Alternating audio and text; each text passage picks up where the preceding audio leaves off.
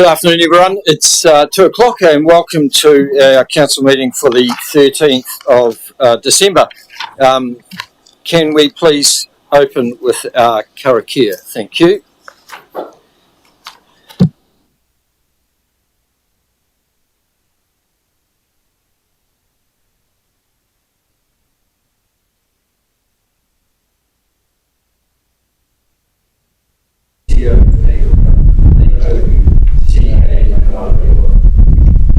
Thank you, and I'm hoping that will place us in good stead, which could, we have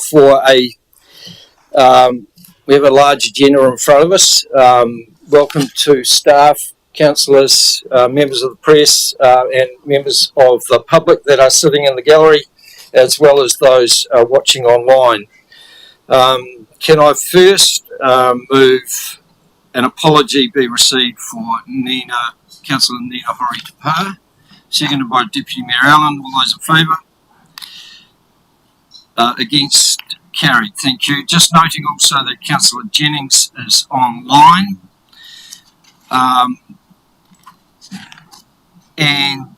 We have a number of the public wishing to speak to us today. So could I please invite Mr. Mitchell forward first? Thank you.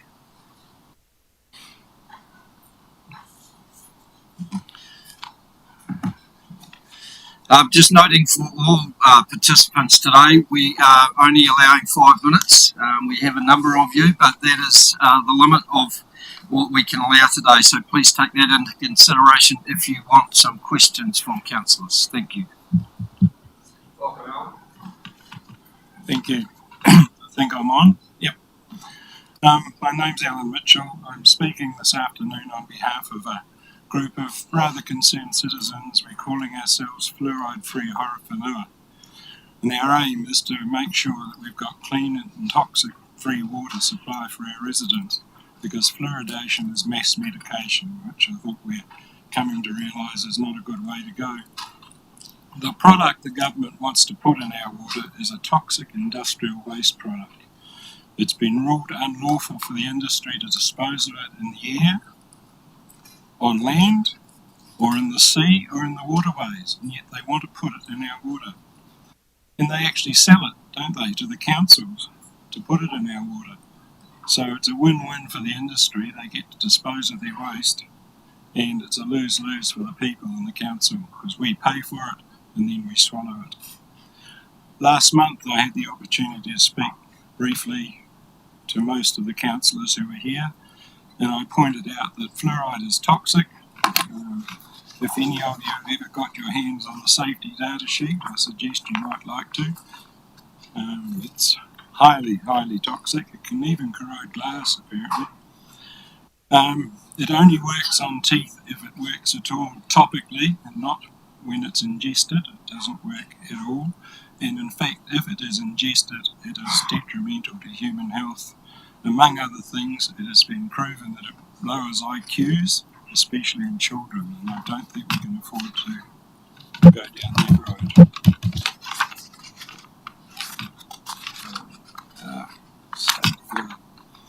And by now, all the councillors and the CE should have received an information pack that we delivered on Monday.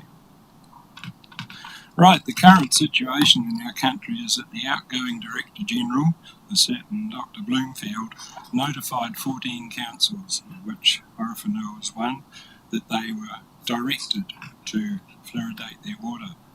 Sadly, when you look at his ruling, his references are cherry-picked, and a lot of them are outdated, and one of them, the Ministry of Health, had actually left off a line from the bottom which actually said that it wasn't as certain as they had said.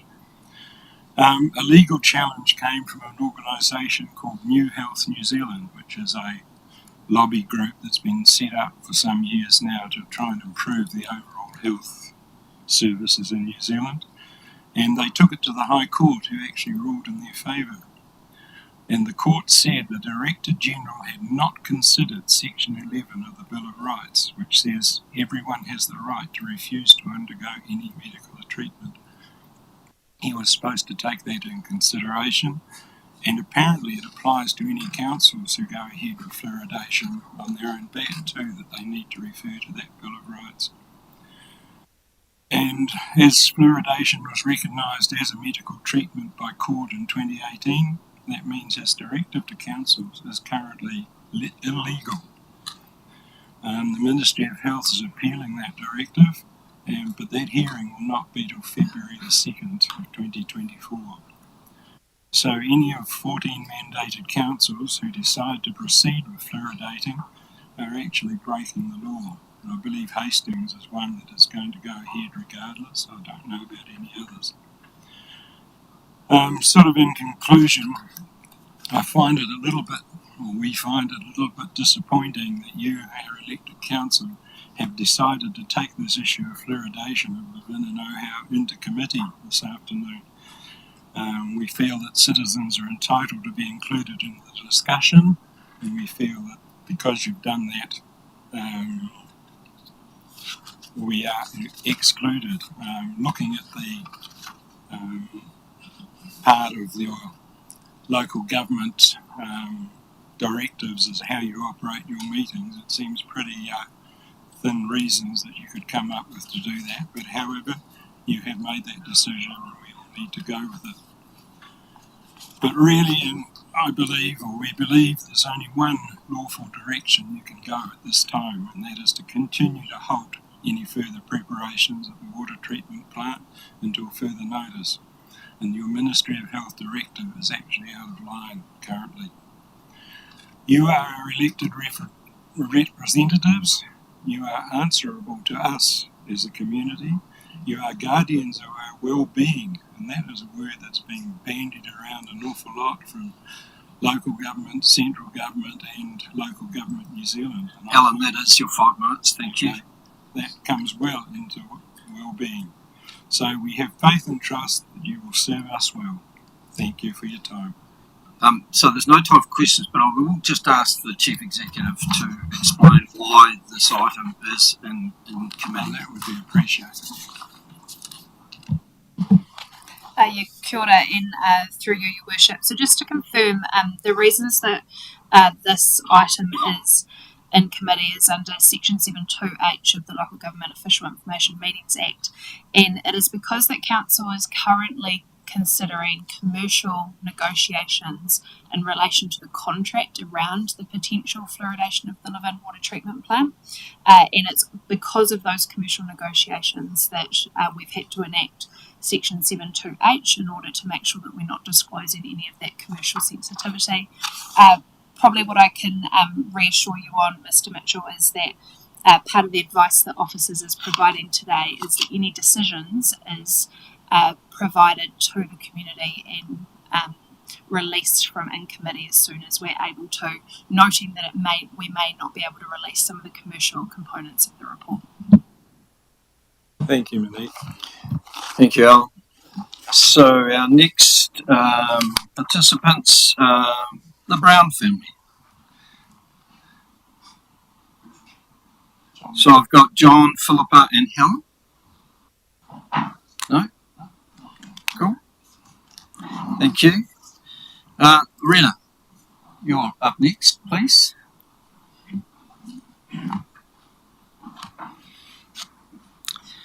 So this is Mrs. Loretta Winiana, who will be talking on item 3, the adoption of the rates remission and postponement policy, whose submission is number 7, which is in your item agenda open document, open attachments, on page 64 to 66. So Loretta, just push your right hand button on that little microphone there. Thank you, and you're ready to go. Yes, please. Hello, everybody. I'm talking about my address at 46 Sorenson's Road, which we moved into, and were unaware that it was a double dwelling, classed as a double dwelling. It was always classed as a single. And when we got charged our rates, we were surprised to see it was charged out as a double dwelling. And when I rung the council, they said, oh, that's going from the advert that was placed for the for sale sign that said inclusive of granny flat. And I thought, that's weird. Why would you place it only on an advert? Why isn't it being inspected as a granny flat? And she agreed with me that it needed to be inspected. So they sent Jeff Paulin out, who, unbeknown to me, when he came out to see my house to view it, was retiring that very week. So when I wrote back to him, he said, "This is the final thing. It's classed as a double dwelling." And I thought, okay, final? Why is it final? And then I found out he was actually retiring. So that's why it was final. But I don't class my house as a double dwelling because it has no laundry, has no separate litter box. It has an adjoining roof with an adjoining courtyard. And I just don't see the reasons, unless I can sell it as a separate dwelling and have a separate litter box. I don't class it as a separate dwelling. And we have an elderly brother-in-law staying with us who has a mental illness, and we've had him in there to keep an eye on him. And it's like my fourth bedroom. That's how I class it. It's got all my furniture in there. None of it's his. So I don't think I should be charged, like many others. I mean, I understand that other people were renting their houses out, granny flats out as a separate dwelling and making money, but this is not making money. Yeah. Is that all, Well, I think that's all. I mean, you can ask me questions. Yep, sure. Any questions for Loretta? Looks not. Look, appreciate your time, Loretta, and thank you for your submission to this policy. It's always good to hear back from the community. Can I ask another question? Sorry, I just realised my QV came in the year that we bought the house, and it said that the new improvements were that of a granny flat, and the granny flat was built in 2007. And something you need to take up with QV. Sorry, we don't have any. That's not part of council. Yeah. Oh, okay. But how do they get that information? I don't know. So you're not connected. The chief executive might be able to offer some advice. Yeah. Through you, Your Worship. So QV do rely on building consent data from council, or they will also be using aerial mapping from across the district. Yeah. So, but I want to know if that's how you're finding out about granny flats is just through advertisement. When the house was actually built in 2004, with the granny flat built later on in 2007, how come it wasn't already in your records? Not sure. Yeah. Look, these things sometimes take a little bit of time to pick up. But as you see in the policy, we are dealing with this very issue. But thank you for highlighting it. Okay. Appreciate it. Thank you. So next public participant is Mrs. Tracy Bennyfield. Welcome to the table, Tracy. And Tracy is also speaking on the adoption of the rates remission and postponement policy. Her submission is number 9 on pages 69 to 73. Welcome, Tracy. Thank you. My name is Tracy Benfield. I'm third generation within the region. I have picked up on this a little bit because I totally understand what the council's trying to achieve, but I don't think we're in any financial position to actually be doing it. I felt there was a lot of grey areas without answered sort of areas. With the postponement, you're looking at the 65 plus. So what if there's a mortgagee sale? Sometimes if they pass away, estates are not straightforward if all of a sudden unknown children come out of woodworks, all that sort of thing. And I feel like has council really thought that through, because all of a sudden council will have to engage in a lawyer, and all of a sudden it becomes the ratepayer's bill and liability. The second dwelling, there again I understand what people are trying to achieve, cut costs, move the family all in together, but is that the problem of the average ratepayer? Should we all as individuals be absorbing it? Natural disaster, I totally support that with the rates. I mean, when you look at Hawke's Bay, I mean, how could you deny those people not help with their rates? I mean, I get that. Earthquake strengthening, absolutely not. I think you'll find most of those buildings are in the main street of town. Landlords have been clipping the ticket and getting rent off those for years. So why should I, as a ratepayer subsidiser? I mean, we went down this road, we lived in Okarito Ave, we all came here as a group wanting cheaper rates because we all of a sudden lived in a flood zone that wasn't up to standard, and we asked for our rates to be subsidised and were told no. So I don't know why we are expected to subsidise people that are been getting rent off buildings for many, many years. And then there was something that most probably had a chord with me. It said in one of the council write-ups, and I'm not sure who wrote this, but it's got community well-being. There are no notable negative impacts on community well-being associated with the adoption of the rates remission and postponement policy. Noting, however, any rates remitted will then need to be subsidised by the wider ratepayer. I mean, what a joke. Who wrote that? I mean, that's stupidity at its best. Tracy, I can't accept attacks on staff that are not here to answer to them, so please I'll refrain from retract doing that that. then, but Thank you. I mean, really? It's saying it'll have no notable negative impact on the community. Well, it will when they all open their rate demands. Because some people are literally stretched to the max to pay their rates. They won't want any of this assistance from the council, and yet they are expected to subsidise people that will take that. I mean, I'm in a position where if this does get passed, I can absorb it. It doesn't affect me personally, but I know lots and lots of people that you're really pushing the boat out on. And I just think it's just got to stop. The council needs to learn to live within its means. And at the moment, I don't think it is at all. So that's me personally.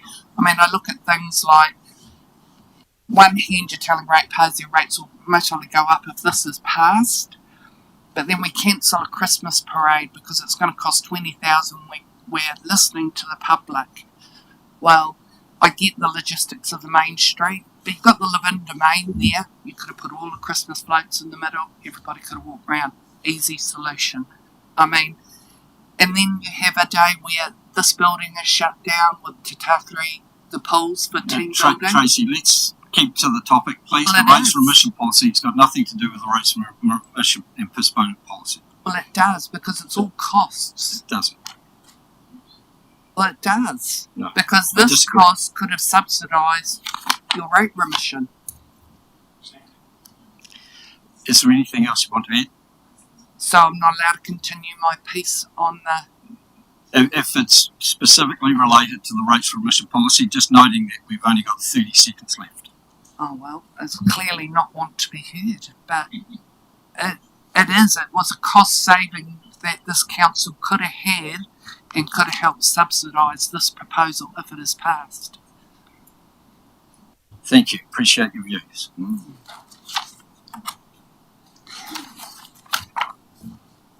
I take it no questions.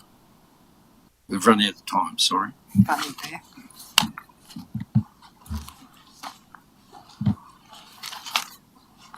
Could I welcome Mrs. Anne Thomas to the table, please? Again, on the adoption of the rates remission and postponement policy, submission 16 and submission 18.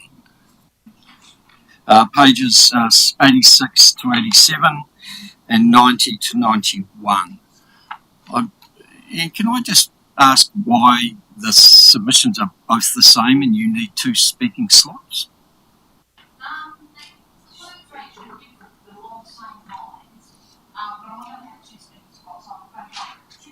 Thank you. Appreciate that. Thank you. Right hand button. Thank you. Okay. Good afternoon, Mayor and Councillors. Verbal submission basically on behalf of the Horowhenua Farmers Ratepayers Group. Remission on earthquake strengthening. The timeframes need to be more specific as at the moment the policy reads that you could have ratepayers that take years to do earthquake strengthening and continue to seek rates reductions for the whole period. So there needs to be a fixed period that the remission can be applied for, i.e. no more than one rating year. Special circumstances remission. Bad debts on anyone's balance sheets is not a good look and can impact future borrowing ability. Do the councillors know how many rating units are in arrears within the Horowhenua? Do you know how many are chronically in arrears, like year after year after year after year? Do you know what the level of debt that is attributed to those rates arrears is? Is this section of the policy an option for council staff to write off all of those chronic rates debts, therefore make the balance sheet look better? Nowhere is it detailed what the certain criteria is. We do not support this without first knowing what that certain criteria is. Second dwelling remission. We note that the article in the paper and also the short version on the website states that it is to be used for family purposes, but the full document contains the words "and friends." Those two additional words need to be removed. We are concerned that the remission may be exploited. Has council any idea how they will be able to ensure that the correct usage of the second dwelling is that it is being used for family and not for profit? You could have a family member in there paying your rent, but I could say, hey, look, they're not actually paying me rent, they're giving me a gift towards the upkeep of the property and the cost of the rates and the cost of the insurance. It's not rent, it's just a gift. It's pleasing that at least the full document states the remission will be for only one rating unit of the SUIP charges, regardless of the number of houses on that rating unit. The preferred option of $50,000 limit for any 1 year to cover the above should also include the remissions given under the flexibility heading. The amount is an upper limit, and should the applicants exceed this figure, then the amount remitted to each applicant is on a pro rata basis.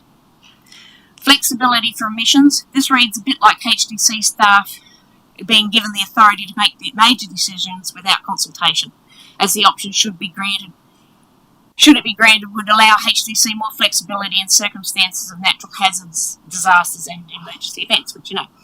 But in your current policy, you have a Part 10 that covers properties affected by disasters. In the new proposed policy, you have a Part 10 that's remissions for affected by natural hazard, disasters and emergency events. Is this just a tweak of the policy, or is it proposed that there will be another additional new option that will open up the council staff to provide rates remissions? If it is the latter, then this is not supported. Rates postponement. The idea and principle is supported. The council needs to strengthen the security that they envisage to ensure that the outstanding amount is repaid. Currently, from reading the document, there will be a statue and decoration sign.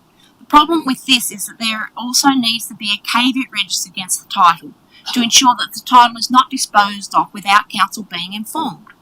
Admittedly, with a third-person sale, then legally the rates have to be cleared, but should the property be transmission to executors or transferred to family members, there are times when the rate situation is not checked. A caveat would stop any transfer of the title without first council being consulted. We do not want to see the situation arise whereby the family comes to the council and says that the rates postponement debt was mum's debt and there's no money left in the estate now, so the family wants to use the special circumstances remission to have the debt cancelled. We would prefer that the amount set aside for rates postponement be only 0.25% of the operating income, not the 0.5% that you envisage. Nowhere have we read how the rates remission is going to be funded, except that the ratepayers will need to cover the cost. We do not want to see the general rate increase to cover the cost of these remissions postponements. Currently, the 463 rural ratepayers are paying 25% of the general rate. Therefore, we will be paying 25% of the cost of the above remissions. So based on the proposed total remission postponement pot of $410,000, rural ratepayers would be paying over $100,000 towards the fund, whereas the urban and other ratepayers would be paying a total of, whereas the urban and other ratepayers, totaling in a vicinity of about 10,000 rating units, would be paying $300,000 shortfall. This equates to the rural ratepayers each paying $220 a year, and the urban ratepayers and others paying only $30 a year. This is not an equitable situation. This is not fair and looks a lot like the days of past where council considered farmers affluent and therefore overburdened them with the rates cost so as to ensure that the urban dweller was advantaged. Rural ratepayers already pay a lot towards urban-based services and therefore should not be considered a cash cow to cover the cost of these new remissions postponements that they will be unlikely to be eligible to apply for. The funding for the proposed rates remission and postponement should come from a new SUIP sufficient to cover the costs. The fund should be ring-fenced and used for the sole purpose of the above remissions. Should there be surplus money in the remission fund, then the following year the SUIP can be decreased through simple mathematics. Thank you. Thank you, Anne. Any questions? Councillor Tukapua.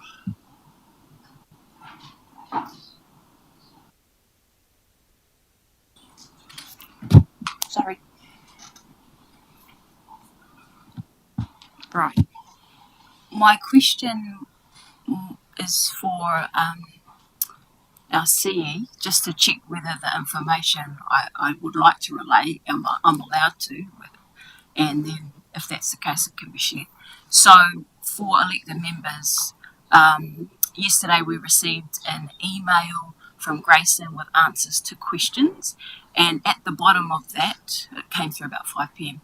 At the bottom of that is a table referring to the distribution of rural, urban, some of the what you just shared, but the actual numbers are quite different to your observation. So if that is allowed to be shared with Anne so that she's on the right track, okay, that'd be great.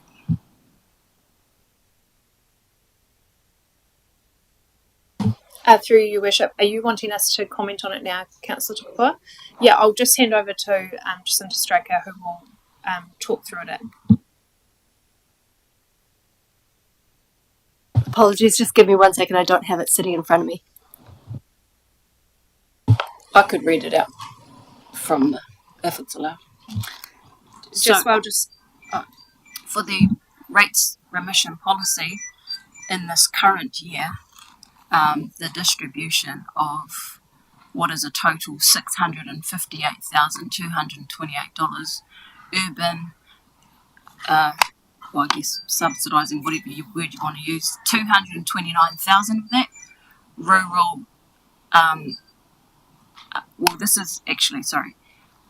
is the benefit to urban, 229,000, rural 309,000, so it's around the other way, and utilities, which is us and our water treatment plants, etc., is 119,000. So just to clarify, that is every property that we have provided a remission for this financial year, and that's been approved and processed. That's the makeup of the current remissions.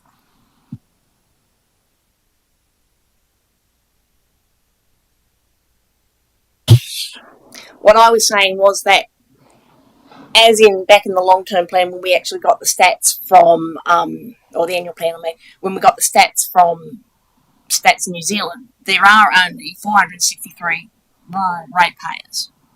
So if you increase the general rate to cover this remission, out of the we the rural ratepayers already pay 25% of the general rate, we will be paying 25% of that $410,000 pot. So that's what I'm trying to say. 463 of us would be paying over 100,000. There are at least 10,000 rating units when you look at urban and lifestyle blocks and all of those guys, and they'll be paying the other 300,000. So we'd be paying $220 a year towards the rate through postponement pot, and everyone else would be paying $30, and that's not fair. What I'm saying is, if you set up a new SUIP for rates, remissions, and all the rest, and divide it over everybody.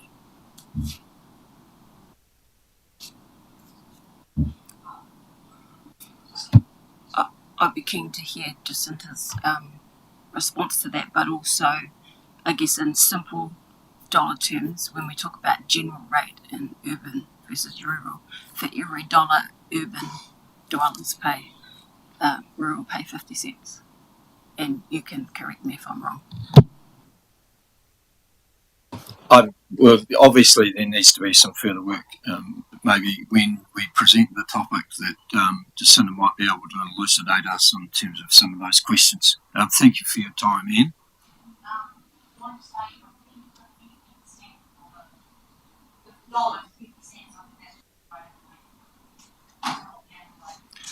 We'll get the answer to that shortly. Thank you. Mr. Mayor? Sorry, Councillor Jennings. Yeah, sorry, Mr. Mayor. I just thought I'd offer, in response to Anne's submission, I actually sent an email to staff just asking what would be required to give effect to the point that Anne was raising, and staff did provide an email response on Monday, so the 10th of December, and so that has some guidance for elected members in terms of what would be required to achieve what Anne was suggesting. Just thought I'd provide that for completeness. Thank you. Could I now welcome Mr. Frank Alvarez to the table? Thank you, Frank. And Frank is talking about the Freedom Camping Bylaw, submission 27, which is page 256 to 281 of the proceedings of the hearings and regulatory committee held on the 5th of December. Welcome, Frank. Just, the right hand button, thank you. Cheers, thank you. Thank you. Look, I've been part of Waikawa Beach for 53 years. Initially as a holiday maker, and my family has lived there for 35 years. My wairua is firmly rooted there. My friends and neighbours, a friend accompanying me here today, and a neighbour, has likewise been part of the beach for 35 or more years. 50 years ago, there was just 3 street lights at Waikawa. Sarah Street did not exist, Rathnava did not exist. Mangapirau stopped fairly short. There were 2 beach accesses and neither of them crossed Maori land. There were perhaps half a dozen permanent residents, mostly from one particular family, but one was Hank Edwards, after whom the reserve is now named. The streams and the river ran fresh, and there was white heron amongst other creatures there. Waikawa Beach is still largely a pristine, untouched natural location. It is home to a solid colony of pied shags that did not even make the DOC National Survey 10 years ago. Recent years have been sightings of the critically endangered Australasian bittern, and even recently a glossy ibis has been seen. And I'm suggesting the natural beauty of Waikawa Beach should never be destroyed by turning it into a tourist destination. As a separate issue, vehicles on the beach and the dunes, etc., are damaging and eroding the wildlife. So I wanted to reiterate, I understand Waikawa Beach has been excluded now from the proposed bylaw on freedom camping, so thank you for listening to the people on that, I appreciate that. But I want to reiterate that we are rapidly becoming a residential neighbourhood, although there's still a number of holiday homes. Mangapirau Street, which borders Hank Edwards Reserve where the proposed freedom camping site was, is now largely a residential street. The majority of properties immediately alongside that reserve are permanently occupied. Several of the next ring of properties are also permanently occupied. The recent proposal to accommodate freedom campers, by virtue of that designated location, parked up directly opposite permanent residents, we found inherently repugnant. I stress that, inherently repugnant to those residents living there. I referenced the photos that accompanied my submission as part of that. Sorry, my device has just spun around on me.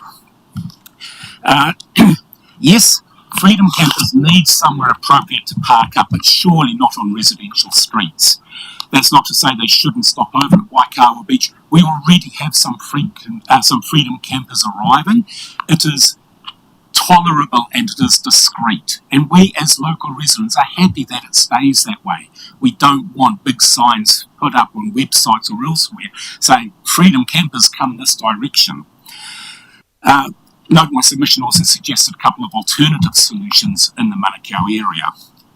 At this point I want to illustrate I had 16 additional residents and neighbours sign my submission, all strongly in support of what I was saying. So whilst it's not a petition, it shows that it was a unified voice of those people living immediately around that area. We are not opposed, as I say, to the sporadic freedom camper, the situation currently as it stands, but we do not want to see Waikawa Beach overwhelmed to the point that it is just another suburban destination, and that the pristine natural beauty and effectiveness then diminishes and disappears altogether. So, and we don't want to have the usual sort of issues that freedom camping has brought about of late night banter, rubbish, broken bottles, drinking and the like. Finally, I want to raise the point, and I think this is backing up what's already been said.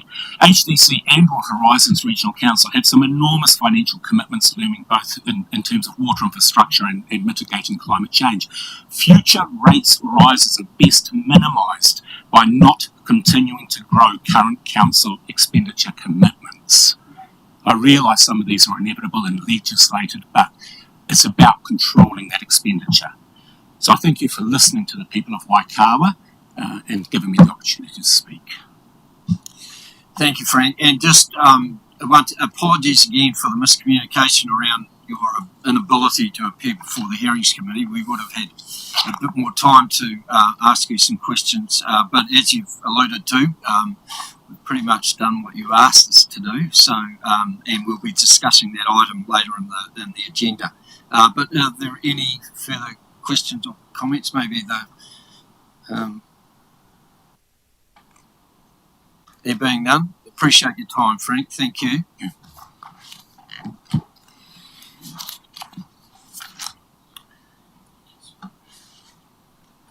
So just for absolute clarification, these are recommendations to council.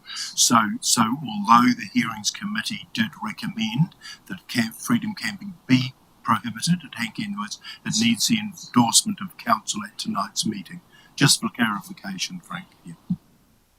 I need Mr. Process next to me all day to keep me on my toes. Thank you, Deputy Mayor. We did have one further public participation from someone who was representing the Horowhenua Youth Services Network. Unfortunately, they're not able to be here at the moment, but if they are here, they do wish to speak on the Housing Action Plan review, so maybe before that item comes to the agenda, we'll ask them to speak to us. Right, so that's the end of our public participation. Pardon? There's no, you're not on my list, sorry, Brian. Pardon? So,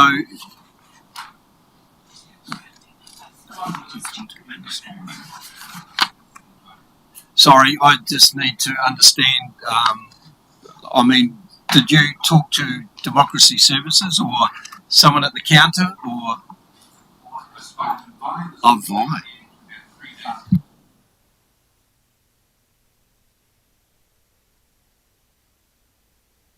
What's the subject that you're talking about? Fluoride. Okay, come on.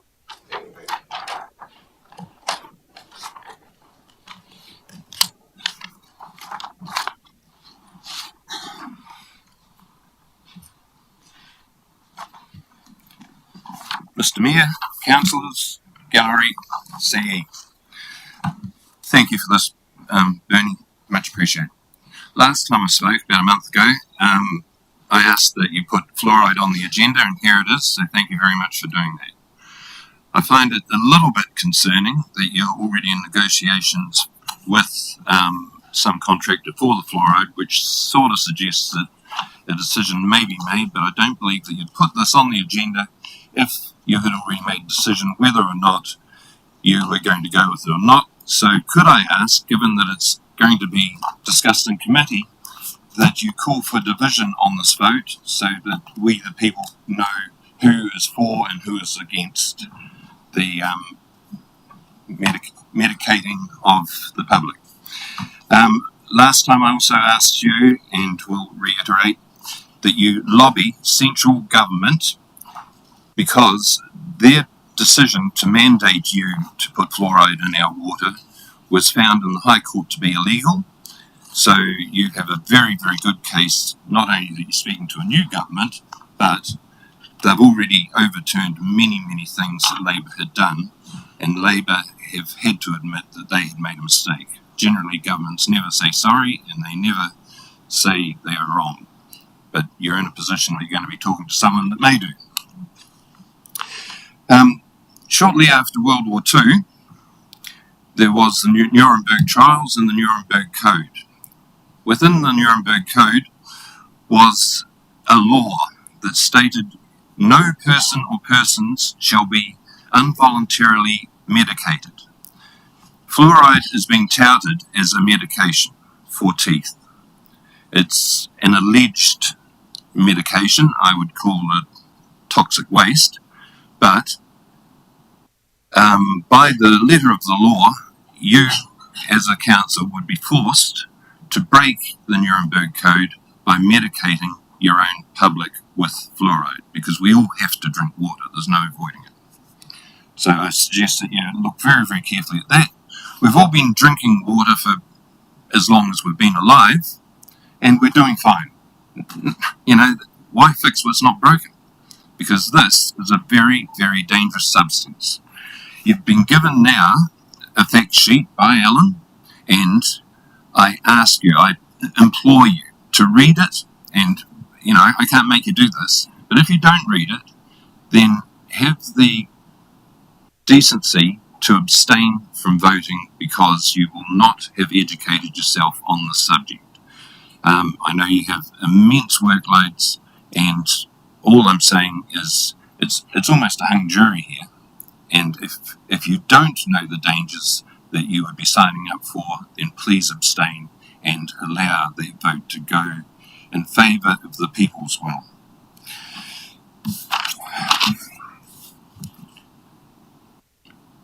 Okay, very briefly, central governments do make mistakes, and the example I will put in front of you is the Barry Young situation, where he was a whistleblower and released a whole lot of information to the world. And the government does not deny that this is true information or that it's their information. What's their reaction?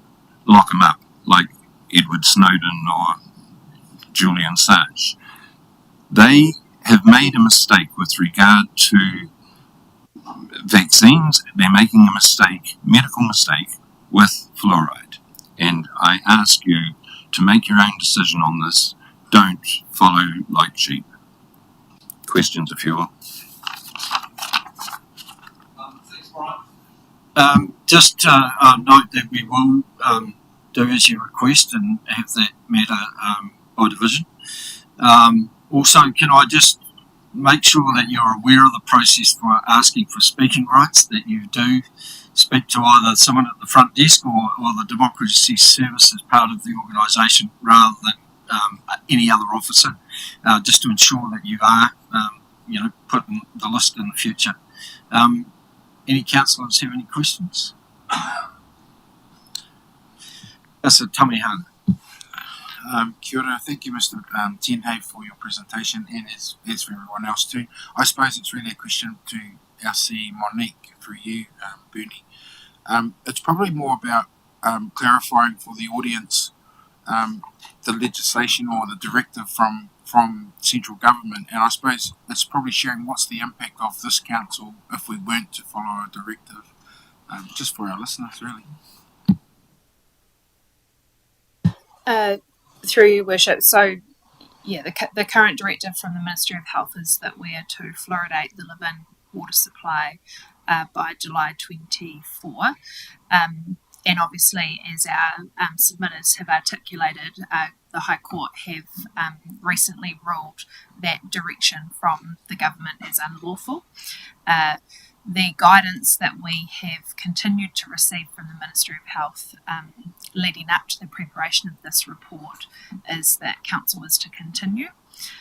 We're obviously in a very difficult position whereby we have direction from the government, which is legislated for, but then we also have the judiciary, being the High Court, which has obviously made a preliminary ruling ahead of a High Court hearing in February next year.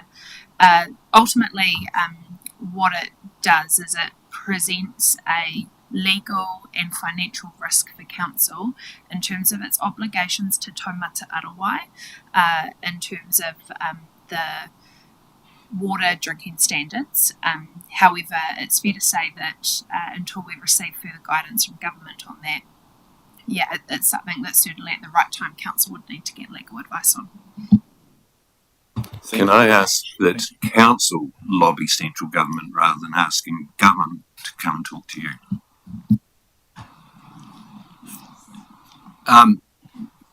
That's all, yeah.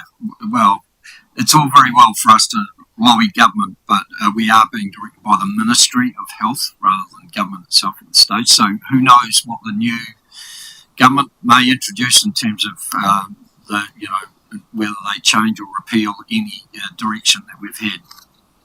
I'm suggesting a conversation with Tim Costner. He's only down the road. Thank you. Thank you.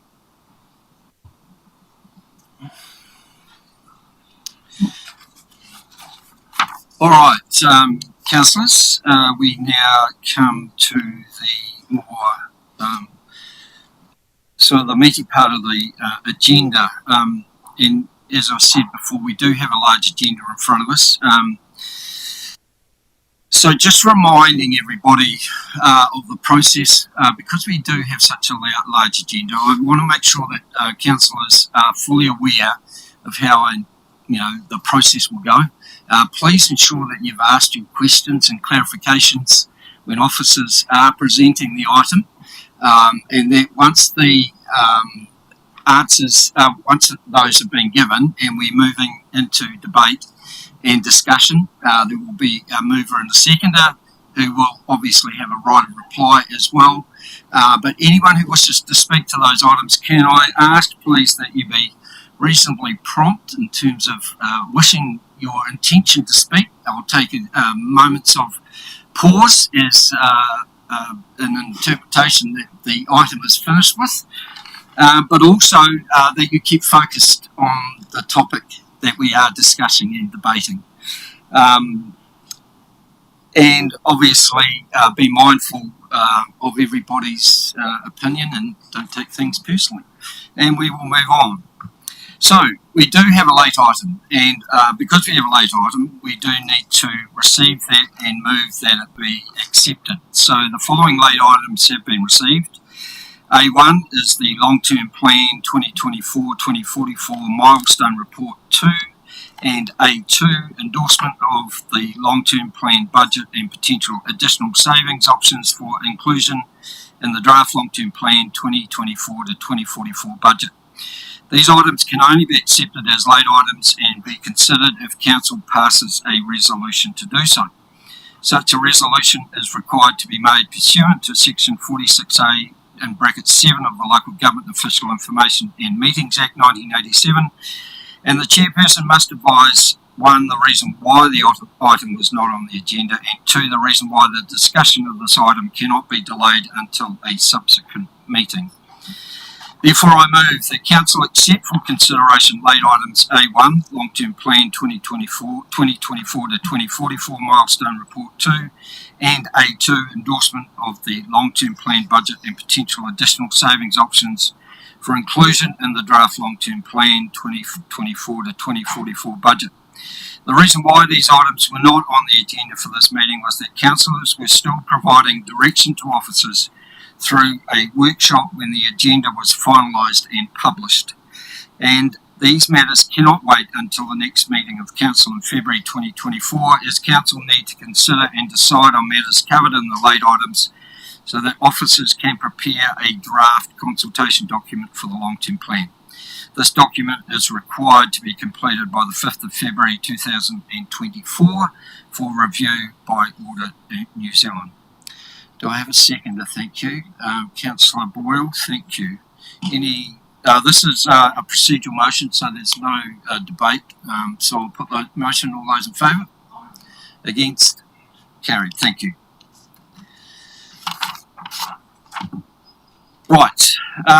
So just following our procedural matters, any declarations of interest?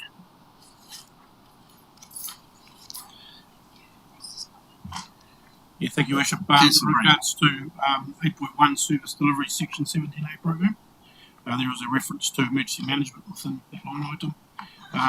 So if there's any discussion, I'll sit away from that, but it doesn't preclude me, in my view, of participating in that item. Thank you for bringing that to our attention. Councillor Timmy Hunt. In terms of item 7.3, proposed plan change 5 Waterbury Beach, I was a submitter as the chairman of a local marae, but this won't interfere in my ability to make a good decision for our community. Thank you. So noted. Right, confirmation of minutes. Our confirmation of minutes of our meeting held Council 22nd of November 2023. Could I move that these be accepted as a true and correct record? Seconded by the Deputy Mayor. All those in favour? Against? Carried. And the meeting minutes of the in-committee meeting of Council the 22nd of November 2023. Can I move that these be accepted as a true and correct record? Seconded by Councillor Young. All those in favour? Against? Carried. Thank you. So now moving to our first item, which will be the late item that I've just alluded to. So as you know, that is separate folder, if I can find the right one.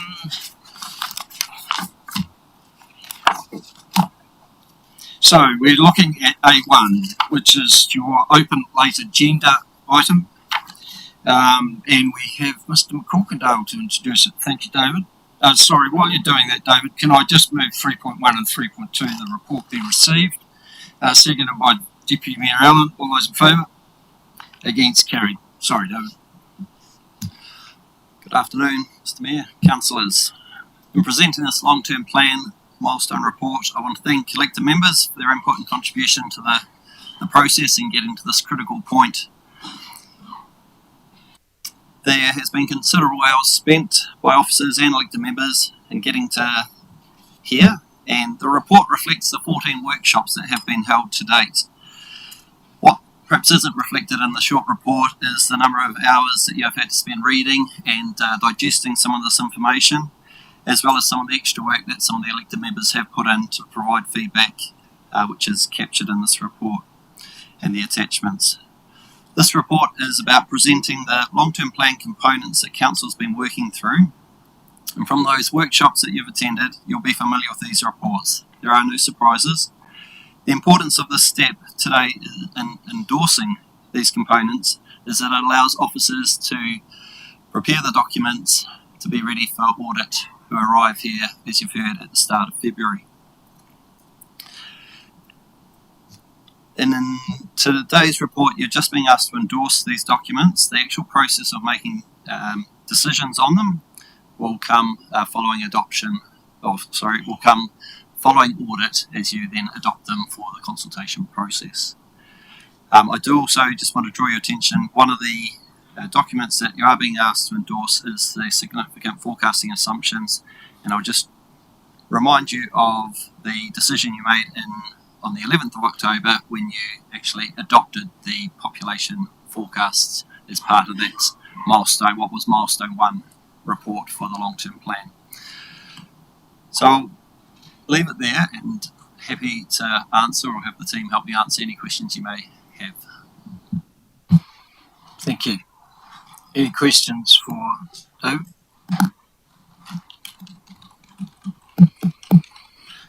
Just for clarity, David, the issue that Councillor Tukapu raised earlier around the cost of fees and charges. So I just want some clarification in terms of what we are actually deciding today. So if we endorse the fees and charges schedule, that's what goes out to consultation, and that's what that's the end of it, or?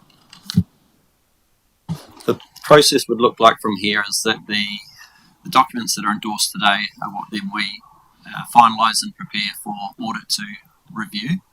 They do come back to council for council to adopt, and then that is what is then used to form the basis for our consultation with the community.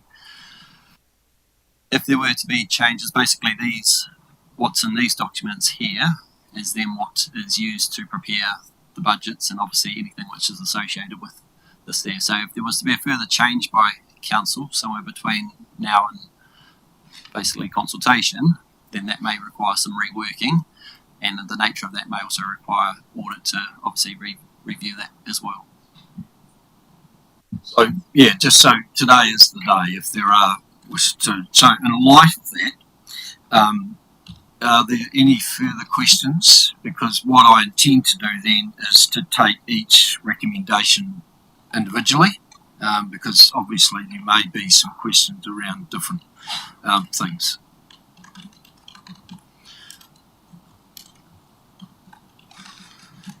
Okay, thank you, David.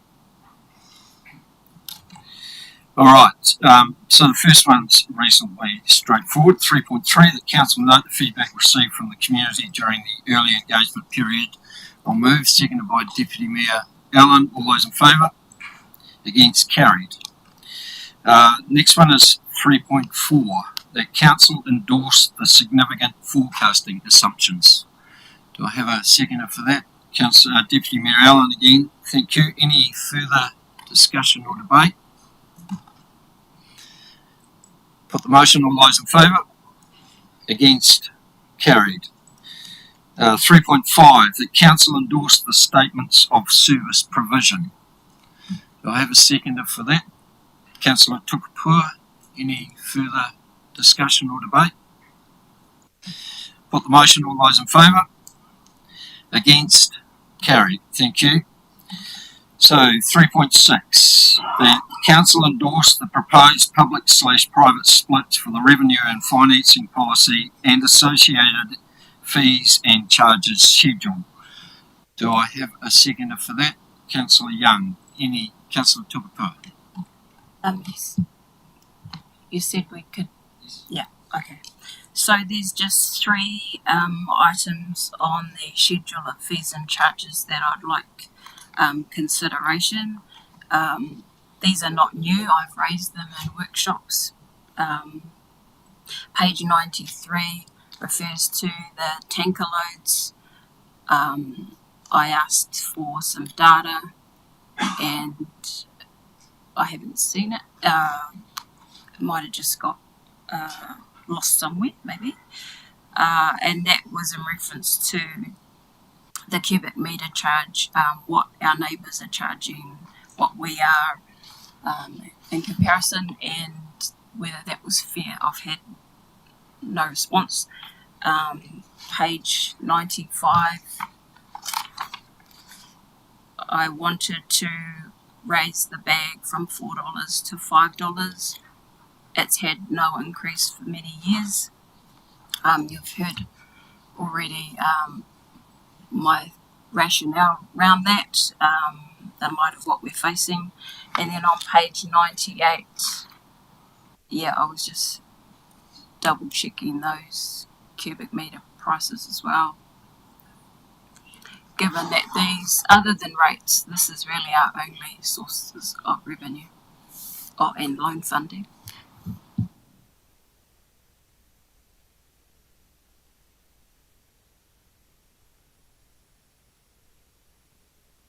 Yes, please.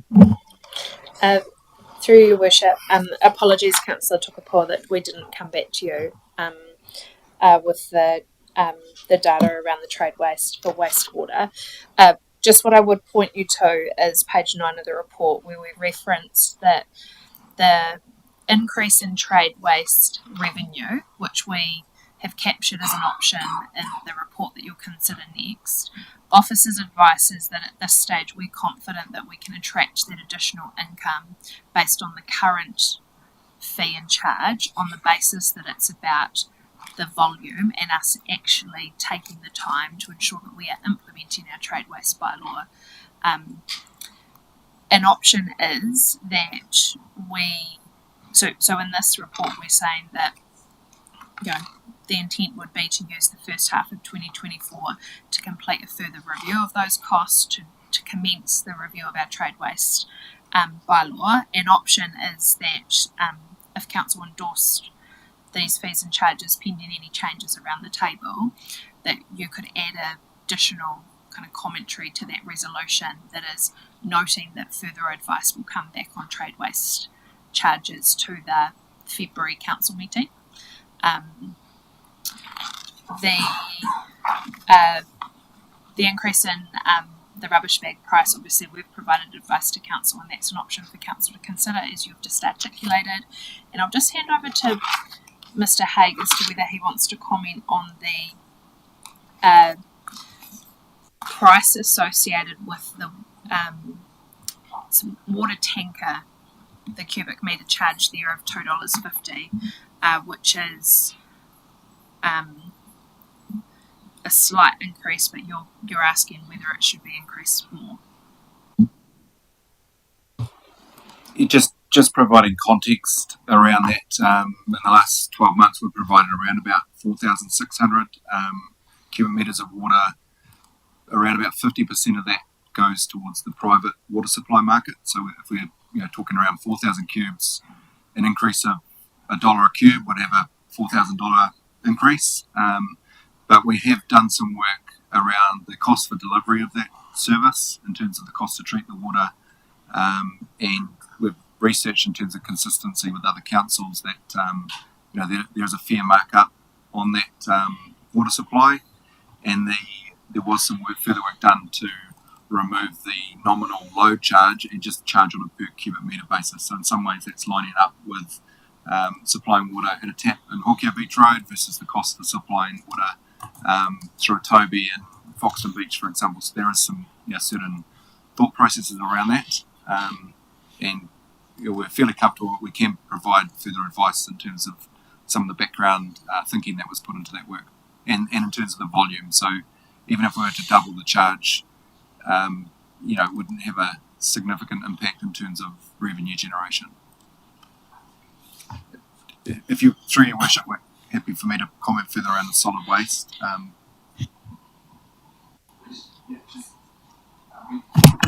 Acknowledging and apologies we haven't come back prior to the decision today. We have been doing some further research across a number of other councils, and quite confidently say that we aren't cheaper, and we aren't providing cheaper rates in that trade waste sector than other councils. So we're not out of context with other councils, and when we do come back with that further information, we will endeavour to provide some of the first principles work up in terms of how we've got to the rates and where they are today, in a program of work to roll those out subsequent to the decisions of long-term plan amendment. So really highlighting that we do need a dedicated resource into that space, and the initial work that's been done does signal that we aren't out of context with our neighbours. So that's we're not attracting waste from outside the district due to having underpricing or any other of those concerns. Yes, Yeah, the response is really good to hear, because for public record, if that wasn't the case, when our wastewater treatment plant is, at its point, and we're facing upgrades of significant value, and others are coming and contributing to the load just because we're cheaper, well, we can avoid that. And now, I'm also satisfied with the answer to page 98 and the cubic metre charges there, but I want to pursue page 95 and the $4 bags. But just to test the appetite, otherwise it won't go further. Yeah. Could I, prior to the discussion on that, just ask that Mr. Haig identify from an officer point of view the reasoning behind the $4 for the sake of the public gallery and those online, the background to that pricing? Well, I was just going to make sure, ask Councillor Tukapua to make a recommendation, motion, and then invite maybe Mr. Haig to come to the table to answer any questions regarding the matter.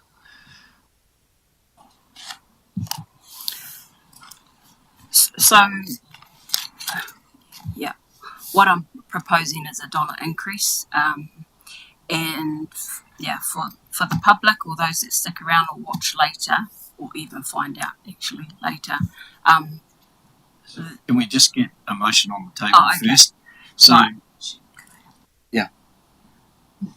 To increase the curbside collection council bag from $4 to $5. At the fee for the large curbside bag be increased from its current rate of $4 to $5 for the 24-25 year. So, moved by Councillor Tukapura, is there a seconder? Yeah. Councillor Boyle, thank you. Mr. Haig, would you like to join us at the table just in case there are any questions that councillors have regarding this?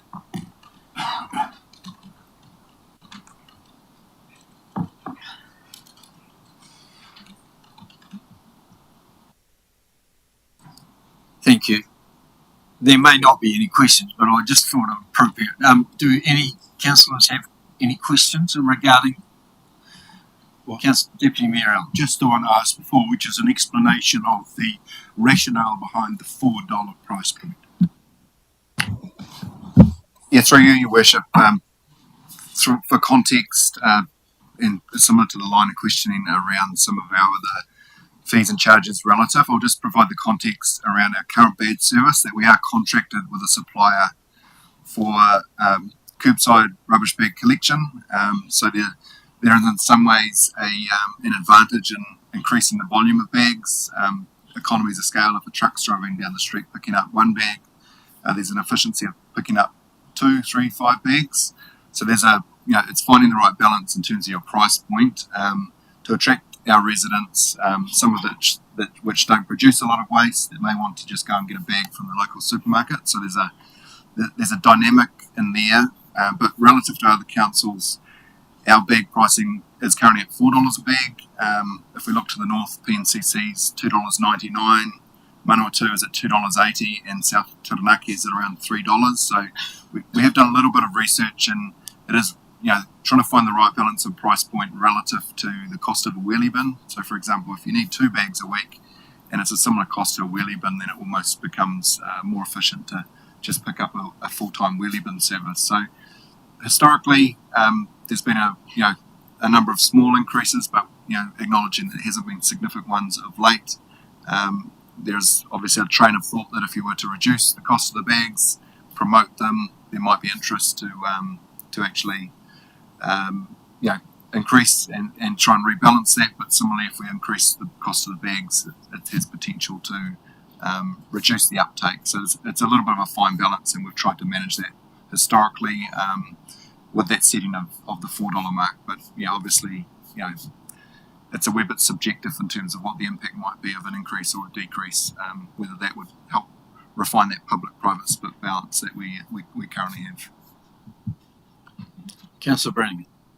Dan, Mr. Hay, given the research you've done, the officer's view clearly is that $4 is probably that sweet point in the moment around that, and that the detrimental effect of a price increase may be steer more people towards a bin, which again would, I guess, be detrimental in terms of the finance the income we're trying to create through the banks and that sort of thing. Through Your Worship, I think it would be fair to say there's a wider context here than just simply the price of the bag, and that in terms of understanding who uses the bags, the fact that council, it's effectively our last that's our last position within the waste market. The majority of the waste market is wheelie bin private bag services. So I wouldn't want to surmise on whether simply increasing the price would have a relative decrease to the uptake of those. There's other levers around promotion, but certainly we've got a contracted service to pick the bags up, and we know there's capacity to grow that within that current contract, which runs through to October 2025. But it would be a little bit subjective to say a direct increase in bags, but it would be advisable when making a decision around an increase in bags that the full context around what that service provides, in addition to just picking up rubbish for our community. So that was previous advice to the table that could be brought back in the form of a business case and a risk appetite to increase or decrease. Councillor Tamihan. Thanks, Daniel. I find it quite intriguing that this council's sort of spun on its head in my short time here trying to attract rubbish to our district, and now we don't want to attract the outside rubbish to our district. So it's a cool change. I just wanted to touch on the price of the bags, and hearing now about the prices of our neighbours. I suppose it resonates with me a bit. Is that ability for them to be able to offer that cheaper service due to the proximity of Bonnie Glen? Is that what that comes down to? It's a logistical matter why we have to charge a bit more? Just looking at some of the numbers here, and approximations, around about $300,000 of that service, so approximate 500k. So 60% of the cost of that service is in the management of the contract and the picking up of bags. So that's a big chunk of the cost. Around about 8% is involved with the cost of disposal. So it is a small proportion. So if we picked up more bags, relatively that big chunky, 60% of that cost would likely not increase proportional to the number of bags. But there would be a disposal charge. So the average bag weighs about 6 or 7 kilos. So you pick up an extra couple of thousand bags, it's not significant in the, if we're paying a couple of $100 a tonne. But a big proportion of it is the existing contract that's in place for the next 2 years to continue to pick those bags up. Thank you, Daniel. I appreciate. Oh, sorry. Through your worship, if I could just clarify something, it's important that we don't assume that the cost to serve will be different and therefore the cost of the bag is different. Because when we think about what the price of the bag is at Palmerston North or Taranaki or Manawatu, what we've also got to look at is the rating and funding mechanism they are using, because what they might be doing is charging their ratepayer more to subsidise the cost of the bag, because someone's got to pay. It's just whether the person using the bag is paying it or whether the ratepayer as a whole is paying for it. Well, I suppose that raises some really valid points in terms of having other alternative options, as you've just suggested to us about how they're doing it. Would have been neat to understand as well. Okay, thanks, Daniel. Councillor Tupapua is the mover of the motion. Do you want to say anything?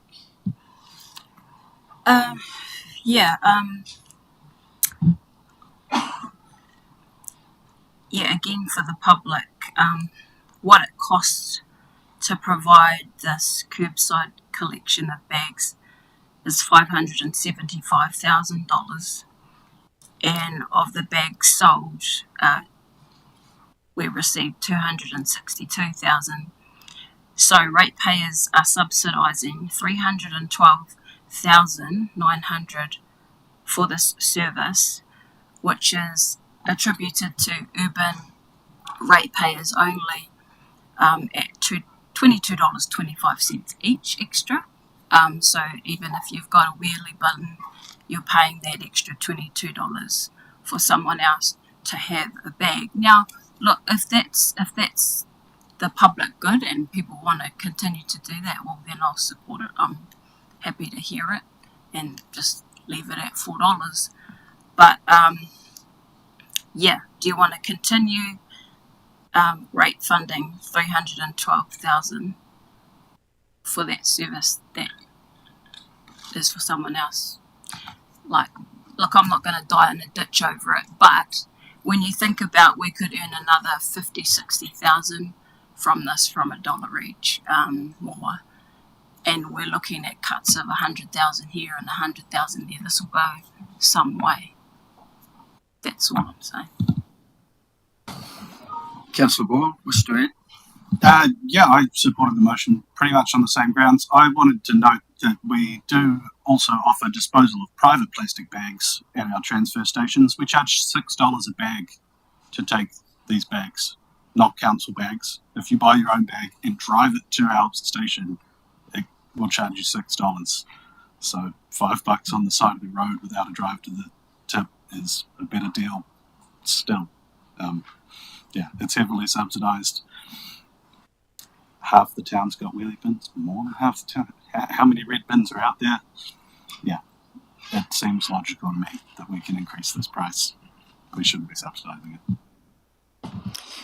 Anyone wish to speak against the recommendation? Councillor Brannigan. I'll speak against it. I'm a bit concerned with the magnitude of what we're dealing with today. We're spending all this time on a dollar increase on a bag, but however we're there. I think the officer's advice is, to me, is pretty clear that it's unknown what the effect of this will be. So we can sit here and say we're going to increase the bag by $1 and we're going to save so much money. What is the effect of that going to be when the people who buy bags go to buy the bags and they might buy 4 or 5 at a time and find it's going to cost them another $5? They may well decide to go to the wheelie bin. So, which is a lot more cleaner, a lot more efficient than having a smelly bag in your garage for a week. But so I don't think the advice from the officers is clear enough for me to make that decision to increase the bag price. And then there's the other discussion we're going to have in the whole solid waste management. I think that would be a place to have this discussion in the wider context. But so I won't be supporting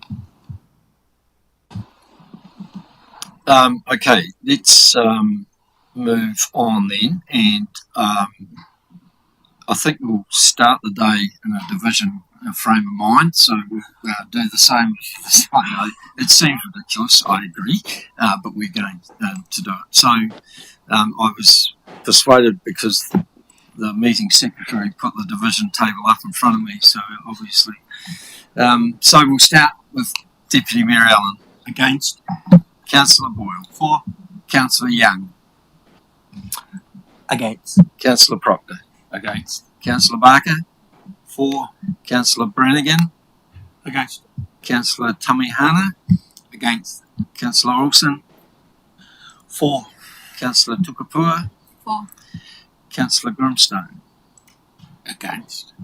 And I will vote against. Councillor Jennings. I'm for.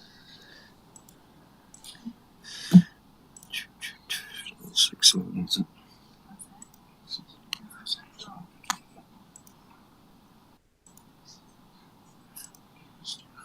So it's 9 against 3, 4. Oh, sorry.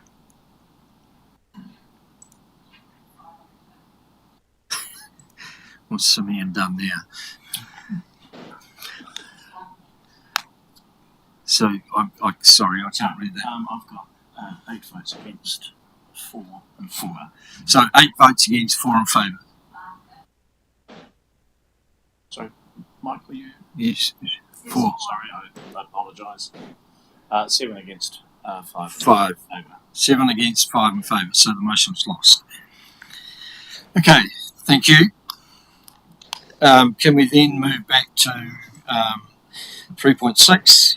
The Council endorsed the proposed public/private splits for the revenue and financing policy and associated fees and charges schedule. I've got a mover and a seconder. I have... Sorry?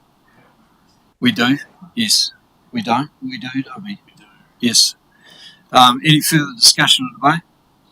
Put the motion on. Yeah, Mr. Mayor. Sorry, Councillor Jennings, I can't see your hand there, sorry. No worries. Just, I guess, a question, if you don't mind. Based on the last vote and decision in relation to not increasing the price of the bags, I want to understand what the impact of that is for our private-public splits, because the result of that is that the ratepayer is subsidising the cost of bags at a higher percentage than the current revenue and financing policy provides for. Could I have a response to that?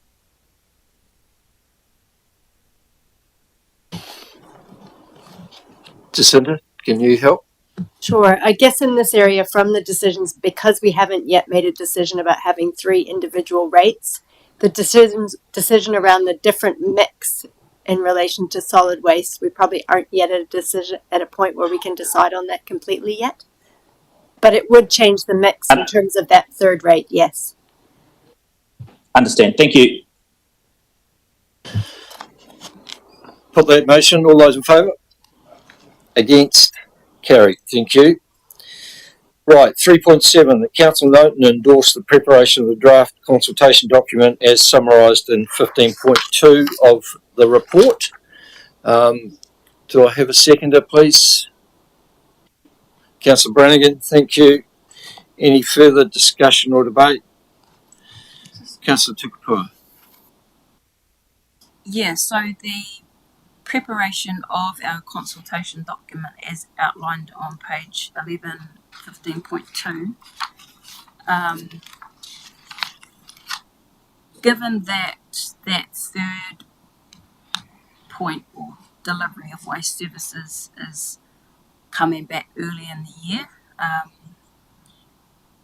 how that's, I guess, like what's the version audit sees, like because this is going to audit, comes back, and then we'll, after our catch up in the early new year, we'll then put the solid waste stuff back in there.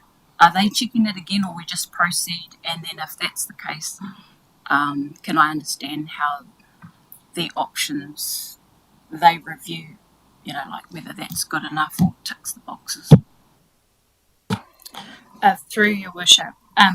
So just for absolute clarity, things like the SSPs, the fees and charges, forecasting assumptions, that will all go to audit pre-Christmas. The consultation document or the draft consultation document, audit will not see until council has seen. So 24th of Jan, 31st of Jan, we've got 2 fun workshops to work through with council with that. And obviously the outcome of some of the advice we've presented earlier today, but also the advice we'll present in January, will help frame the options that will then essentially plop out and put into the draft consultation document. What this is doing is council essentially endorsing what you've already endorsed previously, that waste services, delivery of waste services, is going to be a key topic and focus area within that draft consultation document. So I'll put 3.7. Do I have a second? I do. Put the motion. All those in favour? Against? Carried. Thank you. So that is the end of A1. We now move to A2, which is the endorsement of the long-term plan budget and potential additional savings options for inclusion in the draft long-term plan 2024 to 2044. And you'll see on page 138 there are a number of recommendations. As Jacinda comes to the table, can I move 3.1 and 3.2? That the report be received and that this matter is recognised as significant. Seconded by the Deputy Mayor. All those in favour? Against? Carried. Thank you, Jacinda. Sorry? Oh, sorry, the Chief Executive is going to introduce. Thank you, Your Worship. Councillors, I'm largely going to take the report as read, but for the benefit of the public, am keen to, I suppose, remind council about how we've got to where we are today. Over the last, while we say 5 months, it really has been a journey since you were all elected in October last year. There have been a significant number of workshops, notably public workshops, where you have built the long-term plan from the ground up. Today, what we're presenting to you is a draft budget envelope, and we're seeking your endorsement so that we can prepare the financial statements and relevant information ahead of audit arriving on the 4th of February next year. Council, you're aware of the significant financial challenges that we're facing, but also our community is facing. And when we presented to you the very first draft budget earlier this year, we talked council through the impact that interest rates, depreciation, insurance, and the price of utilities alone is having on our financial position. 16% of the proposed rates increase is for us to just get out of bed to pay for that, the impact of interest rates, depreciation, and insurance. We sought early guidance from council on how we could pragmatically work our way through what was a zero-based budgeting process, and as you know, which captured a rates increase of up to 24%. We then sought feedback from elected members on packages that you would like presented back to you to understand what financial levers, but also what level of service cuts we would have to consider in order to soften the rates increase. Council requested that we present 4 options back to you, which range from a 9% to a 24% rates increase. And over the last couple of weeks, we've worked to take elected member guidance and counsel on the options that we've presented to you today. I want to specifically draw your attention to page 142 of your report, which highlights a package of an average rates increase of 18.8% and lists there, referenced A to S, the multiple decisions that you will need to make on either a reduction of level of service, an operational saving, pulling of a financial lever in order to get the rates down to 18.8%. I then also want to draw your attention to page 145 of the agenda, where there are some additional options provided to Council, referenced from T to Z and then AA to CC, where we, through your guidance and direction, are presenting a range of additional options that would allow that rates increase through significant changes in level of service to get down to a 13.2% rates increase. I'm confident that as officers we've provided elected members significant advice and information about the impacts of this decision making, and what we seek today is your direction and endorsement so that we can prepare the supporting documentation and relevant financials, as I said, ahead for audit. In addition to the funding envelope that we're seeking your guidance and endorsement on, I want to draw your attention to the specific rating resolutions that we're seeking guidance from Council on today. These rating resolutions are a reflection of the guidance and direction that you have provided to us through workshops over the last few months, specifically in the case of a targeted economic development rate, a targeted Te Awaho Foxton Community Board rate, and a change to the way in which we rate solid waste services across the district. Jacinta and I are here to answer any questions you may have in drawing on the financials, but would just, in handing over to you, Your Worship, just remind Council about the reference Y and reference CC, and making sure that we refrain from making any public commentary without going into public exclusion to discuss those two matters if that's the will of Council. Thank you, Your Worship. Thank you. Anything you wish to add, Jacinta? No. Okay. Any questions for the Chief Executive or Jacinta before we move into these items one by one?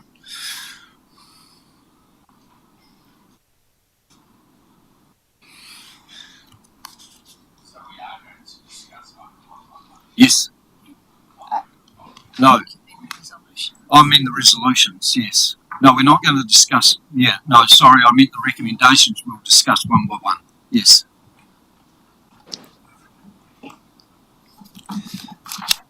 Just preamble, Jacinta, just for absolute clarity as an elected member,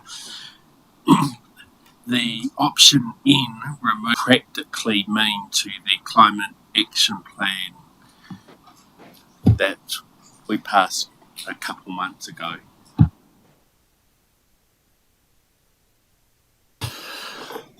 Through you, Your Worship, that is essentially new funding.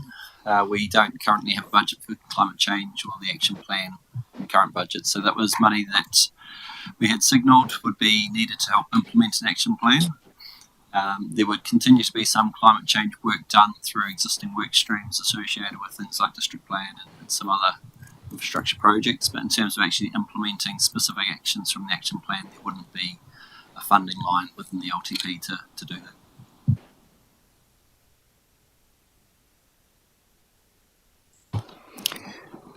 Thank you, Jacinta.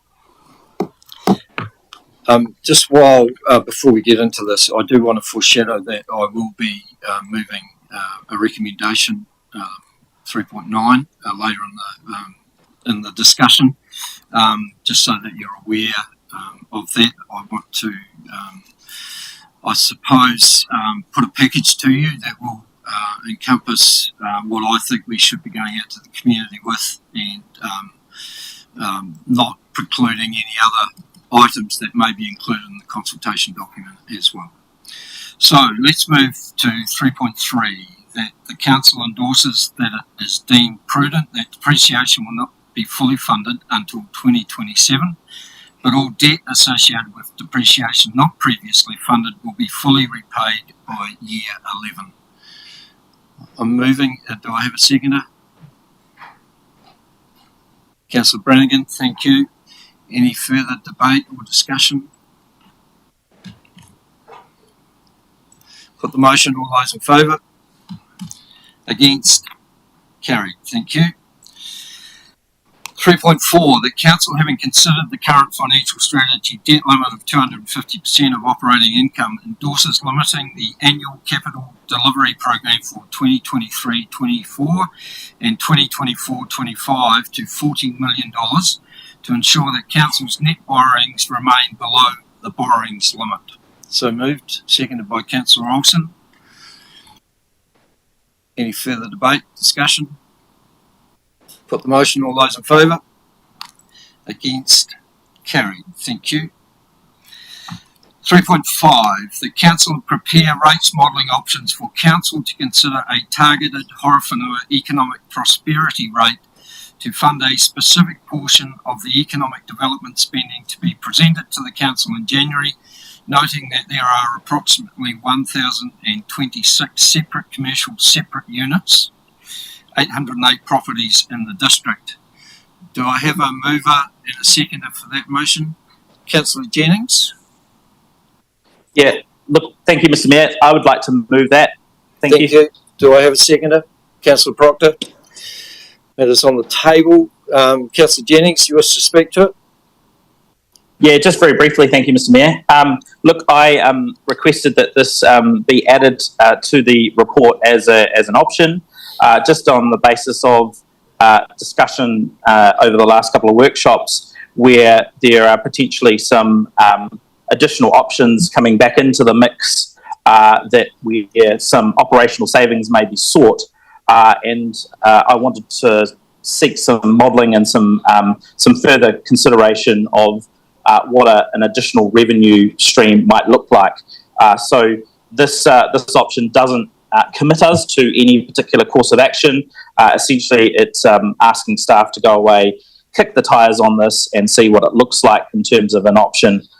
So I would request that elected members support the motion to at least get the information so that they can make a further decision when that comes back to the table next year.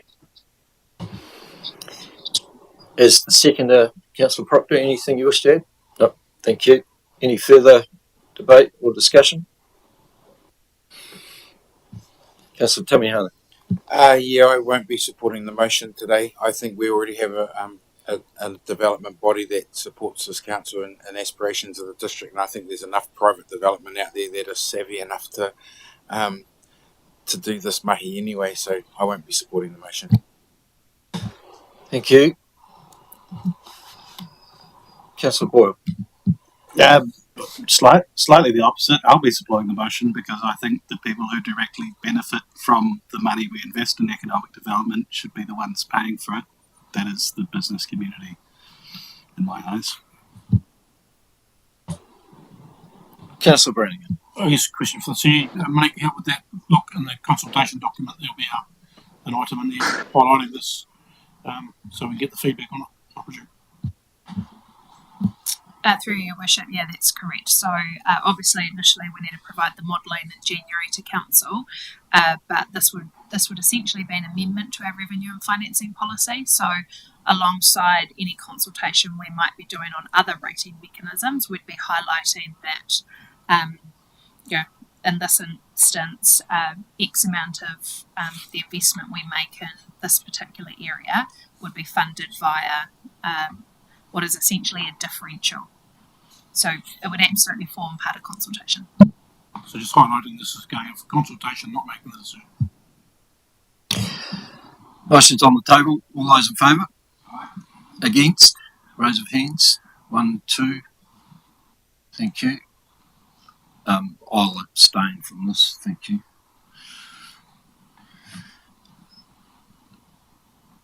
Right, moving to 3.6. The council prepare rates modelling options for council to consider a targeted Te Awaho Foxton Community Board area rate to fund council spending related to the community board rather than through the district-wide targeted rate for representation and community leadership. Do I have a move? Moved by Deputy Mayor Allen, seconded by Happy to second. Thank you, Councillor Jennings. Councillor Oralson just beat you. Deputy Mayor Allen. Speaking to this, Mr. Mayor, the first point I want to make is this is about going out for consultation. So to the people of Foxton who may have a strong initial emotional reaction to this, we will have a conversation about it. But I just need to frame the discussion, and the reason I support this is that it's a discussion around the who benefits. And I think it's very hard to argue that the Foxton Community Board area are the direct beneficiaries of the resourcing that goes into the existence of that board.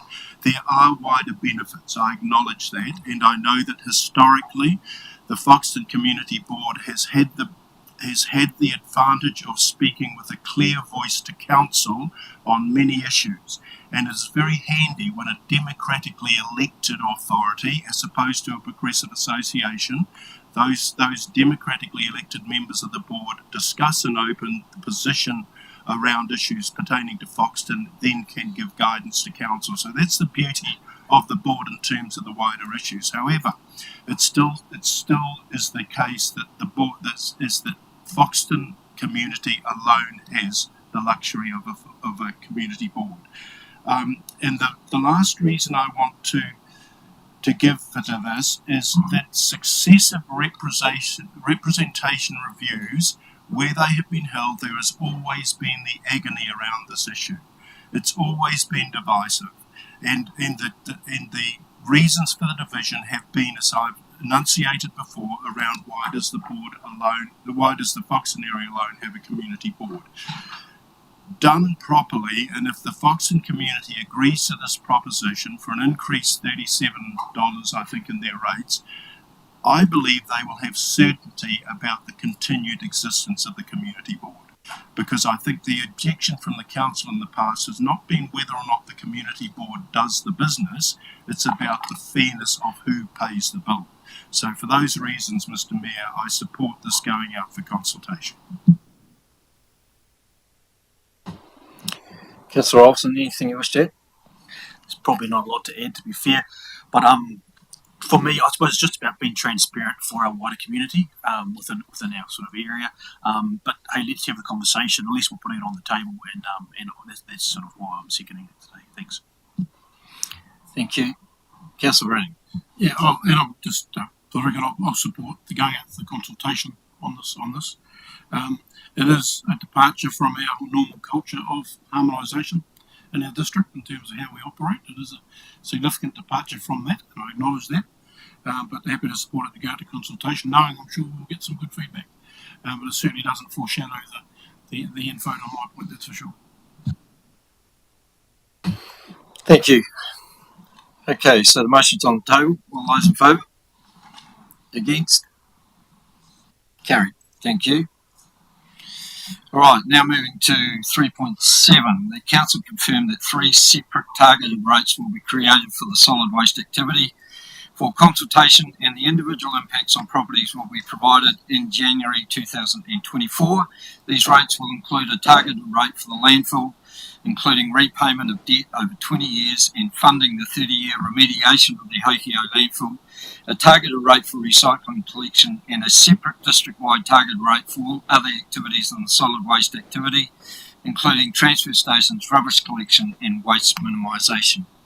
Happy to move. Could I have a seconder, please? Councillor Tukapua, thank you. Any discussion or debate? Councillor Boyle. Yeah, I would have preferred to move a amended version of this with repayment terms over 10 years as opposed to 20 years. As I previously indicated, I don't think people 20 years from now should be paying for the mistakes of the past that have been benefited for many times over. Yeah, I'll be voting against this purely because I think we need to repay that debt faster. This isn't the burden of future generations. This is a burden from the past that we need to resolve sooner. Councillor Proctor. I agree with many of Councillor Boyle's sentiments, but I just wondered if we needed to correct the resolution. Are we definitely having 3 separate targeted rates, or are we just having targeted rates? Is there still decisions to be made around the number of targeted rates? Through your worship, it is 3 targeted rates. The way in which those rates are allocated is the decisions that you were to make at the end of January. So this is about the mechanism, not the allocation or the service.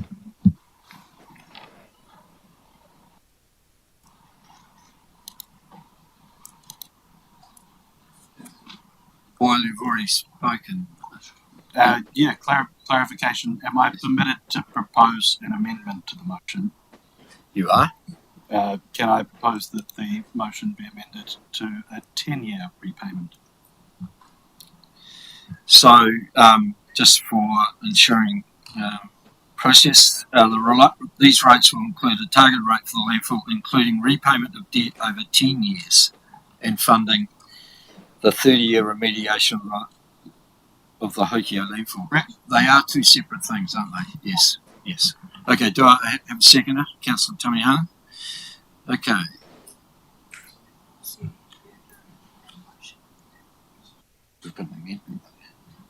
Deal with it first. This is the way I read it. Councillor Jennings, you wish to speak? Yeah, thank you, Mr. Mayor.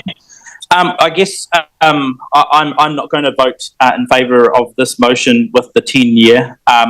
While I initially saw some rationale when it was discussed in workshop, having now analysed the budget and seen the implications, I just don't think it is reasonable or sensible to do it. And so I guess my question to both the mover and the seconder of this motion is, do you understand what the financial impact is if we proceed with this? Do you actually understand what the impact for the rates is, not only just this year, but next year and the year after and for the next 10 years? Because if you can't answer that number and actually tell me what that impact is, then how can you say that this is a prudent and sensible financial decision?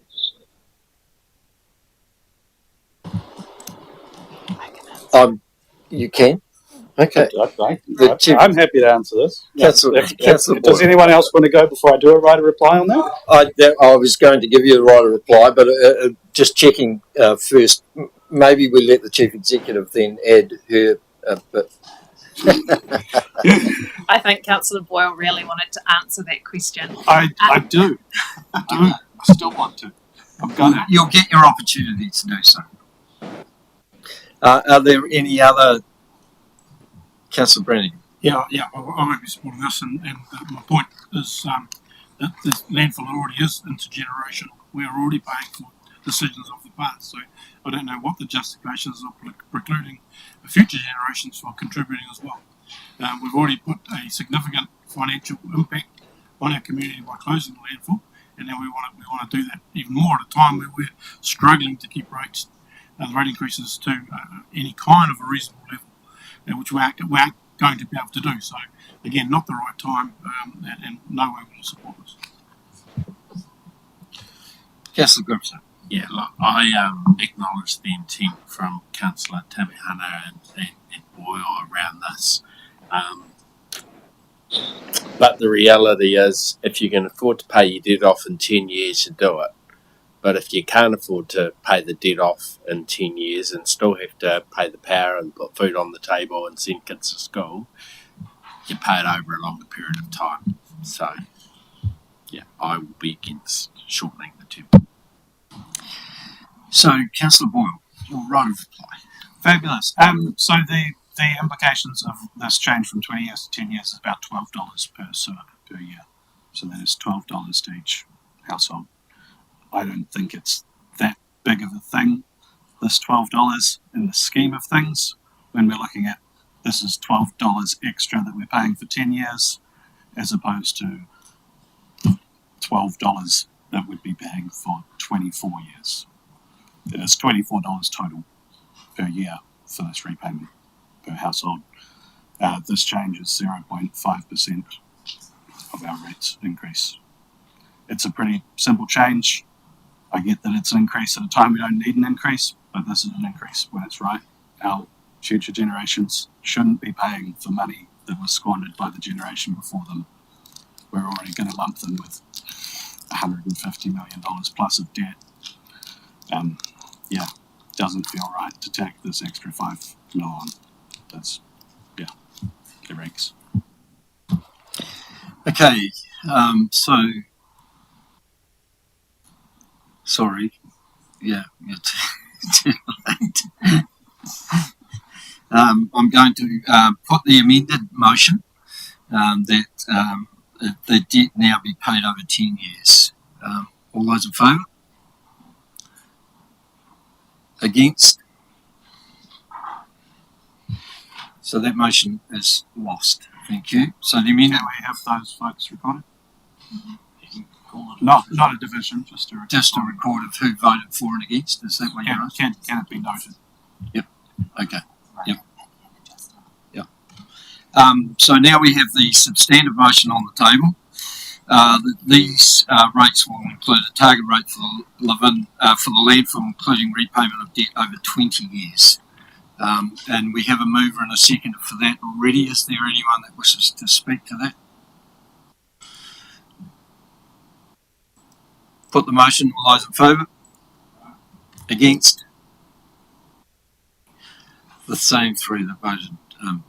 So they will be noted that though. So the motion is carried.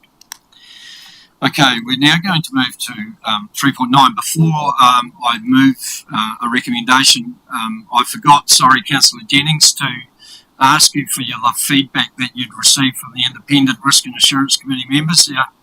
Happy to receive that now, thank you. Thank you, Mr. Mayor. Yeah, look, elected members will recall at a couple of workshops ago, we discussed the role and function potentially of the Risk and Assurance Committee to provide some assurance around the financial strategy and other financial matters. And so earlier this week, I met with the Chief Executive, the GM of Organisation Performance, and our two independent members in my capacity as Chair of the Risk and Assurance Committee to receive some of their feedback on the material that the team had sent them, namely the paper that's in front of you and other supporting materials.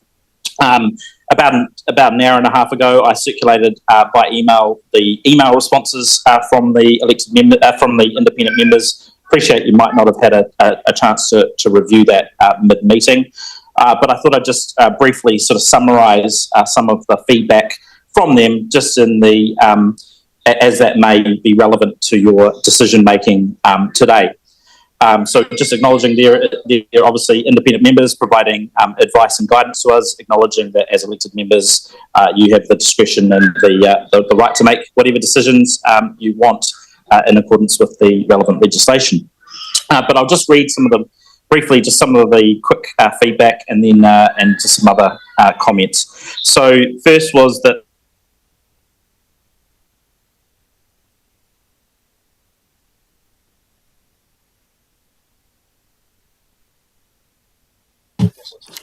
Sam, we've lost you.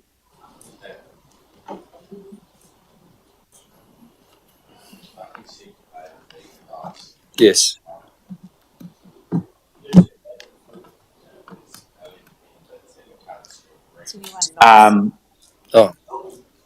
You've lost me? Oh, you're back.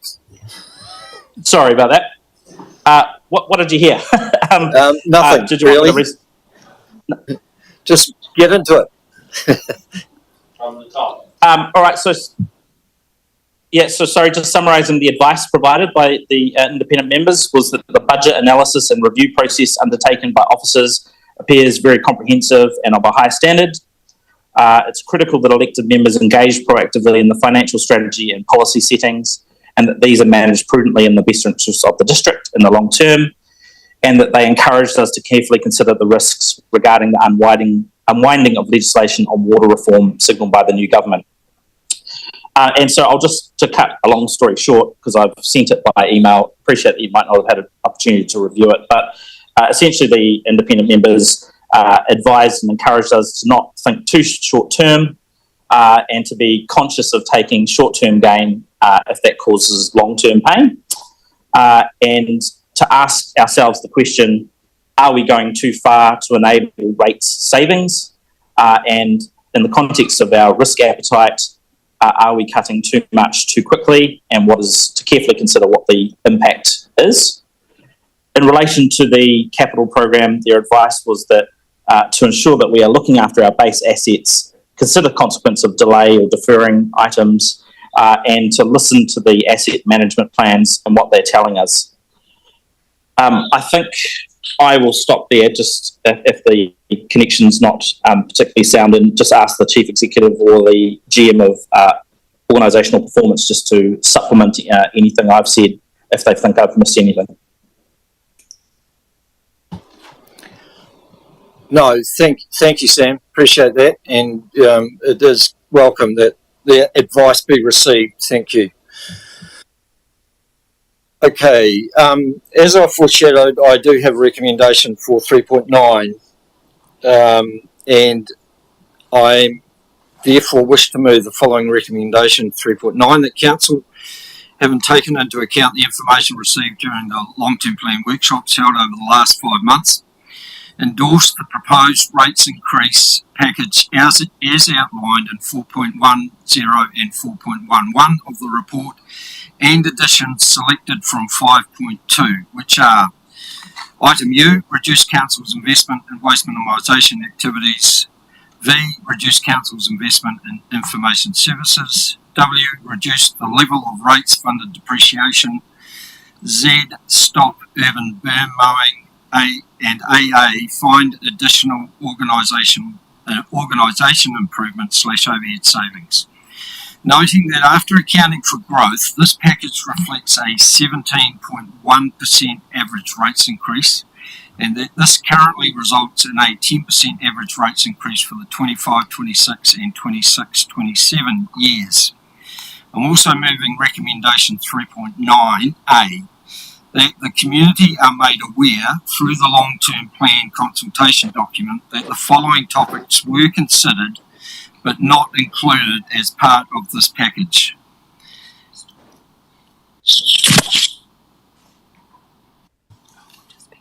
Yeah.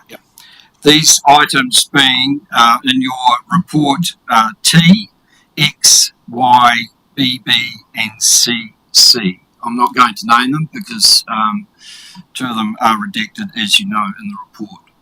So what I'm ensuring is that the long-term plan consultation document will still have these topics considered as part of the preferred package, but the preferred package is what I moved in 3.9. Do I have a seconder? Councillor Olsen, thank you.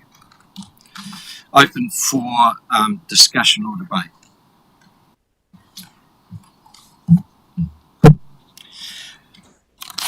And maybe I can add to what I've moved. Look, I moved this recommendation after careful consideration and recognising the economic climate we currently operate under and the uncertainty of central government reforms, especially in relation to the delivery of Three Waters. After 14 workshops, discussion, debate on many topics and a large amount of reading, it does not feel right that we should be proposing a rates increase of this size and talking with our community about reducing levels of service. But this is the environment we currently operate in. And I am conscious that there are many individual items that some councillors feel should not be on this list, or feel there should be others on the list. Just because they are not there does not mean that they cannot be included in the consultation document. It needs to be emphasised that we are not deciding the rates increase today, but identifying a preferred option that we are going out to consultation on. we can list for our community that if they want the rates to be lower, then there are other options. 2.4 of the Milestone Report 2 states that the challenge for us is quite clear when it says that these decisions will impact the levels of service we are able to provide, the amount of debt we hold and the level of rates we require our community to pay. It is Council's role to weigh up those costs and benefits and make the best decision for our community. And as we saw with the rating review, where the preferred option for consultation goes out, it does not end up being necessarily the final outcome. There is the ability to reshape this after we listen to our community. The first question that was asked in our pre-engagement consultation was that the LTP focus should be on the basics and doing them right and setting council up to take opportunities that will benefit our community and the growth of our district. The response from those that did respond was almost unanimous. 96% agreed with that statement. Those of us that have developed long-term plans in the past have generally had the luxury of adding capital expenditure and costs while ensuring that expected and in some cases above expected levels of service are delivered. We do not have that luxury in this long-term plan. 2.2 of this report puts it quite starkly that interest, depreciation, insurance and utilities alone account for 16% of the 18.8% rates increase that was proposed in the report. It only confirms the view of the local government sector that the funding model for local government is broken.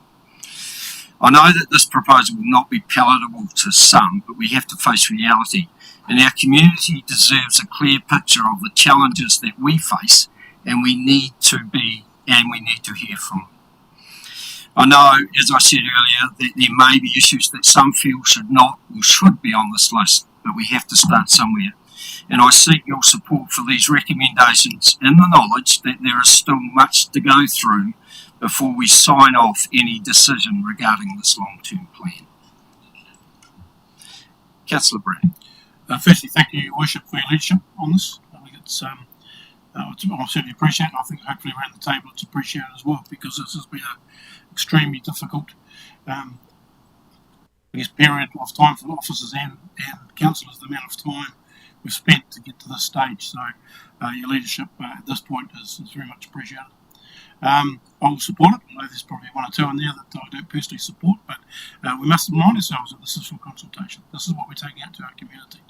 And I think it's a good package, and it does provide realities, and there are realities that we are faced with, as you've outlined, and also that does outline, of course, the funding that you said so very much is broken, that desperately needs to be addressed, but it's not for today. It's just this is for our community, and I'll fully support the motion.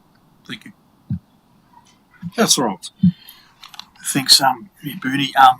I guess for me, at the end of the day, these are just preferred options, and I think that's key for all of us to remember.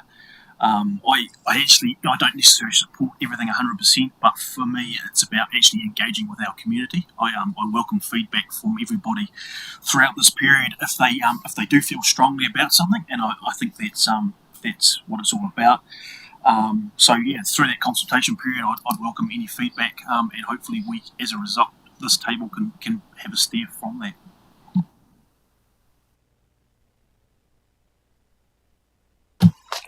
Councillor Tamihan. Yeah, I concur with the last two speakers actually, and I suppose the only thing I want to ensure is that, as you've said, council laws can consider other things that aren't on this list, but it's actually can that still apply once the consultations come back from our community, because there may be some priorities that we pick up through that process that haven't been captured. So that's probably my only point. Chief Executive will respond to it. Thank you. Just breaking the rules and answering a question during debate. Ultimately, councillors can make as many decisions as it wants during that deliberation process, so long as it does not trigger significance and require consultation with community. So it's it's been mindful that a change in level of service triggers significance and requires engagement. and yeah, you can always rely on officers to give you advice about when something triggers significance. And that is why pretty much everything on those two lists will be in the consultation document in some form.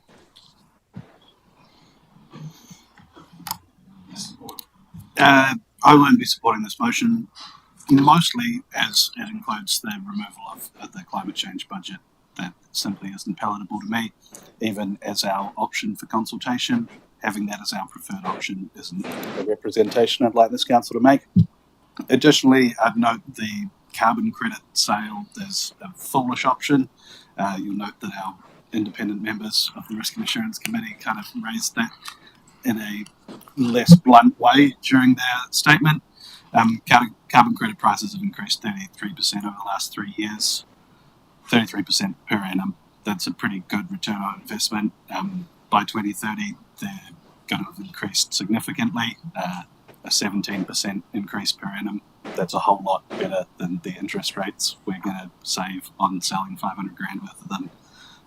The ROI of retaining these is better. They do kind of have to go up by 2030. The Climate Change Commission report says so. The government is incentivized to artificially inflate the price of these. The ETS scheme is problematic, but yeah, these are valuable assets. Selling them for a short-term gain is, again, just stabbing our children in the back. But that's all right. I'd say the same about reducing depreciation funding. And I'd love to see us continue to invest in information services where, we might actually make cost savings through efficiency, but we could cut their budget as well, I suppose. Yeah, I won't be supporting this. Thank you. Councillor Jennings. Thank you, Mr. Mayor. Look, like other councillors, I wanted to thank you for your preamble. I think it was a useful way to set the context, and thank you for your leadership in putting a package on the table.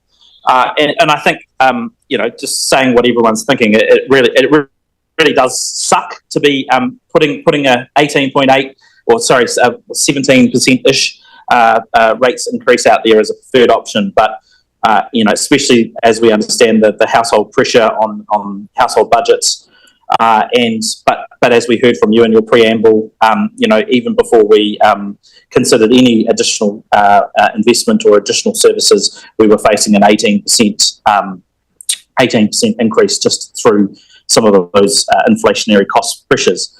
And I think that's really important that the community does understand that with this preferred package, there are some significant impacts and some significant cuts. For example, the closing of some community facilities on Sundays, the selling of the carbon credits, the removing of a proposal that we had around establishing an adverse events fund.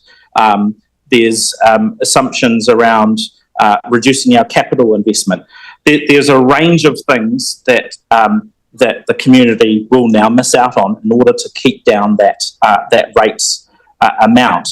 But as we all know, politics is about consensus building, and it's about having to occasionally swallow some dead rats. And I can see that that's exactly what elected members are doing around the table today, in that they're not fully on board with all of the things that make up the package, but they see the need for that package to go forward, and that we do have to find some cuts and find some savings to find that sort of reasonable line in the sand for our community to have that conversation with us around. So I will be supporting the motion today and encourage other elected members to do so. Thank you. Okay, so Councillor Proctor. Thank you, Mayor Bernie. I'm struggling with the choices up here, much like Councillor Boyle as well.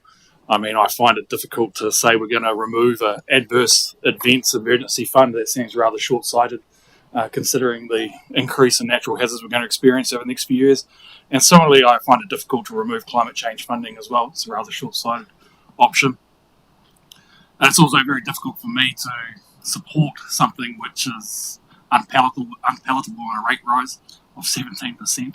I kind of think that's quite embarrassing going back to our community with that level of rate rise. considering the rate rises we've passed on to them in the past and the future ones that are predicted as well, around 10% per year as well. And that sort of brings me to 3.9. I have questions around 3.9 in the terms the community are made aware of other options to reduce this rates as well. And so how does that statement stack up to those ones that we've explicitly outlined already today in terms of a consultation document going forward? How do we make sure that there's equal weighting given to the options for our community to choose from going forward?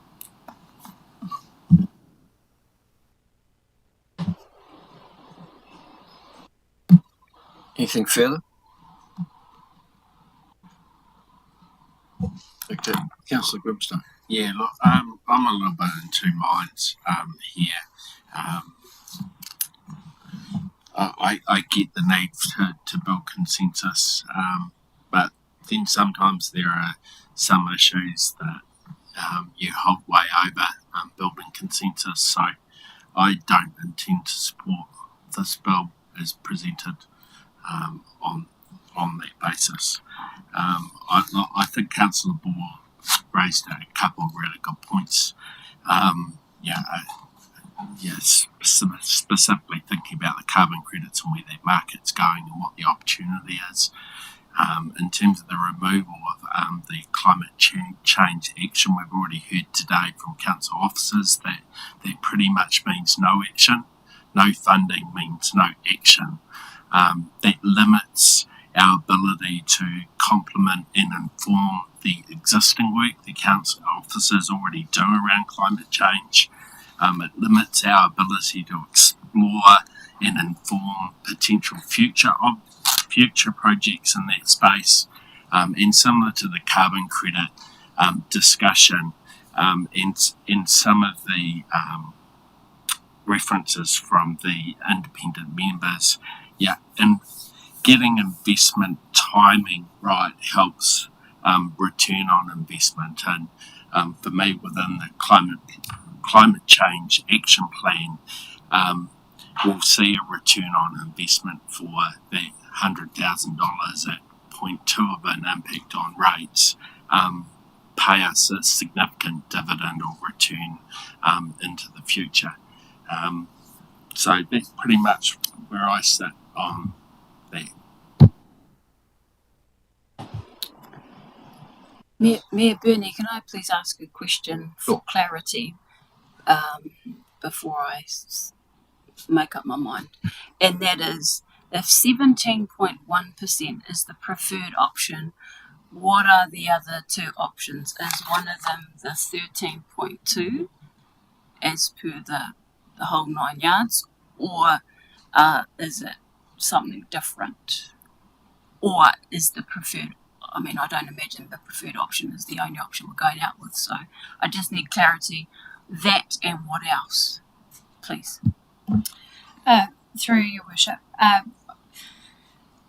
we've still got some thinking to do around how we approach it in the consultation document, but we're always required to articulate to our community what status quo looks like. And so status quo is about that 24% mark, right? Noting that partly what drives that is the potential decision around rate funding recycling versus debt funding recycling. So there's a bit of work to do to articulate exactly what status quo is, but it's somewhere in that 22 to 24% mark. So that would be an option. The option that council debates and endorses today would be your preferred option. And then in addition to that, I think what Mayor Bernie is suggesting in this resolution is that I haven't inferred that there's a package that says to get to 13%, here's the other package, but what I've interpreted from this and what I think has come through the workshops that we've had over the course of the last few months is that we would articulate to the community the other options that were on the table that council considered and that you were still open to receiving feedback on in order to get the rates below the 17.1%. So that T, X, Y, B, B and CC would be articulated in the consultation document. because if you don't articulate those in the consultation document, then they're not options for you when you come to make your decision. But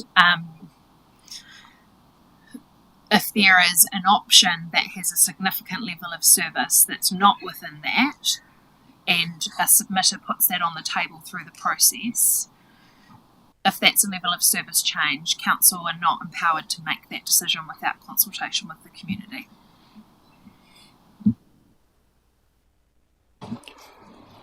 Deputy Mayor. So, Mr. Mayor, I join with others in thanking you for the package. It frames the debate very well for me also. I guess one of the things that was on my mind was, are there individual burning issues within that package? And I've deliberately sat back so far and listened, and I'm identifying perhaps only two.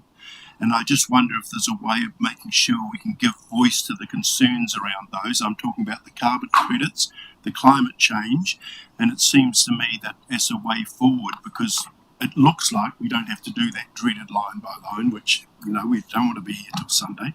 I just wonder if we can either address those two specifically in terms of either dropping them, or another option, bearing in mind the CE's advice just given, is that we could actually include them with the option to drop through the consultation document, which would give them a bit of profile to the public, saying they're in here at the moment, but these are ones we really want to hear back from you from. So I wonder if either of those two ways forward would be useful in terms of addressing those two specific options.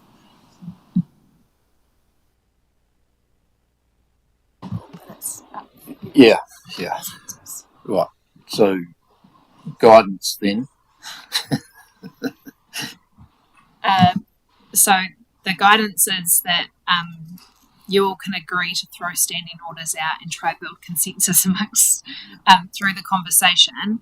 An option is that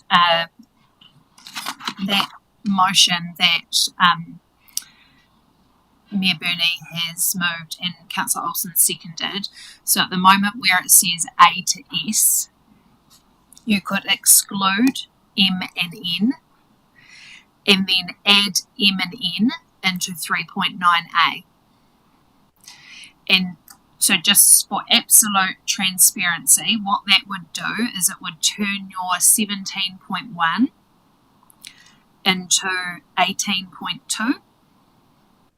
It would mean that climate change funding went back into the budget, as would we would remove the potential revenue from selling half our carbon credits, but that the equity of conversation that you're wanting to enable across T, X, Y, B, B, and CC, you would also do for M and N.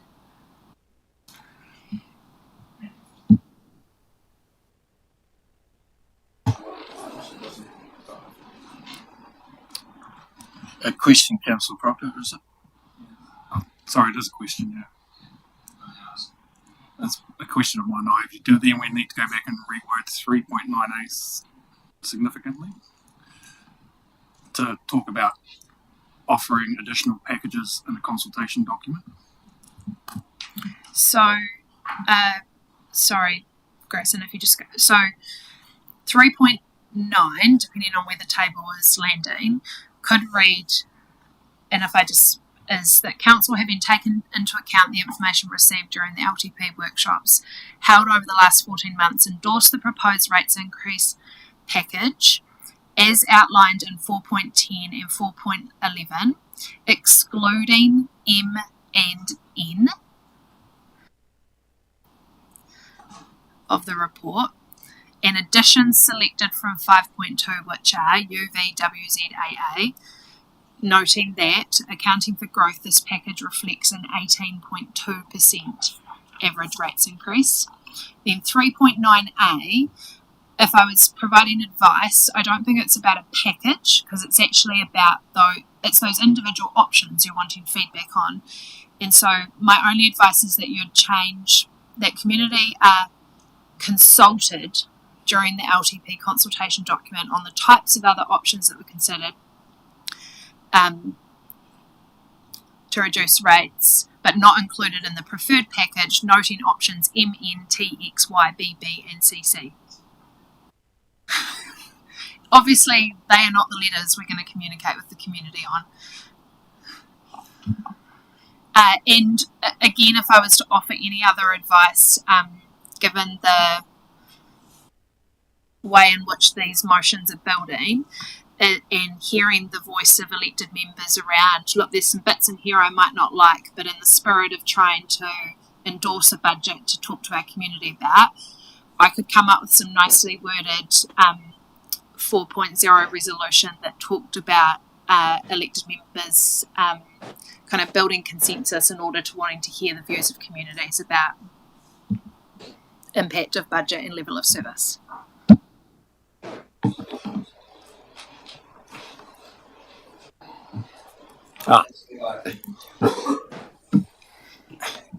The answers we're going to get from the community are going to depend on the questions we ask them. The more complicated we make this, the less reliable is the feedback we're going to get. How many members of the community do you think even know what our climate change budget or future weather events mean? What does that mean to them? I think we should go with the original motion, and that's what we consult on. We keep it as simple as possible, and we leave as many options available, but not any more complicated than it needs to be. So I won't be supporting the one that takes out the climate change out of the preferred option. Okay. Sorry, are you asking a question around process, Deputy Mayor? Look, it's a point of view.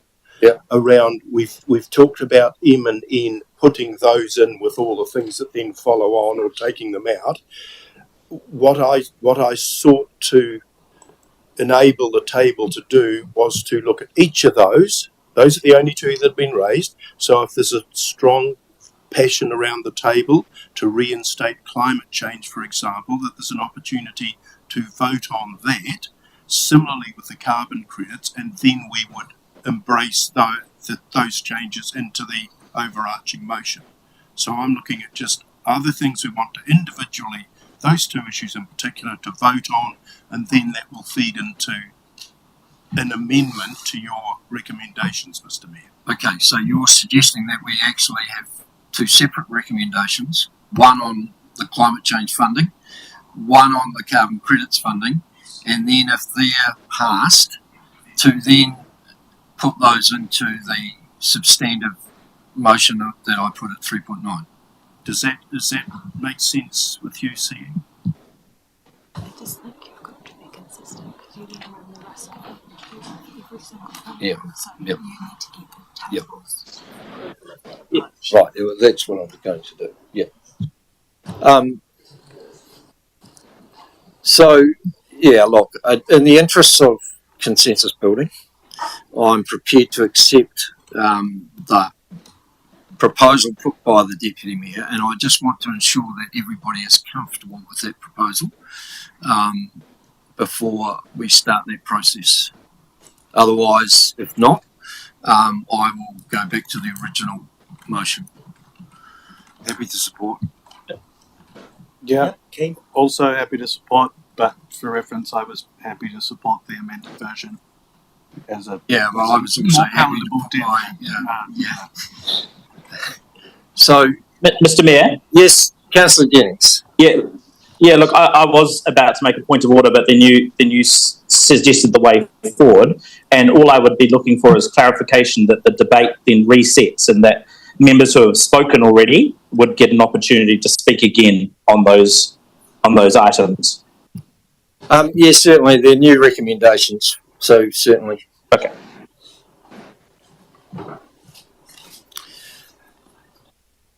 So I gather that everybody is comfortable with the process that's been outlined.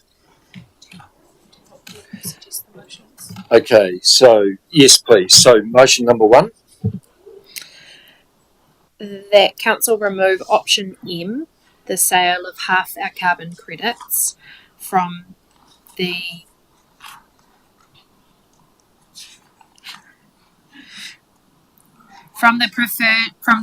preferred LTP budget. A mover and a seconder, please. Moved by Councillor Young and Councillor Tamihana. So it's now open for discussion.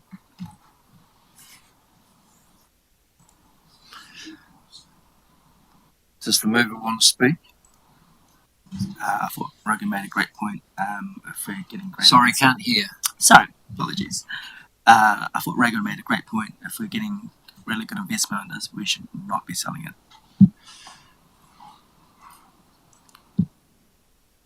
Councillor Tamihana? No, look, I think it's a no-brainer for me.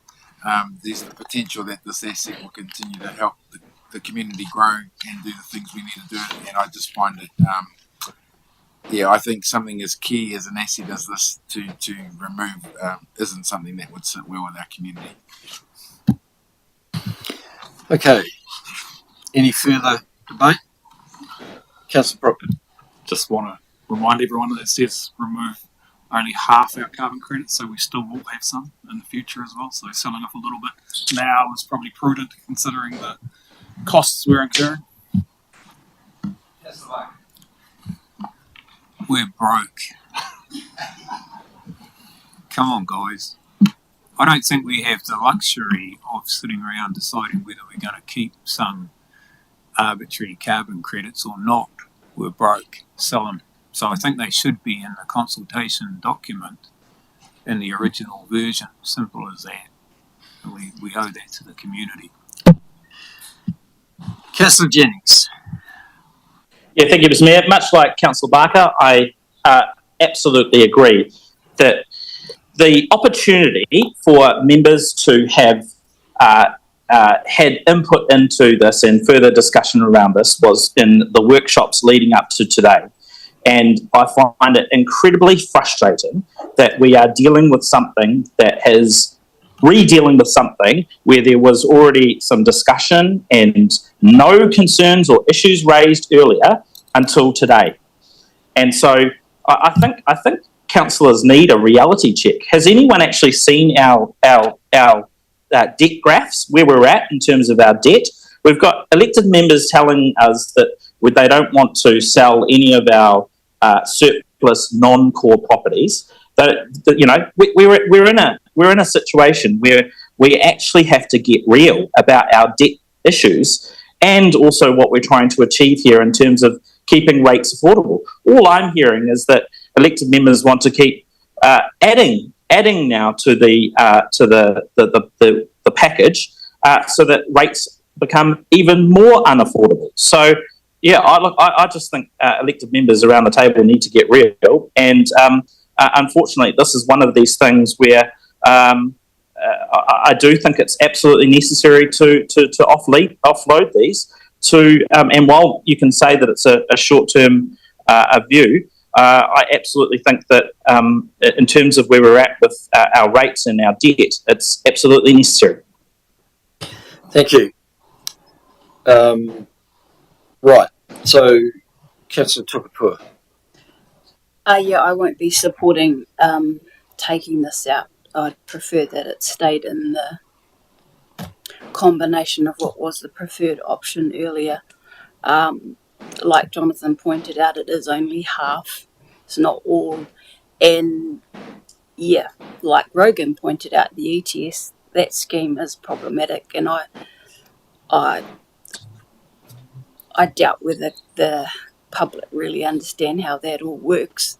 I would have been more inclined to keep the adverse events emergencies fund in there over this, to be honest, and some other things, but this is what we're facing, so I'll be voting against. Thank you. All right. Put the motion. Those in favour?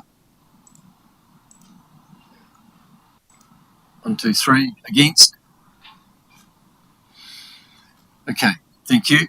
All right. The next motion is in regard to the Climate Action Fund, which would read that council retain the climate change funding of $100,000 from its preferred budget.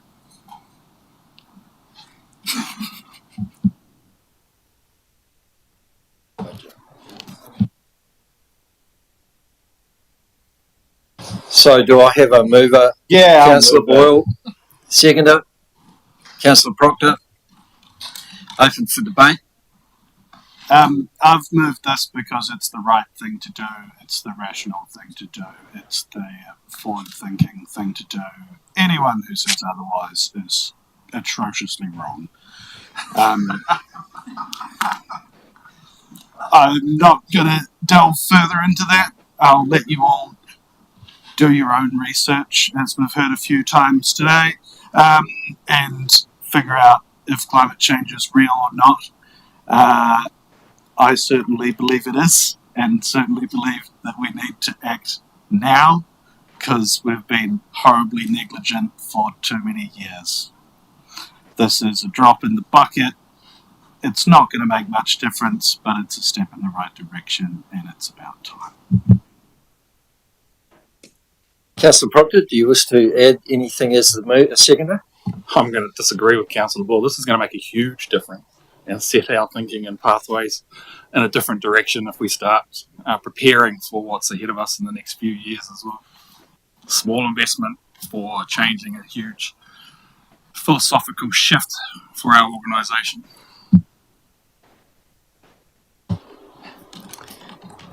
Anyone else wish to speak? Councillor Barker. Couldn't disagree more. And it's $100 grand we don't need to spend, and we're broke. Thank you. Councillor Grimstone, Councillor Barker, I pick up your point regarding the community not potentially understanding climate change as well. But those members of the community will be the first ones to have an opinion when a climate event impacts them in some way, shape or form, and certainly have an opinion on what councils or governments should or should not have done in the lead up to that said event. So, I'll be looking to support this motion. Councillor Jennings. Thank you, Mr. Mayor. Yeah, look, I don't think I'm atrociously wrong. I think I'm realistic, sensible, and prudent in voting against this. By no means, don't get yourself wrong. This is a slush fund. This is a gratuitous slush fund. We don't even have a climate change plan yet. You don't know how this money will be spent. Yet you're allocating it for God knows what token projects that people put inside the plan. I mean, seriously, you guys are, this is just absolutely the wrong thing to do when we're trying to find a suitable number that's going to be acceptable to our public, when you can't even go out to the community to tell them what this $100,000 will be spent on. We've already heard from officers about how climate change considerations and climate change initiatives are built in as part of our business as usual activities and part of existing budget lines. So this for me is just totally token, totally something that is unnecessary, especially in the absence of a plan. Come back in a year's time when we have the plan and we actually have that discussion around what should be inside the plan, what should be prioritised, and make your case then. Don't do it now when there's absolutely no certainty over how this $100,000 is going to be spent. Because I challenge the mover and the seconder again to explain to the public right now how this money is going to be spent with some specificity. Okay. Did Councillor Tamihana, did you wish to speak? I saw your button. Okay, lost the end. Councillor Boyle and Councillor Proctor, do you wish to have a right of reply? Sorry, Mike, you've spoken. Oh, sorry, Councillor Tupapua. Yeah, so I recall, if I recall correctly, that is, it was when we were at Foxton having our workshop that we discussed climate change, and because I had a different view, but then there I changed and supported the introduction of this fund. Now, Sam Jennings is right. We don't know exactly what it's going to be spent on. But furthermore, what I didn't like hearing was the criticism that we do nothing for climate change, when in fact we do around our infrastructure planning. But even in the SSPs, which we've gone out adopted tonight, reducing our energy consumption across all our networks by 3% year on year, and to reduce our impact on the environment. So we have done things. We're doing more things. That there now is got to achieve it, and it will be tracked. And this was just a bit extra to do. We're not sure what yet. My challenge though is I don't want to go out with an 18%.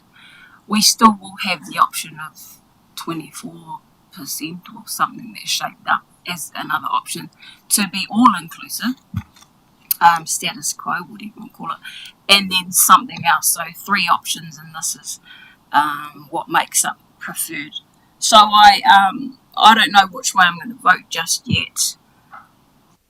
If I was to support this, though, I want to see it equivalent cut somewhere else, so we're still landing around the 17 rather than there. Look, community will tell us they don't like it. I'm prepared.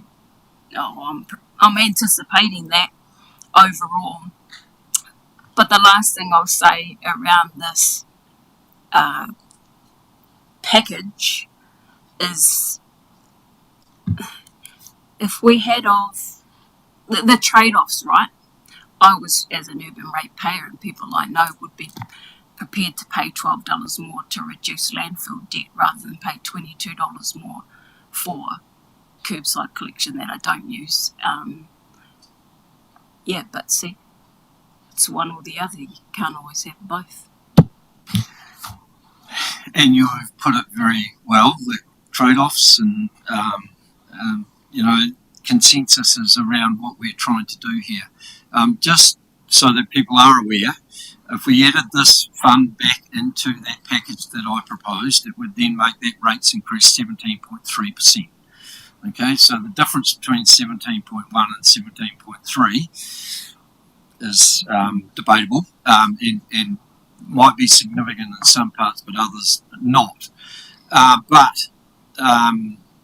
In terms of getting it out there for consultation, which is what we're trying to do, it's not about deciding now.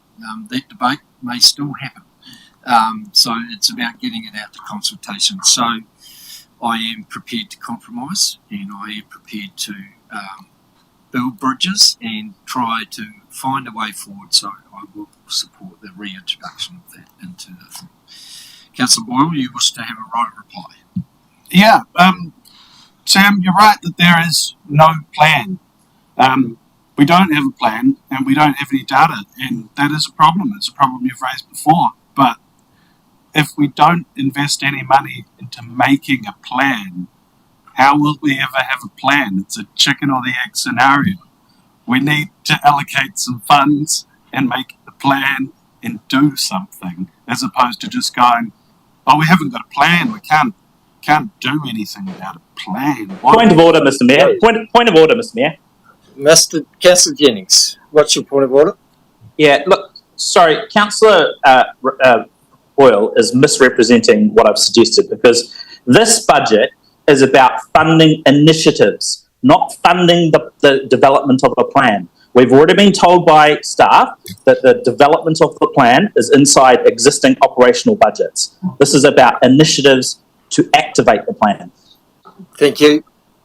I will uphold that point of order, Councillor Boyle, so if you would...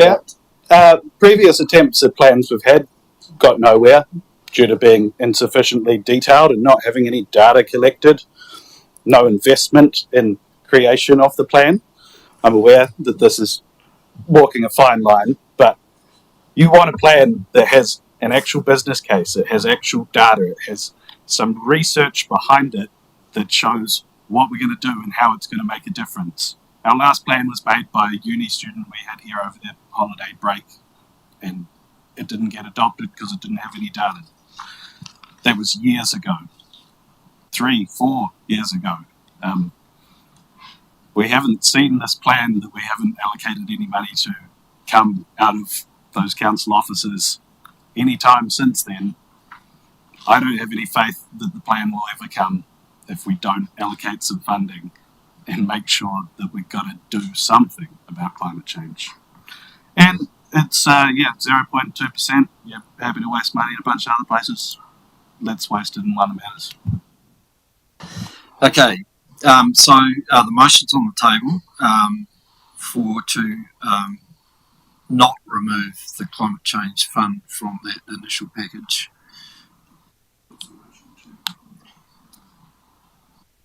To not, to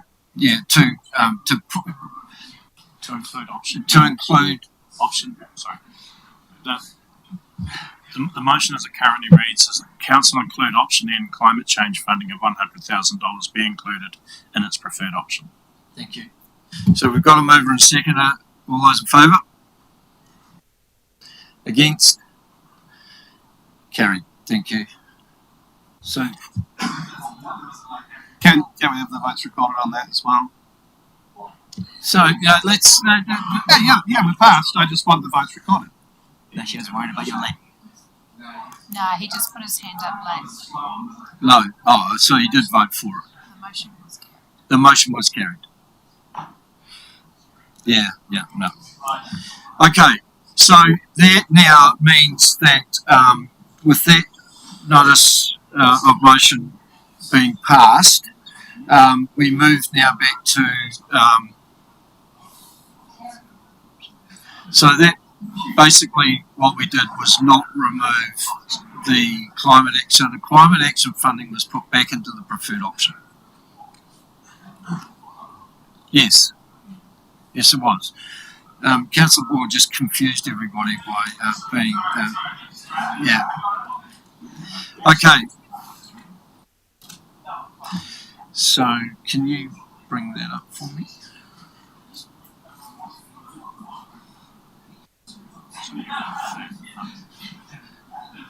Perry.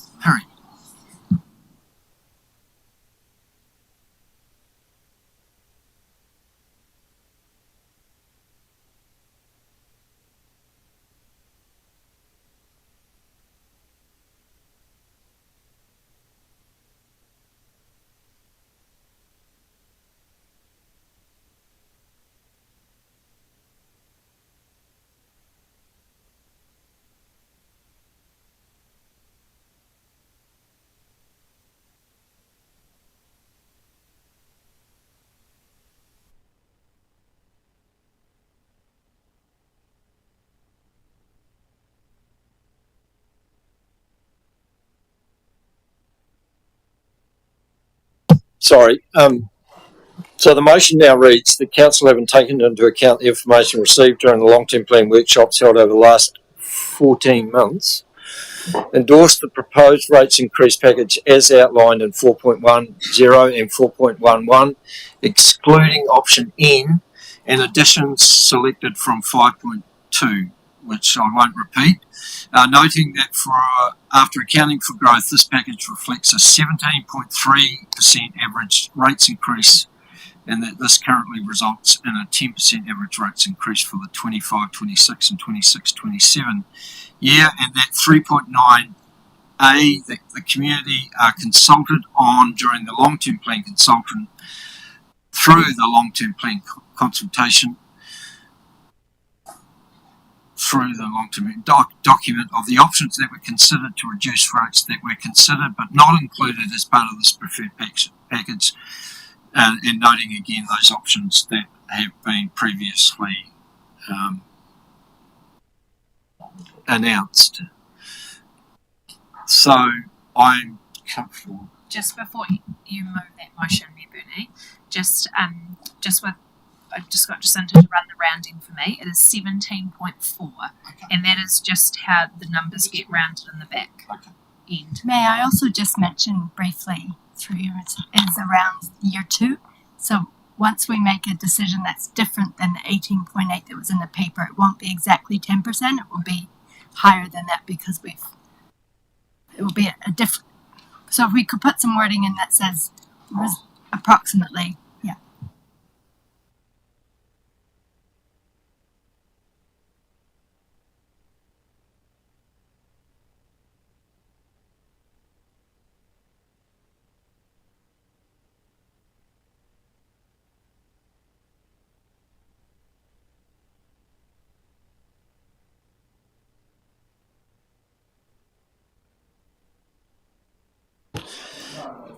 The deputy, so the deputy mayor is prepared to second that. Looks like we're getting plenty of advice.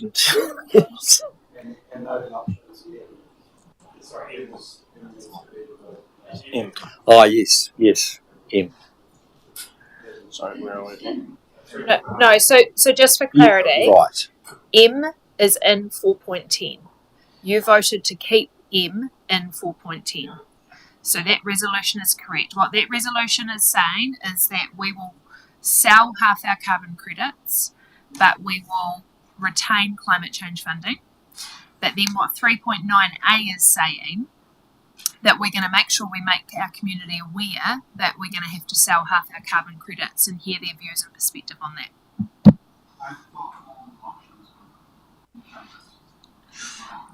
No. So the Oh, we will. yes.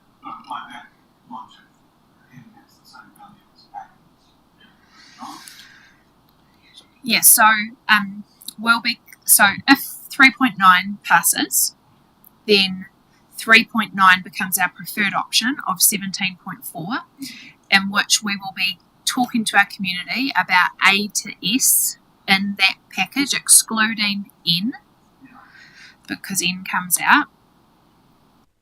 Yeah, so mine is 3.9. Oh, I see your point. Yeah, okay, so exclude M from 3.9A. Yeah.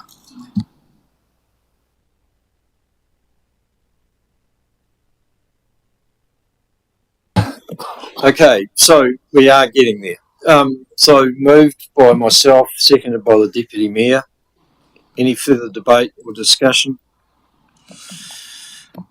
Put the motion. All those in favour? Against? Carried. Thank you. That was unanimous. I didn't see any hands against. Pardon? Sam? He's gone. No, I was in favour. Thank you. Thank you. Appreciate that. Yes. You were right.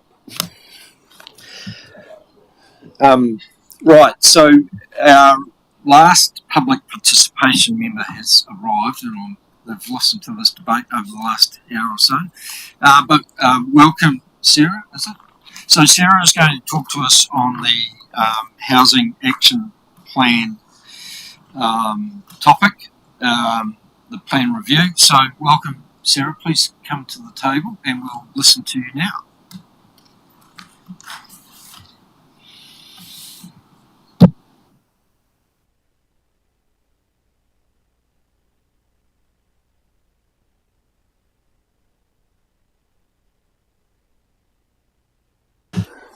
So Sarah, the button on the right hand side is the one that you press and it will show a little red light and you're ready to go. Kia ora all. My name is Sarah. I come here to speak to you from Youthline, Central North Island today. On the topic of youth housing. Introduce.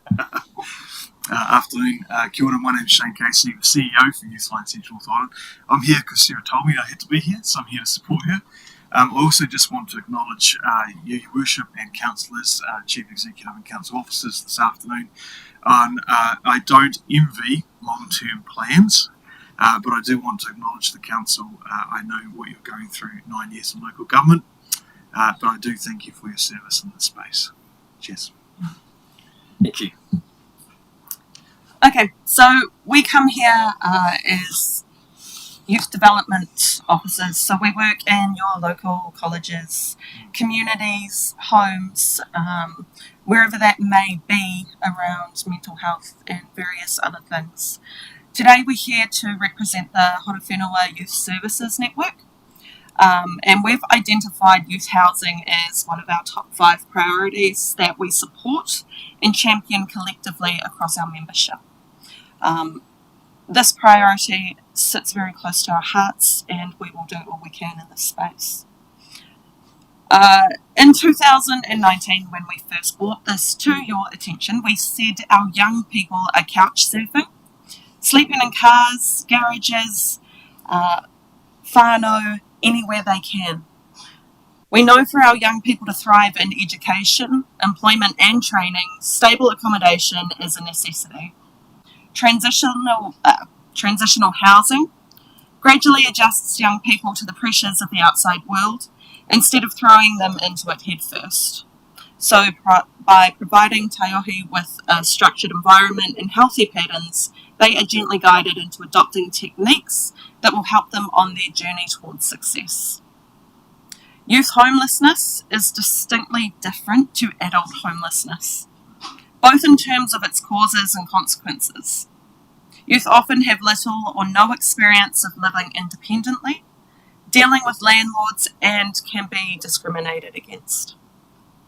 At present, we are collating data to define the size and level of this need.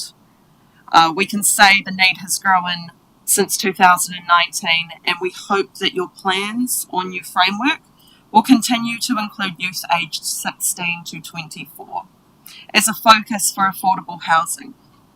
If regulatory functions and fees can alleviate and support the development of transitional housing for youth, then please do. Please invest in the success of our young people. Thank you for your time and listening. Anything to add, Shane?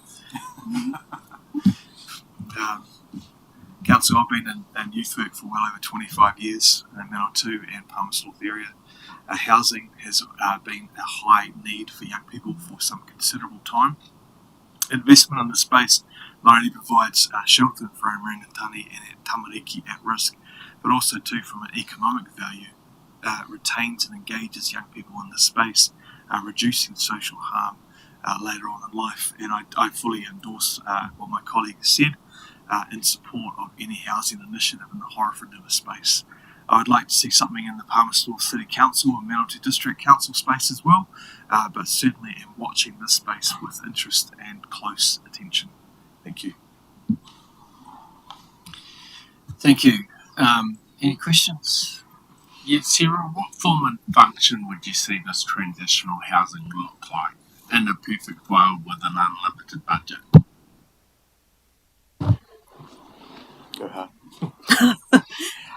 I mean, the ideal is we want to see them off the streets. If we look at positive youth development models, it's about thriving, it's about safety, and it's about leadership within themselves. So I would go straight to the rangatahi we find and ask them. That's how we work. A lot of that feedback so far that we've heard is, I need to write a CV, I need a job, I need to connect to my community. So would it be a space where we could have many come together, whether that be 5 to 10 in one home, with guidance from organisations like ourselves, those of the Youth Services Network, also keen to work in this space to guide them, mentor them, and provide this safe space. We know the reasons and the causes of them being out of homes, and we look at cost of living and the difficulties today making these decisions. How do we expect them to know these things without being exposed and learning these things? So put them in a space where they can thrive and have the opportunity to build and grow into a upstanding member of society, so they can give back to the community into the future. Some sort of housing area where that support is available to them.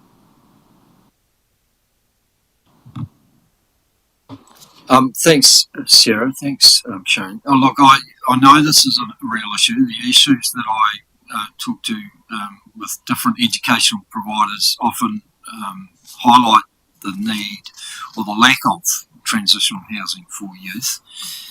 We're a bit lucky in this area that we do have, a very successful Mayor's Task Force for Jobs program, which often finds these people and can at least give them some wraparound services in terms of CVs and driver's licenses and trying to guide them in the right path in terms of that.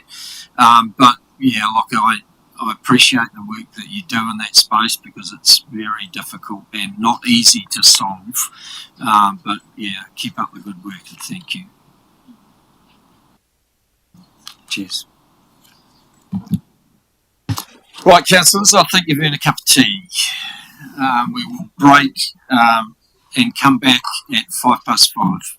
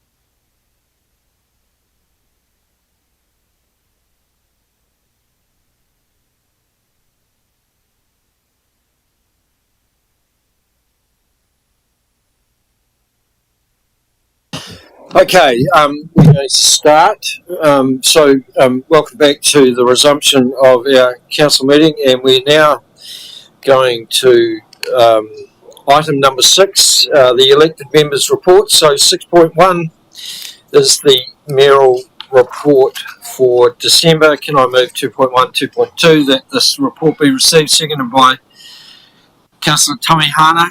Any comments or questions from this report? Well, let's just move the receipt of the report first. So, all those in favour? Against? Carried. Thank you. Just highlighting, I suppose, the official opening of Te Whare Waita was a pretty special event, and if those of you who haven't seen it yet, recommend that you go and spend some time visiting. It is a stunning building, and it's going to be a great asset for this community for many years to come. Okay, moving to, I should probably, it's probably an appropriate time to also, as I've done in my report, just thank everybody for their dedication and work and commitment through the year, both staff and councillors. It's been appreciated, and wishing you all a very happy and safe festive season. Right, moving to 6.2, the Te Awaho Foxton Community Board Chairperson's report. John is here if you'd like to join us. John, if there's anything that you want to add to your report. Okay, cool, thank you. So move 2.1, 2.2, the report be received. Seconded by the Deputy Mayor. All those in favour? Against? Carried. Okay, now moving to 7.1, the adoption of the rates remission and postponement policy. Jacinta, are you coming to the table? Thank you. And Daniel, is it? So while Jacinta and Daniel come to the table, just move 3.1 and 3.2. The report be received. Seconded by Councillor Boyle. All those in favour? Against? Carried. Okay, thank you. Thank you, and through you, Your Worship. So what I will do is outline where we've come from in terms of this policy and give some feedback in terms of what you heard today in terms of some of the public submissions. Daniel's going to give an overview of what the consultation process involved, and then we'll pass it over to you. So the review of this rates remission, just highlighting that came as one of your top 10 priorities out of the rates review, and asking for us to look at this in advance of the long-term plan rather than as part of the overall long-term plan.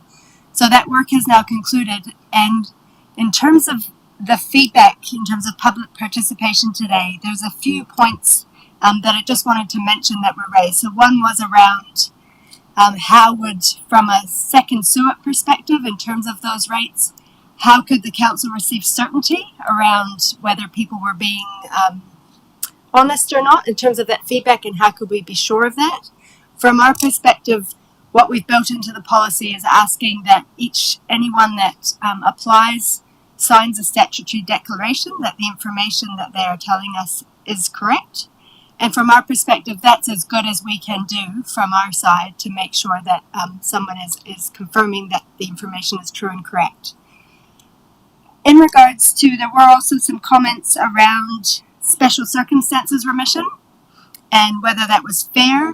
I think there were some questions also as to whether that could be used for writing off previous debt that the council had, and just the general perception about whether that could be used for general purposes.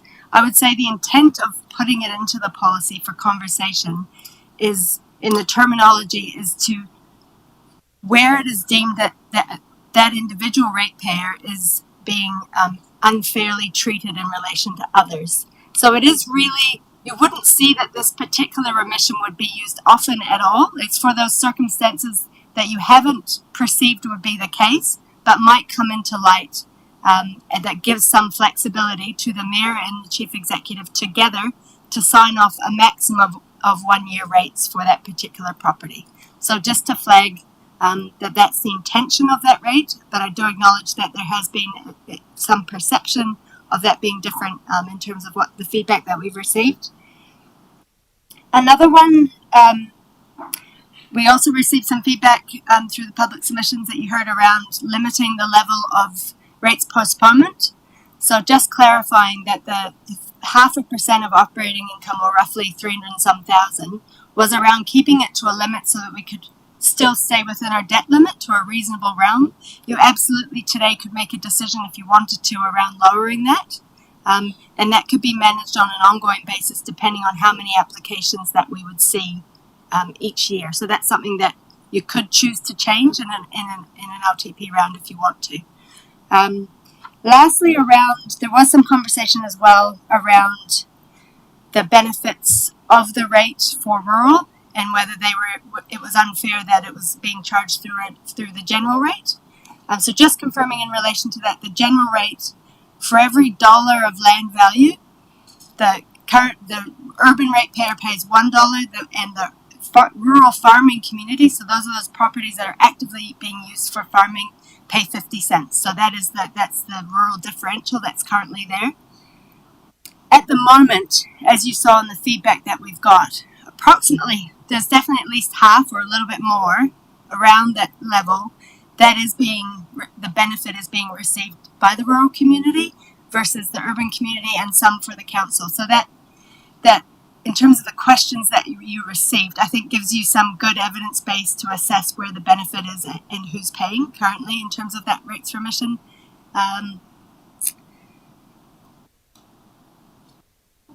Second dwelling, there was some comment around friends versus family. You do have that discretion.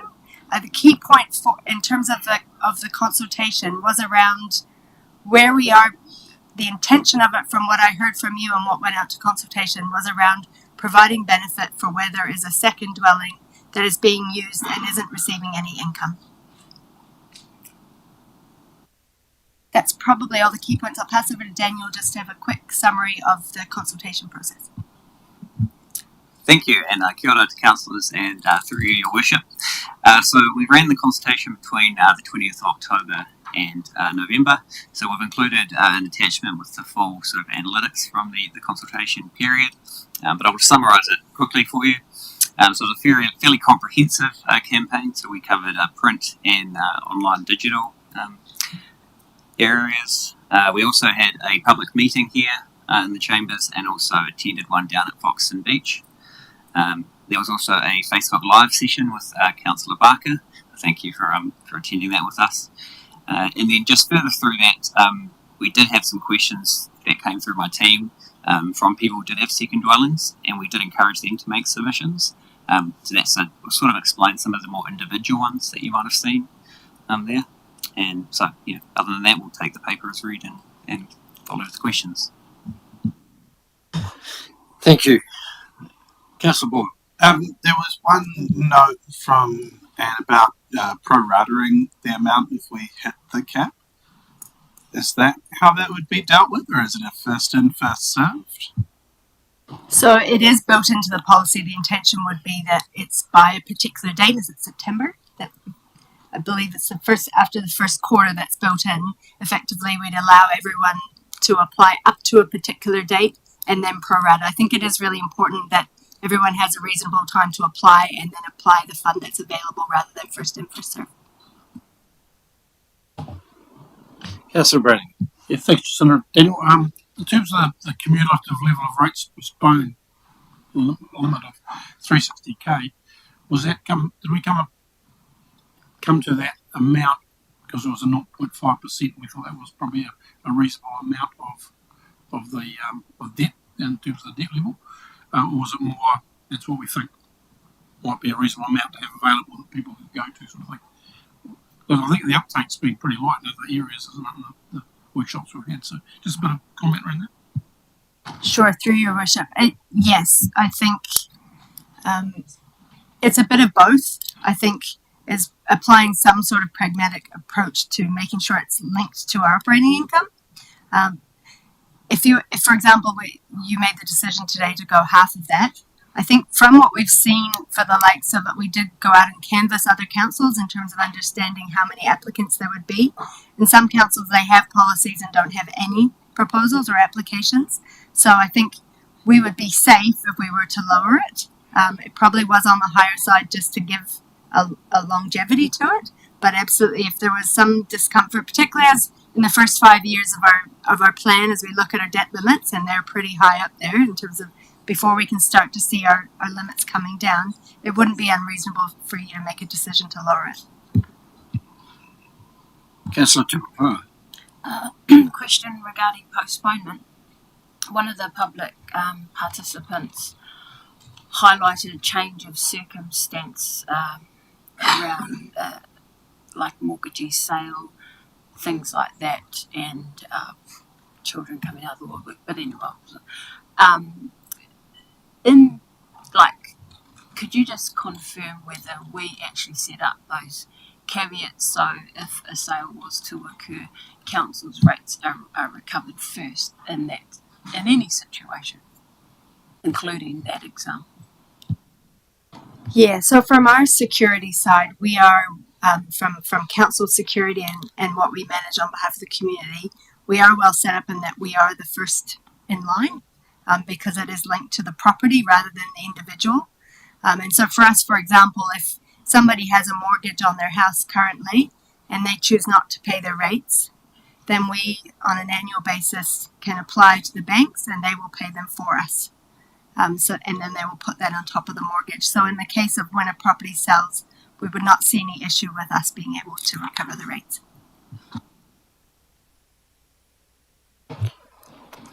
Final question, and this is not postponement now, but remissions. I asked just offline whether there was urgency around getting this across the line, given it's not taken into effect till the 1st of July, and did we have time to just perhaps go over this some, because some of the feedback and has changed my thinking. Like before it went out for consultation, I was quite detailed around my responses and checking, and amendments were made before it went out.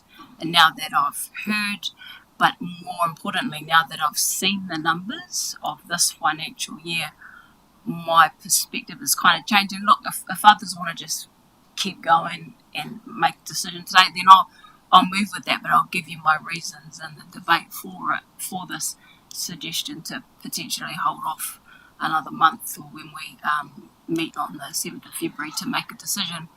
And all I'll flag is we could, in said scenario, save 200,000 more, which is a percentage potentially off rates. Thanks, Councillor Jopo, through your worship. I think in terms of options that you've got, this policy is a key component of the long-term plan.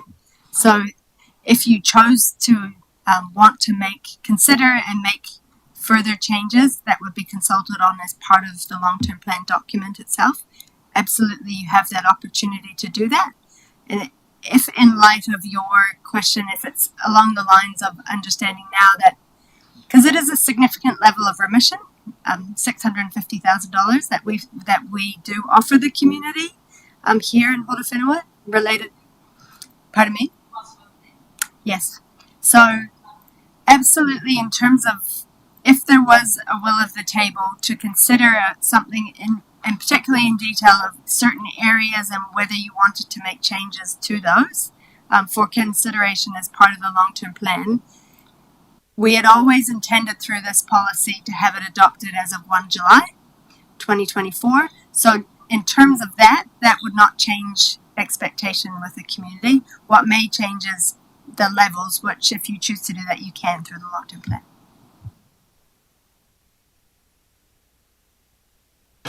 Jacinta, can you just provide context to the rezoned land under the rural piece sitting at 226 and what the driver behind that particular figure is? sure. Daniel might need to jump in on certain properties, but my understanding is it's mostly in the realm of the Taraika and also Taradura Road. So where we have specific land that's rezoned industrial or residential, and there are still significant working farms or others on those properties, the policy essentially is saying if you're choosing to still operate that as for what the intention is now, then you won't pay in relation to the rezoning that's occurred. Just to clarify, what that means in practice is we go out to quotable value and seek a different valuation because quotable value will value it as its highest and best use. So because it's been rezoned as residential, for example, a particular area, it'll receive a higher property value. So under this remission, we go and get it revalued as if it was a farm, for example. Other question?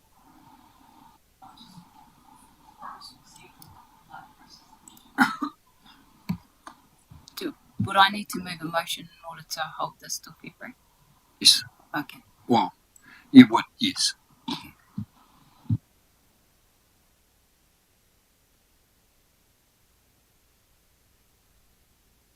No further questions?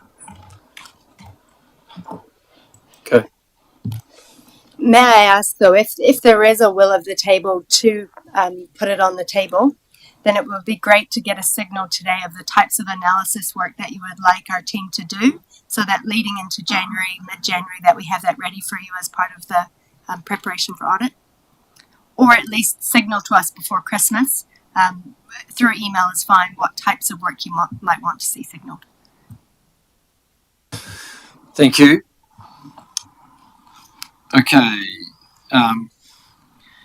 So we now move to 3.3. The Council, having taken into account the submissions received during the formal rates remission and postponement policy consultation process, adopts the amended rates remission and postponement policy with effect from 1 July 2024. Is there a mover and a second? Moved by Councillor Boyle, seconded by Councillor Grimstone. Councillor Tukapua. Seeking an amendment to keep the first half but adopt 7th of February. I'm seeking an amendment to the resolution to keep the first half of that sentence and stop at the word adopt and make that 7th of February. So receive the submissions, yes. Adopt on the 7th of February. And I mean, there's either appetite for it or not, but at least I can be heard around why. So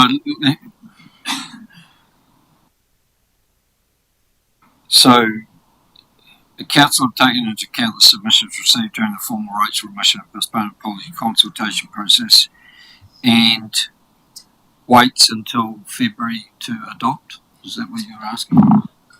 Yeah, I think probably how we would word it through your worship is at the comma. So that Council having taken into account the submissions received during the formal rates remission and postponement policy consultation process, Council delays the consideration of this item until 7th of February 2024. Point of order. Shouldn't this just be a motion to lay on the table? Could be. Yeah. Yeah. Well, I suppose not being a motion to lay on the table enables us to hear why. Yeah. Which we want to hear why. Yes. Some rationale, please, and then some impacts of what this means. So maybe just for clarity, before Mayor Burney determines how he wants to run the meeting, but the way in which Councillor Tukapua has sought to frame this motion is so that it's then not a procedural motion, it's actually an amended motion, because if it's a procedural motion that simply says that this lay on the table, then there is no ability for her to speak to it or no debate. So, Councillor Tukapua has moved an amendment. Do I have a seconder for that? Right, Deputy Mayor Allen. Okay, so the amendment is now on the table.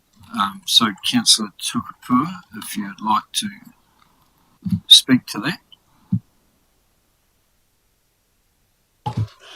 I don't have a problem with the proposed postponement and accept the 0.5%, the 360,000 applied to debt to cover those requests over time, and that is capped, right? So at any given point of time, that's as much as we'll loan fund for postponements. I'm okay with that. What I have doubts now about is the remissions part.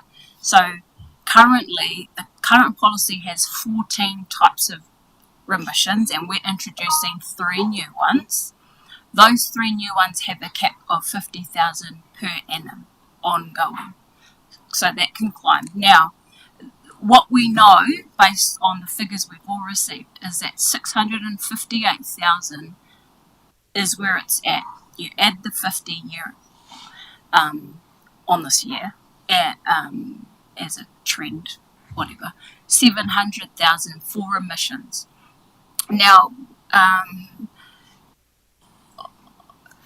there's been some concerns raised by the public submitters, and we can do tweaks to those. However, overall, I think there's a principle to be considered around we're not capping that.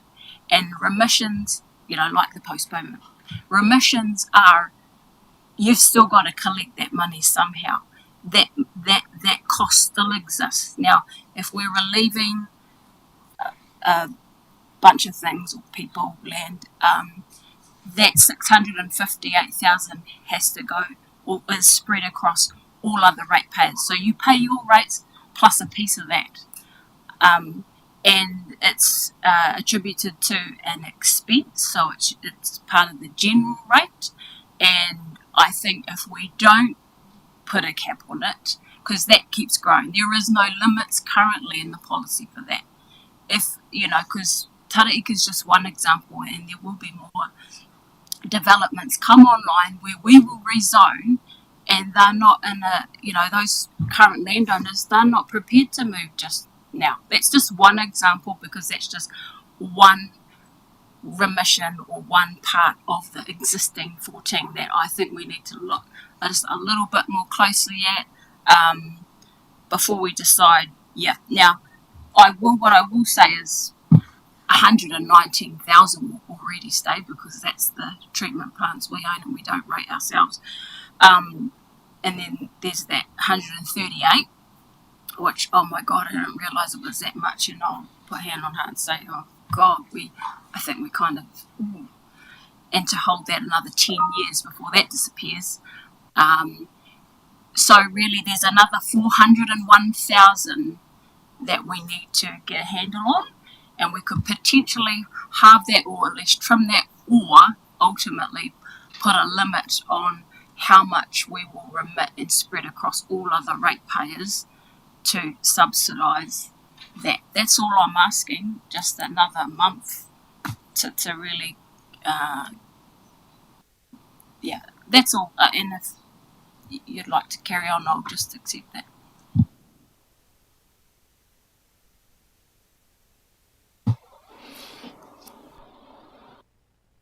Oh, there we go. Okay, Councillor Brannigan. Yeah, I'm not averse to what Councillor Tooke was proposing. I just want to understand what's going to happen between now and February. Are we going to get more information on? So the mechanisms, I guess, if there was a pause, Jacinda's asking what things do you want to. So I'd be looking at ring fencing some of these 14 to have a certain limit, and then others restricted. So it's a spread that makes more sense, or is a bit more fair, instead of it being gobbled up by a particular group, if that makes sense. That's all. That's what I'm looking for. It doesn't make any difference to the consultation we've already done, though, does it? Through your worship, no, I think it's a nuance on it in a way. So, for example, if part 1 to 4 you wanted to limit that to a certain dollar number that might be less than is currently being provided, then as part of the long-term plan consultation, we would need to extend a little bit to say we did consult with you, but based on feedback and based on the rates increase, we have decided to limit part 8, 1 to 4, for example, to X dollars, and therefore that would need to be applied on a pro rata basis, like some of the other ones we've proposed. So it absolutely could be possible. We would just need to do some work with you to understand which rates you wanted to understand in more detail and what some of the options you would like to see are. Councillor Tommy Hunt. Yeah, I just through you, Mayor Bernie, I just wanted to thank Councillor Tukapua for bringing that to the table, and I'll be supporting her in that motion. I think it's really important that there is that clarity and that equality that I heard expressed in her corridor, so I'll definitely be supporting the motion.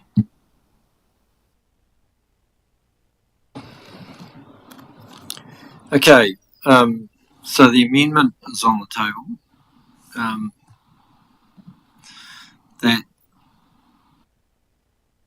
Council haven't taken into account the submissions received. That's the one above it. The recommendation 3.3 be amended after process to delete the words Council accepts the amended rates remission and postponement policy with effect from 1 July 2024 and add the words Council delays further consideration of this item until the 7th of February 2024 pending further analysis from officers. It's been moved by Councillor Tukapua and seconded by the Deputy Mayor. Any further debate or discussion? Councillor Barker. I see where you're coming from, and I get all that, but I kind of think we just need to move on with this. We could get to the February, the whatever, and then go, oh yeah, but what about this? You know, there comes a point where I think we just have to make a decision. And this has been chewed over, kicked around the playing field for most of the year. So I'm all for just getting something done.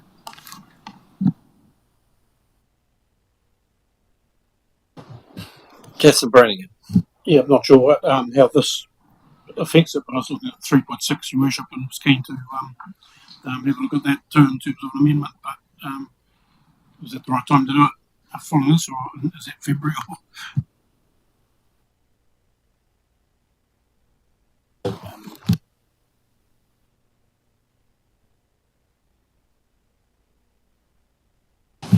Yeah, so if this amendment did go through, then there wouldn't be any need to go and revisit 3.4 to 3.7 would lay on the table as well. Yeah. Councillor Bourne. Given that the cap is being set in item 3.5 and that the policy doesn't mention any caps, could we instate the policy and implement these limits at a later date? I mean, I'd prefer to do them all at the same time, but if we set out that we were going to implement limits on the 7th of Feb, could we implement this policy now? And there's no risk of us hitting those limits between now and then. Sorry, do you want to respond to that? Your Worship, we could, because there isn't a specific dollar beside any particular part in the remission, if you had something in mind to say, noting that it would be limited to a certain dollar value, or that you would be looking to limit it to a certain dollar value and pro rata remissions would be applied, you could signal that now and then work out the specific detail in terms of what you wanted that to mean, in terms of which areas you wanted it to apply to before we went out for consultation on the long-term plan.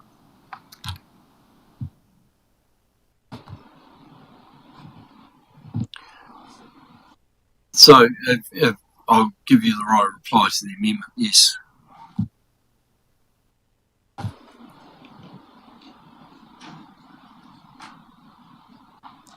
Yes. Yeah, I take your point, Mike. I don't want us to labour on anything. I'm all about just get on with it too. But I guess, you know, I feel like I've fed back into this rates remission the most out of any elected member, and up until hearing the public participation through submissions, as well as seeing what those totals are in the current year, which I didn't have that before. I didn't have that oversight.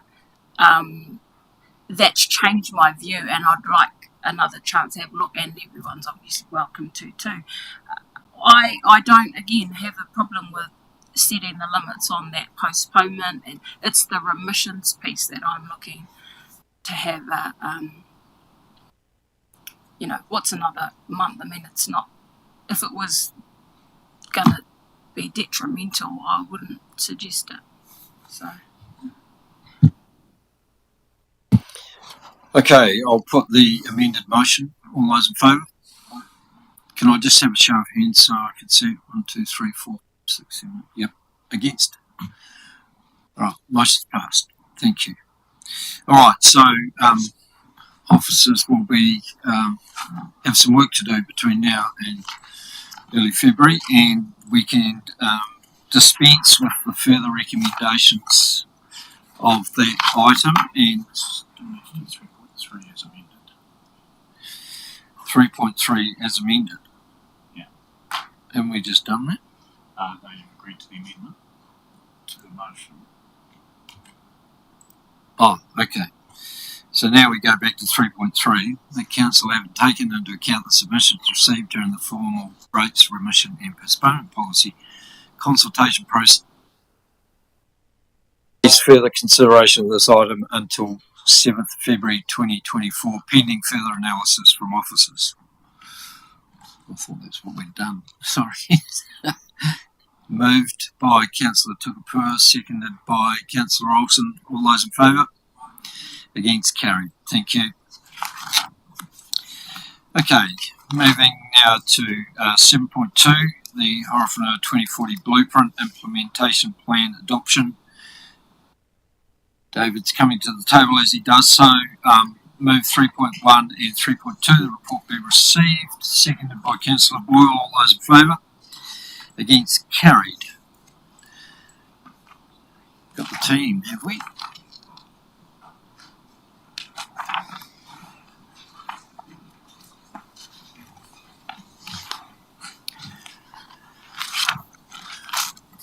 Susan, welcome. You're going to introduce this to us. Thank you.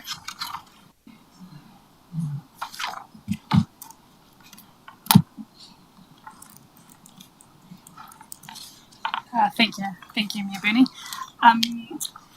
So, as you're aware, Council has been actively involved in setting the direction of the blueprint priorities through workshops held in September and October this year.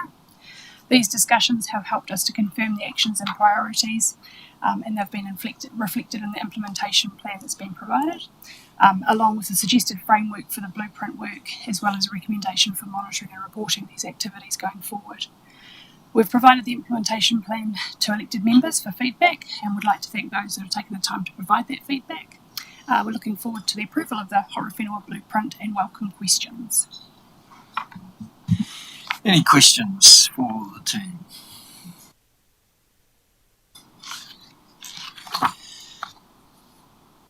Right, there don't appear to be any. That's great. Thank you. Yeah. Oh, sorry, Councillor Jennings. Sorry, Mr. Mayor. You were going to get away with no questions, but I'll be very brief. Cool. Yeah, look, just team, just in relation to the operational budget of 75,000 over the first 3 years, just so I'm crystal clear, that operational spending is it essentially is to progress the work that is, or the work streams that are detailed on page 30 or page 8 of the implementation plan. Is that my understanding? Because anything that's covered by the business as usual table is covered by existing operational budgets, and so the additional budget that we're talking about here is about those priorities on page 8 that doesn't have any dedicated budget at the stage. Can you just clarify that? Yeah, sure, Sam. Sorry, through you, Bernie. Just in regards to those priorities that we've identified on that page, don't necessarily, they may be delivered under BAU, or they may be required to essentially put a proposal up to access those funds to deliver those projects. Great, thank you very much. That's very helpful. Thank you. Thank you.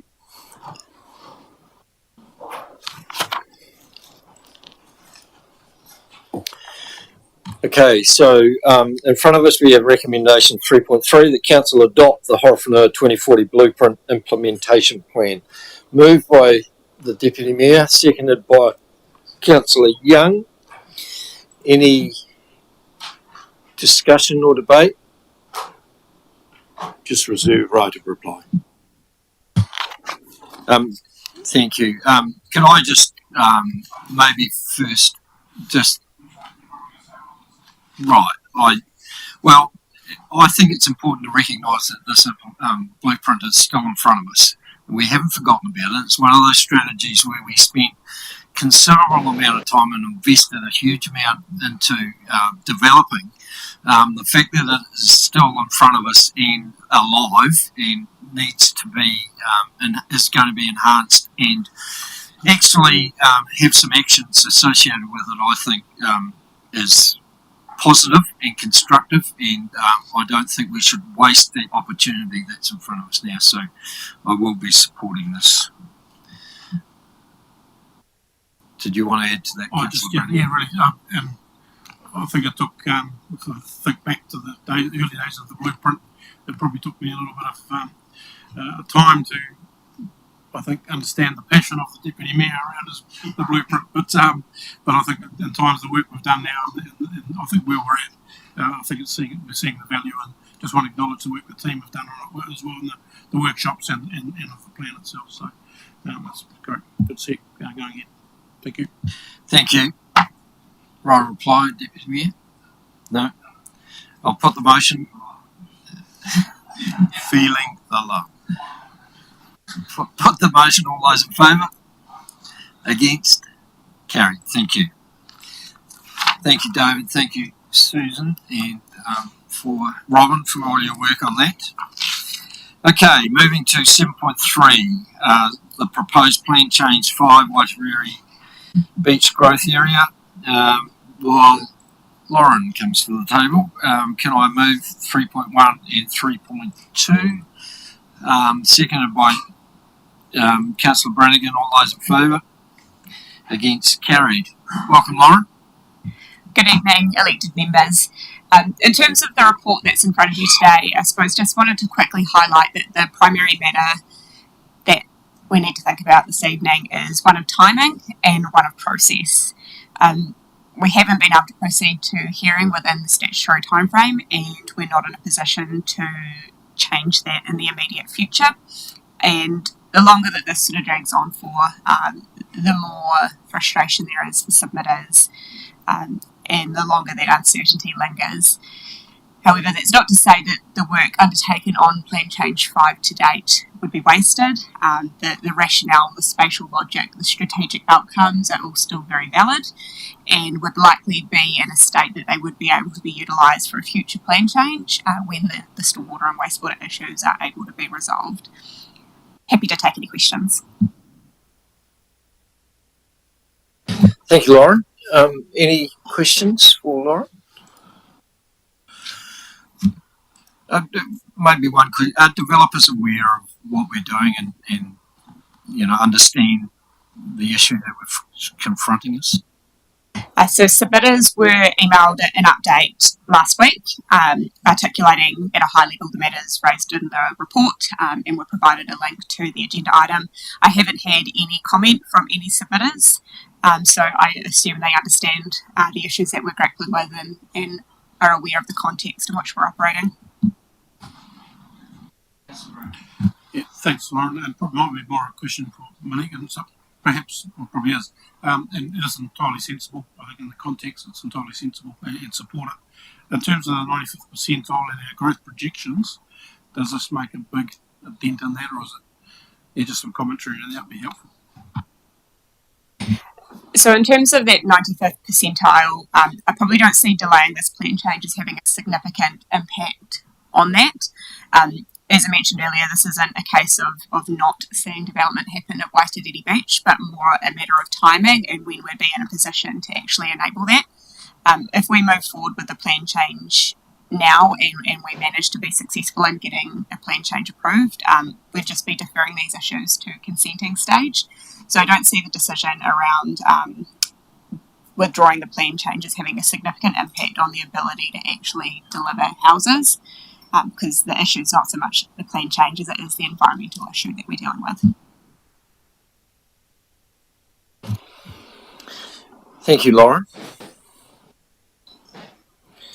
Okay, so recommendation 3.3, that plan change 5, proposed plan change 5 be withdrawn, meaning it would not progress to hearing at the current time, and that the current operative Horowhenua district plan zoning and provisions would remain in place. Moved by Councillor Brannigan, seconded by Deputy Mayor Allen.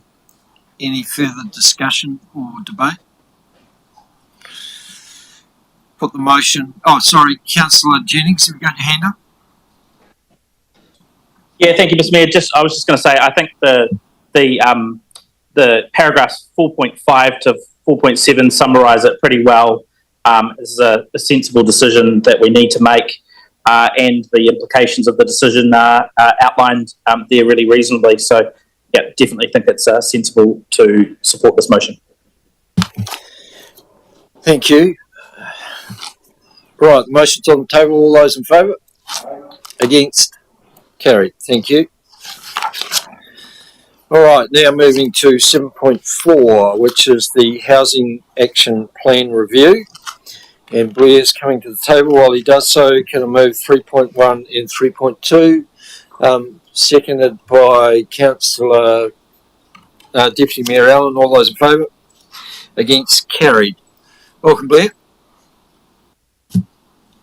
Thanks, Your Worship. Housing Action Plan Review has been to the table before. Obviously, 2019 originally established. The intent of the review was to pull some councillors and some officers into the space to look to refine and redefine and streamline, I guess, the 2019 plan and make current. Take the report as read, and the outcome of that review was really to consider options around the way forward through a more streamlined housing action plan framework, which we intended, and you'll see in the document, to get on to a page in line with a number of our other plans which are on a page. So really just trying to update, refine and refocus many of the actions that were already there in the existing plan. So 3 options were provided. One was to maintain the status quo and continue with the 2019 plan, noting that's quite a wide and diverse spread, probably requiring additional resource, which comes into some of the budget constraints. Option 2 was to adopt the revised framework, with an option for both of those to have like a 12-month review in terms of redefining and refining again. Option 3 was to cease work in the space. Any questions?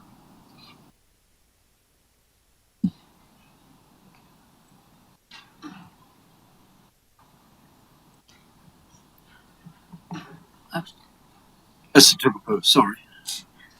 Thought I'd better wait till I got permission. So given the one public participant today around this item, in your looking at the framework, I note that transitional housing is not specifically mentioned, but homes for rangatahi fall into the investigate category. I don't see them necessarily mentioned anywhere else however, in your experience or leading this, where or which of the levers and or even core role would you consider council playing a part in that to support what they came to talk about? I think around establishing the concept of a space or a housing development that could accommodate that need. So, I have seen some more recently that have been developed around sort of shared communal facilities and accommodation for youth, which then share facilities and operate in that space. So there are examples out there that we could look to learn from and benchmark from and seek investors or partners to help develop in the district. I think there are some opportunities there, and I think particularly with the road coming, there may be some opportunities in that space as well around housing that can be used temporarily for the development of the road that could then switch to an alternate purpose at the end, in a sort of legacy outcomes space, which I briefly discussed with David. So there are avenues I think we can explore. Blair, you talk about the measures that you might want to, might inform the plan.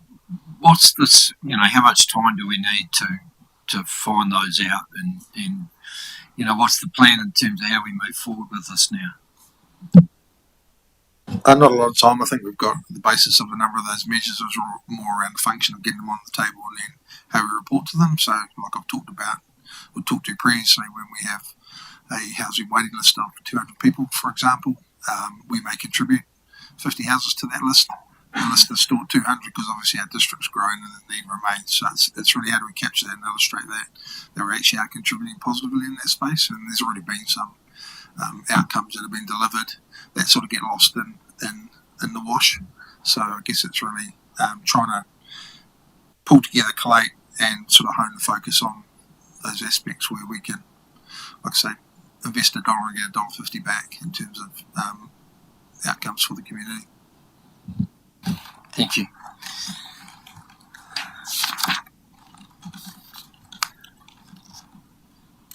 All right. Thank you, Blair. So we have recommendation 3.3 that Council adopts the recommended 2023 Affordable Housing Framework. Moved by Councillor Brannigan, seconded by Councillor Deputy Mayor Allen. Any discussion or debate?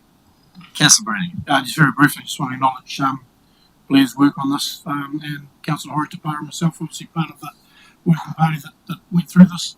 It became pretty apparent when we first got the 2019 plan in front of us that the world had moved on somewhat in those 4 years. So, and it was certainly more. We deemed it important to have a more targeted approach, but also acknowledging a lot of the work that is happening in this space already.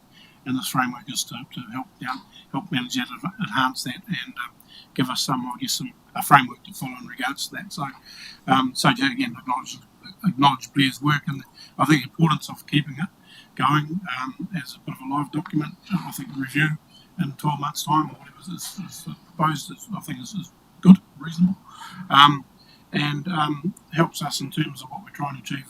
Again, that 95th percentile, our growth, etc. I think it's more targeted now than it was in the 2019 plan. So yeah, and just enjoyed working with Blair and Nina on the work. Yes, thank you all to the work that's gone into this. It does remain, needs to remain a focus for council. Obviously, we're not the deliverer of housing, but we can enable and obviously advocate. So yeah, all good. Anyone else wish to?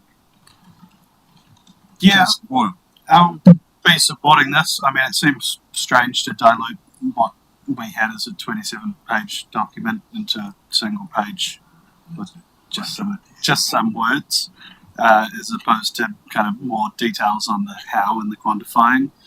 I hope we get to the how and the quantifying, given we didn't really do much of that on the last plan. My faith is not as high as I'd like it to be, but yeah, hopefully this is a step in the right direction. Let's try and do something. Okay, put the motion. All those in favour? Against? Carried. Thank you. Now moving to 7.5, Property Strategy Review to incorporate first right of refusal for iwi. And Brent is going to introduce this item. So while Brent's just coming to the table, can I move 3.1 and 3.2 to that the report be received and recognised as not significant? Seconded by Councillor Olsen. All those in favour? Against? Carried. Thank you. Welcome, Brent. Thank you, Your Worship. In introducing the report this afternoon, I'd like to acknowledge the work that's been undertaken to get us to this point, both from our staff and from our iwi partners. I'd also like to thank our Māori ward councillors and also Councillor Boyle for the guidance that they have offered in supporting us through this process and also facilitating the feedback that we've received. It hasn't been straightforward. Resourcing challenges and pressures on our iwi partners have meant it's been difficult to progress at the pace we would all like. In terms of the process we've undertaken, initially we approached our partners with a council resolution and a blank piece of paper with the idea of co-designing the amendment and the associated framework. We didn't get too much traction with this approach, which led to us drafting some detail on how we thought the process could look, and we sought feedback on this. The valuable feedback we've received to date is in response to this approach. What is clear is that there's a strong interest from iwi partners in relation to council property sales. There's a general feeling from iwi that there's been little visibility and awareness of the disposal program to date. And while the proposed amendment is a step in the right direction, it does feel like there's some more work to do. There are 3 options on the table this afternoon, and this is in response to the feedback we've received from iwi partners, which offer differing viewpoints, risks and considerations in relation to the amendment. In saying this, I believe there is a support and willingness from all parties to progress this to a point where there is agreement on a proposed way forward, if that is the will of the table. I acknowledge it's not as advanced as we would all like. However, it's important that we bring a paper back to Council today to provide an update to elected members as to how the matter has progressed, share the initial viewpoints in relation to the amendment, and seek direction from the table as to the next steps. Thanks, Brent. Any questions? Sam?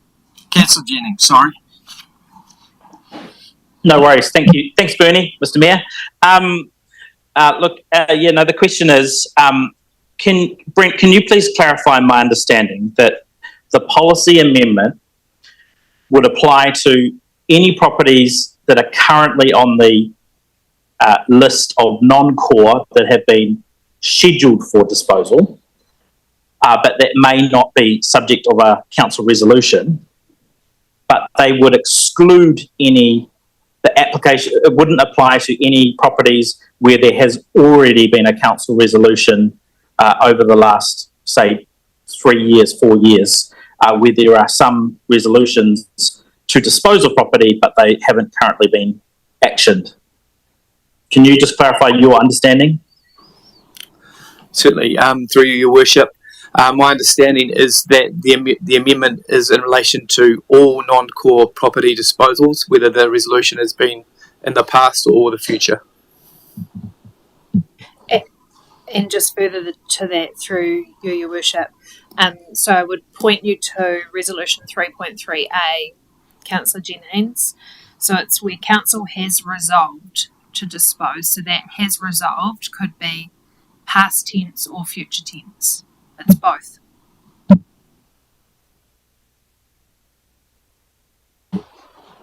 Deputy Mayor Al. Referring to 5.4, that paragraph, the last sentence says, additionally, it was recommended that if proven, land gifted to the council in its current or any prior forms should be returned to the iwi or hapu that originally donated it at no cost.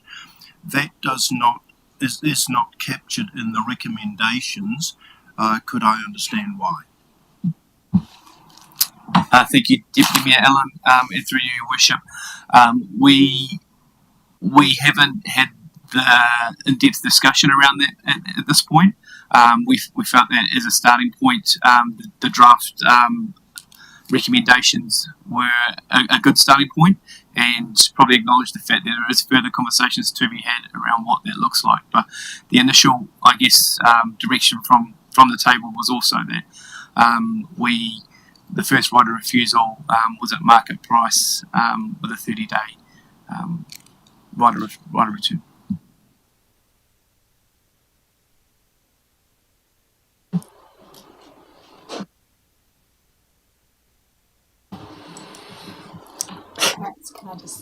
Sorry, Mr. Mayor. Sorry, did you have a question against Councillor Jennings? Yeah, just a follow-up question to my earlier line of question through to the Chief Executive or Brent is, can you talk about the compatibility then of the proposed resolution and 5.7b? Because it talks about council staff inform EB within 30 days of receiving a resolution. So if a resolution already exists, there is no new resolution to receive. So I want to be really precise on this point. Through you, Your Worship. Yeah, so look, Councillor Jennings, I think that's probably an example of where the intent of how the policy has been developed, where there might be some finer detail that could be worked through. So I think what the intent behind that policy is that within 30 days of either a council resolution or us commence, before we commence a process, so let's say there's already a resolution on the books to dispose of an asset, ahead of us going out to the market, that we've used the 30 days in advance of that to provide that 30 days to iwi to express an interest and exercise the first right of refusal. And I can understand how on the basis of reading that you could have maybe inferred that it was about future decisions, future disposal decisions versus retrospective disposal decisions. And yeah, like Councillor Tamihana and Councillor Boyle might want to comment on this in terms of some of the intent. Let's keep it to questions first though, shall we? Oh, questions first. Yes. Councillor Olsen, just quickly, I'm probably struggling a little bit around some of the process. So, like, if two parties are keen on a property, it's going to be determined, so there's a mutual outcome, if you like. So one would go ahead with that purchase, but in reality, that's still going to be pretty challenging, I would have thought. So how, just for my level of comfort around this to adopt it, I'd sort of a little bit more understanding around how that whole process would play out. It sounds good on paper, but yeah, in practice. Through Your Worship, I think that's probably one of the complexities with this kaupapa that needs further investigation and further agreement. What was clear when we initially went out to our partners was that council should not be the decision maker if there's multiple iwi vying for one property. So there is, this is part of, I guess, the next steps in how we work through the detail.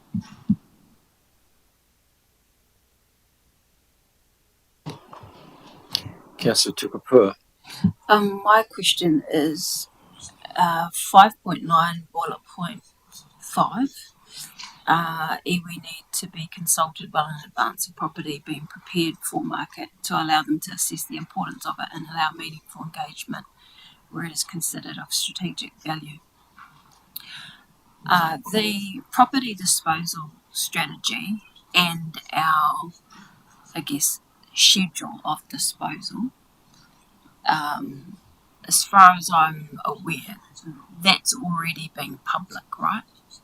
And the time, because we budget some of the earlier stuff and the others not necessarily come online.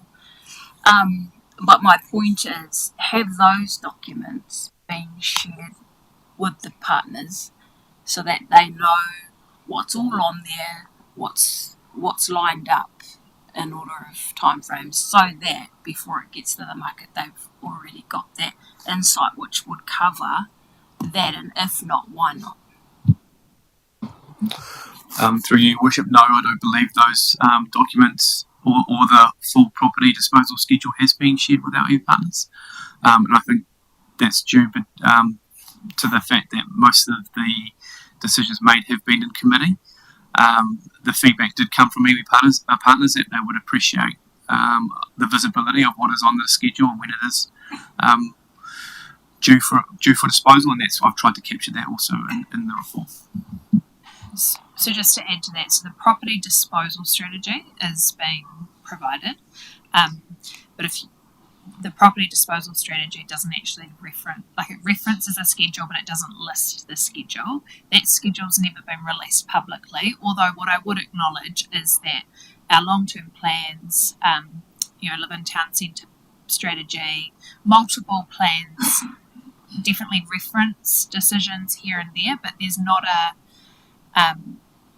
I think that there is an opportunity, whether we're talking about first rights of refusal for iwi or whether we're just talking about visibility from our community and understanding council's intent around property disposal. I think Mr. Harvey and I would agree that there's certainly some enhanced work we could do in that area.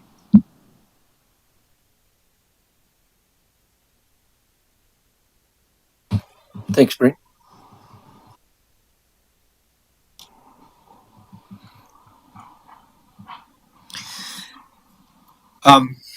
Okay, so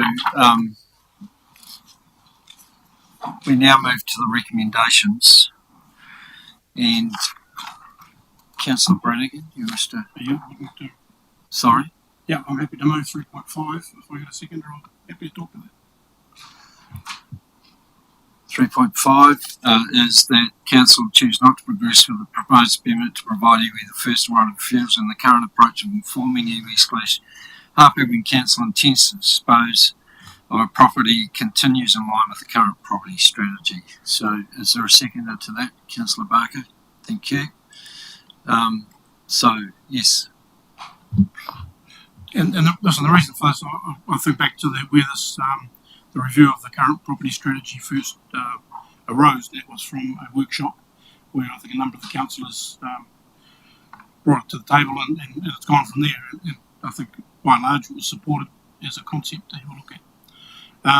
Reading through this and all the information we've been provided through the process, to me it's clear that there's just not a solid case there. There's not agreement with iwi in terms of the levels of comfort around it, and certainly from my point of view as the governor of this district, for me this is a big decision to make in terms of our property strategy. It's not decrying the value of it, but for me the case is just not solid enough to move it forward. And for that purpose, I've moved 3.5. If that fails, I'm sure someone will want to look at one of the other options. But for me, that's where I currently sit. I think in the current property strategy, where the CE is, we are informed we intend to sell a property. That is in our current strategy. So for me, that's where it currently remains. Councillor Barker is the seconder for the motion. Would you like to speak? Yeah, sure. For everything that Councillor Brannigan said, also to be blunt, I think it's a can of worms. It's iwi can't agree amongst themselves anyway, so you offer it to one, the other one wants it, then it turns into an argument or legal proceedings, and we end up again kind of doing nothing, going nowhere. I don't see any advantage to the ratepayers in this, and I do see disadvantages to them. Also, on a bigger sort of thing for me anyway, it's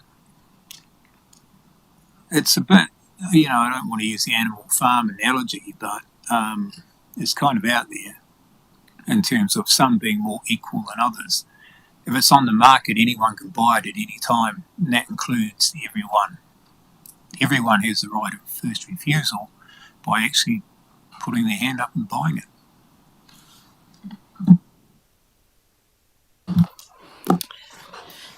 Any further? Councillor Bull. Yeah, interesting to hear that this was supported as a concept, but now there's new information that's come to light that's changed everything. There's no new information. There's literally no new information you've got here. It's pretty much the same wording and the same policy that you endorsed earlier. Yeah, the feedback from the iwi says they're uncomfortable. It says they're uncomfortable with the status quo. It says they're really uncomfortable, and they've got loads of things they're discomfortable about. But it does say that they're comfortable that this is a step in the right direction. I don't see how this is a big decision. I don't see how this disadvantages other ratepayers. We're selling things at market value. I think it's purely because it's race-based. No. I think it's perfectly valid. Sorry. Yeah. I don't want to have to pull you into line there, Councillor Ball, but you shouldn't be introducing. I'm happy to stand by my statement. Let's not have a conversation. Let's just let people speak. Yeah, I can't see how this is a big decision because it doesn't have a big market value impact. Like, yeah, there is no rating impact to this decision. Yeah, well, it's a debate. I'm allowed to look wherever I like in the room. There is no rating impact to this decision.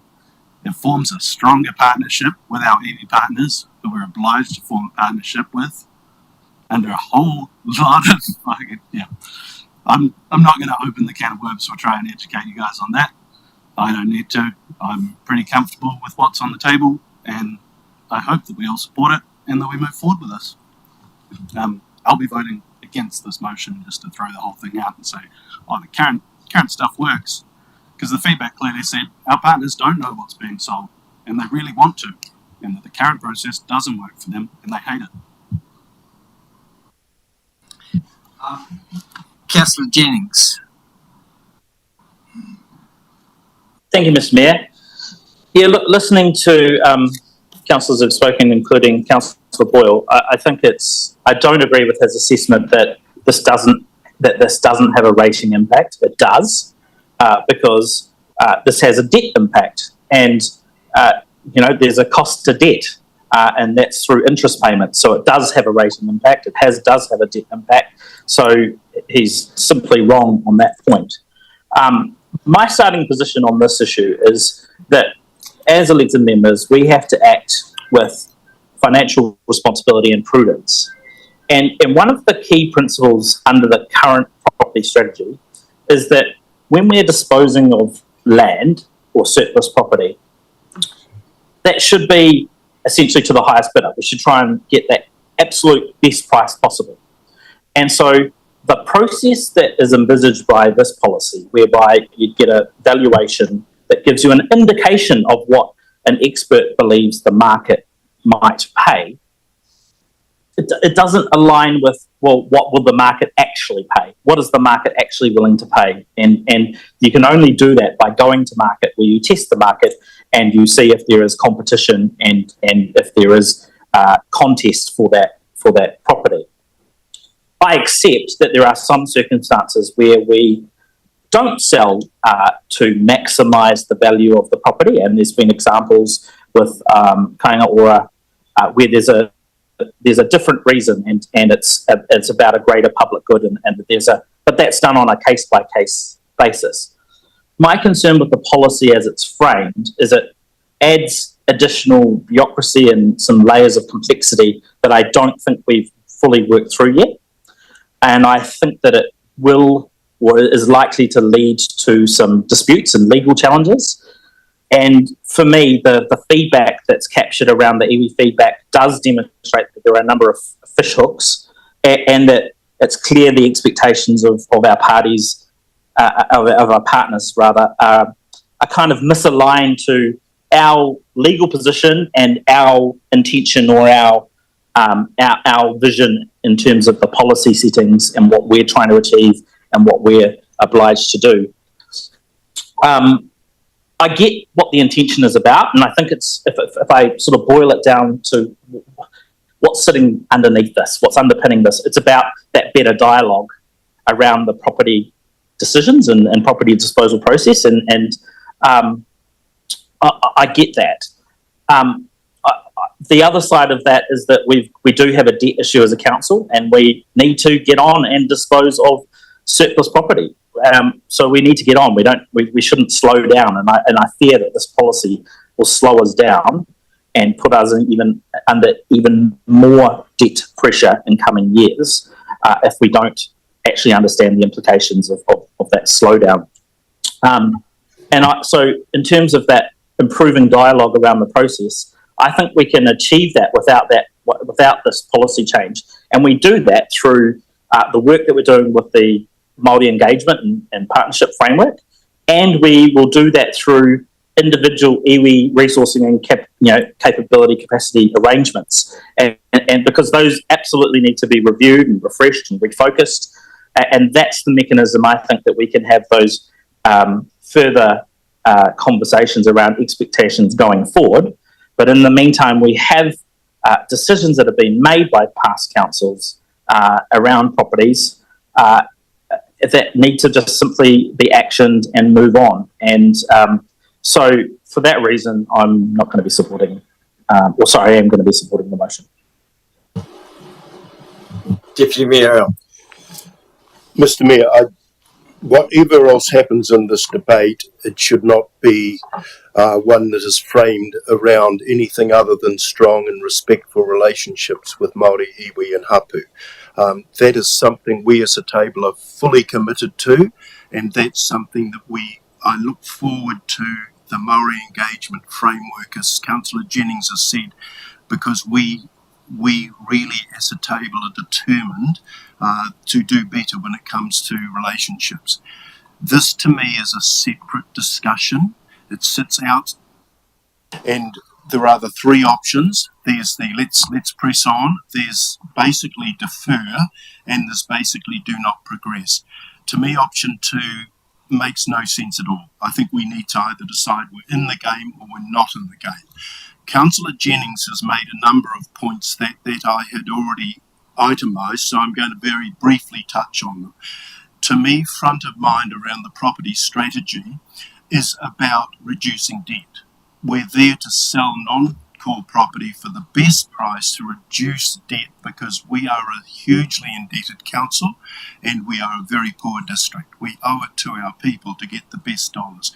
To talk about market value, as Councillor Jennings said, is not a complete picture until it is actually put on the market. Research is one thing, suggestions, ideas are another, but until it's actually put on the market, we don't know what the best dollar value will be. I do worry about the risks in the detail. I do genuinely worry about deferring decision back to iwi to decide.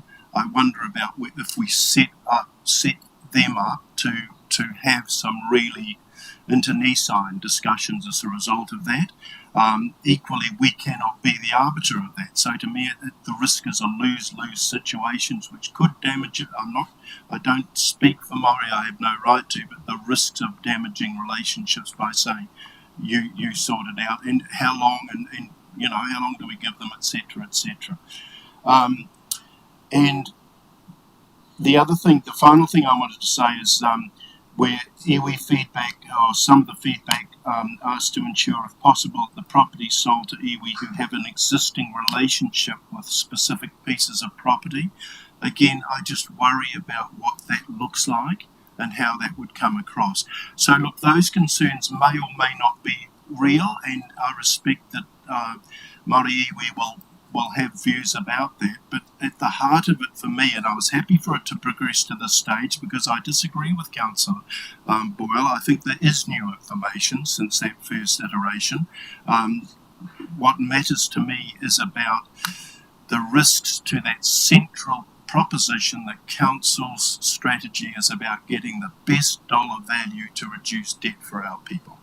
And when it comes to the relationships, the mower engagement framework is something I really want to look forward to in terms of relationships with Māori. Councillor Proctor. Oh, sorry, were you going to say? First off, I'd like to respond to a couple of councillors, and if you look at your agenda there's some items. 6.4 cost. There is no cost to council for any of the options in executing these changes to the property strategy. 6.5 rate impact. There will be no rate impacts arising from this either. So I don't know why everyone thinks that there's going to be a massive impact on our debt and rates going forward with this option here. Obviously, I will not be voting for your motion. But anyway, I think the discussion has clarified a lot of my thinking about what I will support, and I think this is a very elegant solution to what's been proposed. And I congratulate the officers and the staff for coming up with what's been presented here. I think it's a nice step forward to clarify a consultation process and empower iwi in our community to engage in a process where traditionally they haven't engaged well, haven't been well informed, haven't engaged well, haven't taken the opportunities in front of them. And what's proposed here is really a process which starts to rectify our bad practice over the last 50 odd years in this space. For me, the sale of council property is going to be sold at fair market value.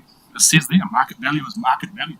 Putting it on the market for a long period doesn't change that market value. So that still has to be agreed.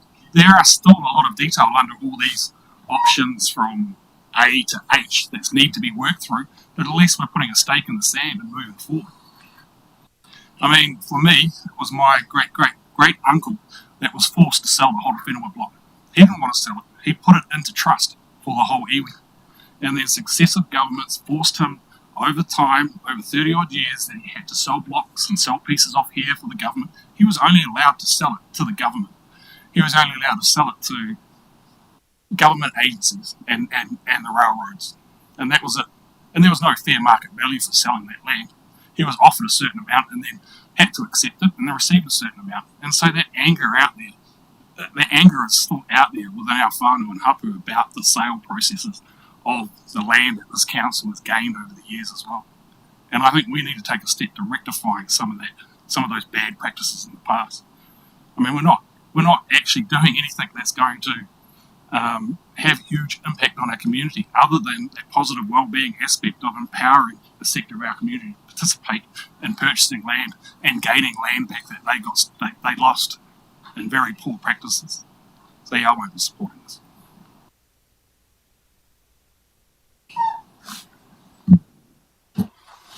Councillor Timmy Hunt. My response will be real brief. Thank you, Brent and the team, for the work that you put into this. Truly appreciate it. And also thank you to Councillors Boyle and Corey Tapau that also provided a whole lot of support and feedback in this process.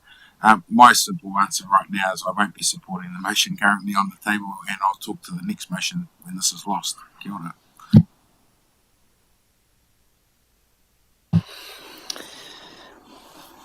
Anyone else wish to speak?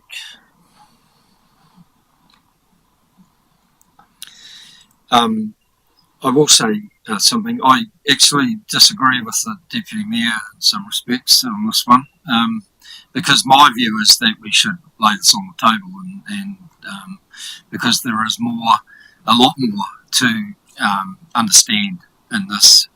I don't want to see it disappear. I do think that what Mr. Harvey has told us alludes to some of the difficulties and issues and unintended consequences that we need some more information on to understand and further refine and have that discussion. So I agree with a lot of what Councillor Proctor has said as well, that we need, it's a good start, but I think there's a way to go, and I don't think we're quite ready to make that step at this stage. So I too won't be supporting the motion, but I will be then proposing 3.4. Right, reply your wish? Yes, you can. Yep. Listen, I appreciate all the commentary on the table, most of the commentary on the table. That was respectful and on point. I've moved 3.5, happy for it to go to the vote. if that fails, certainly happy for 3.4 to be debated as well. All right, so I sense a sort of slight division here, so we will use division with this, and I'll start to my right, Deputy Mayor Allen. So just in making sure that everyone is aware of what we are voting for, the motion is 3.5, that Council chooses not to progress for the proposed amendment to provide iwi the first right of refusal on the current approach of informing iwi/harpoo when Council intends to dispose of a property continues in line with the current property strategy. In favour. Councillor Moore? Against. Against. Against. Councillor Proctor? Councillor Barker? For. Councillor Brannigan? For. Councillor Tamihana? Respectfully against. Councillor Olsen? Sorry, I just need to go to the loo. For. Oh, sorry. Hang on a minute. So, Councillor Tamihana was Against. Councillor Olsen. Can we just turn Councillor Tamihana's button off? Thank you. Councillor Olsen. Councillor Tukapua. Against. Councillor Grimstone. Councillor Jennings. For. And I am against.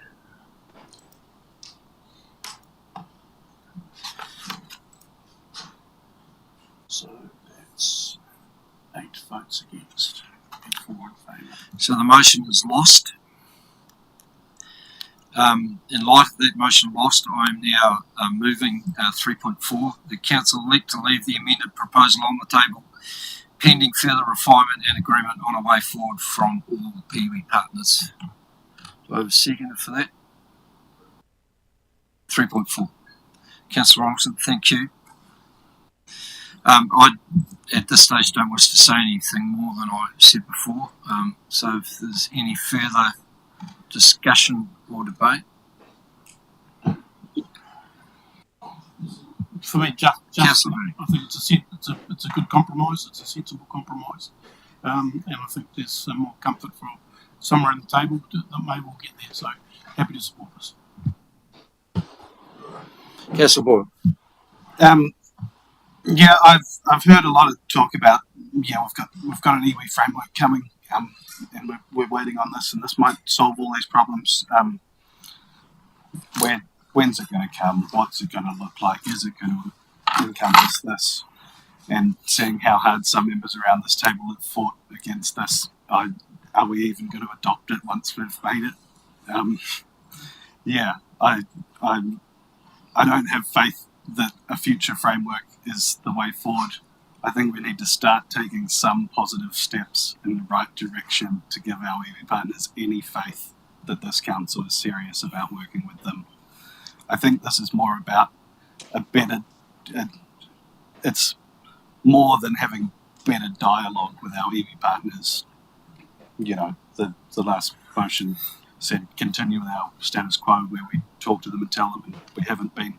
This is more than just better dialogue. This is an acknowledgement of the historic ownership and the abhorrent means by which this land was obtained. And when I say this land, I mean our entire country that we live in.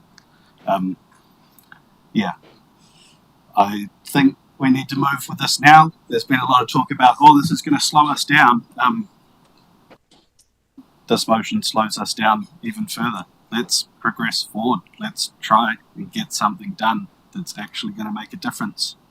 It might even speed us up. How neat would it be to have a willing buyer in our community for every bit of land we want to sell that's actually going to do something good with it? I look forward to this motion being lost and 3.3 being moved after that.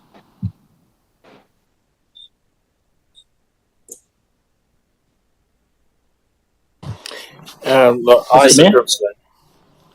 sorry. No, that's fine. It's all good.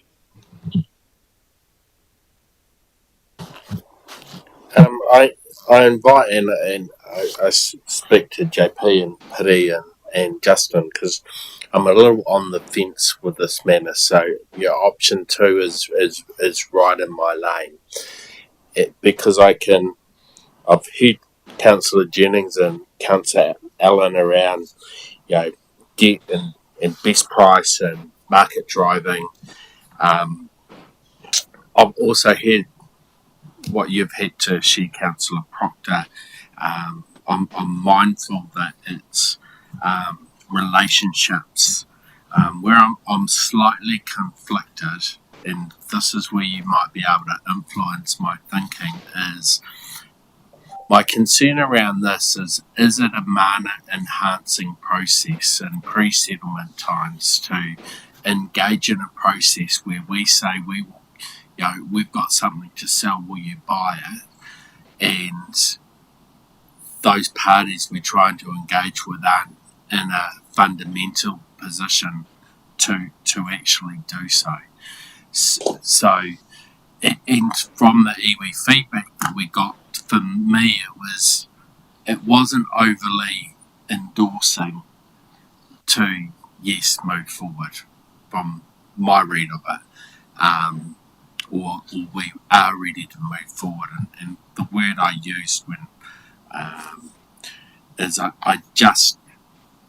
was falling into the space where I was thinking, do we need to mature our thinking and the work around our framework in order to land something that is mana enhancing? So I'm really looking for a lead from our iwi members to sway me in one direction or the other on this particular matter.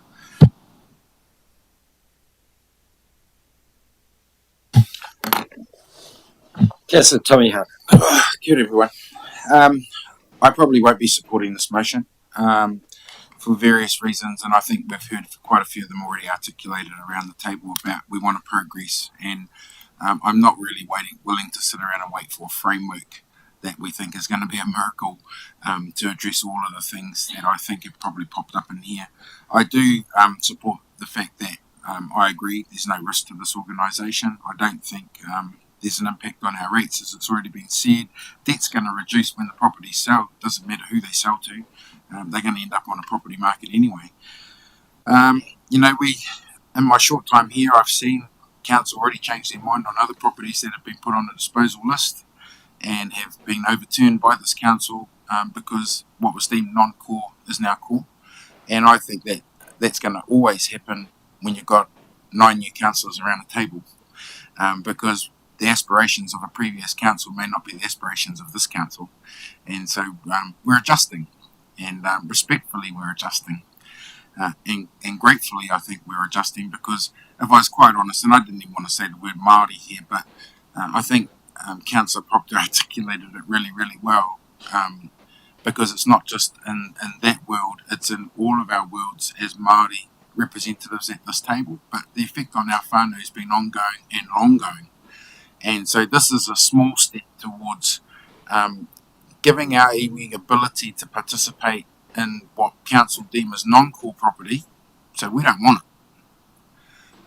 I've sat here as a young man. I lived over the back here in Goldsmith Crest. I watched all the elderly housing get sold around me. I watched my family cry as they moved out of those homes, and I don't think we've seen a return for that loss of housing in this district.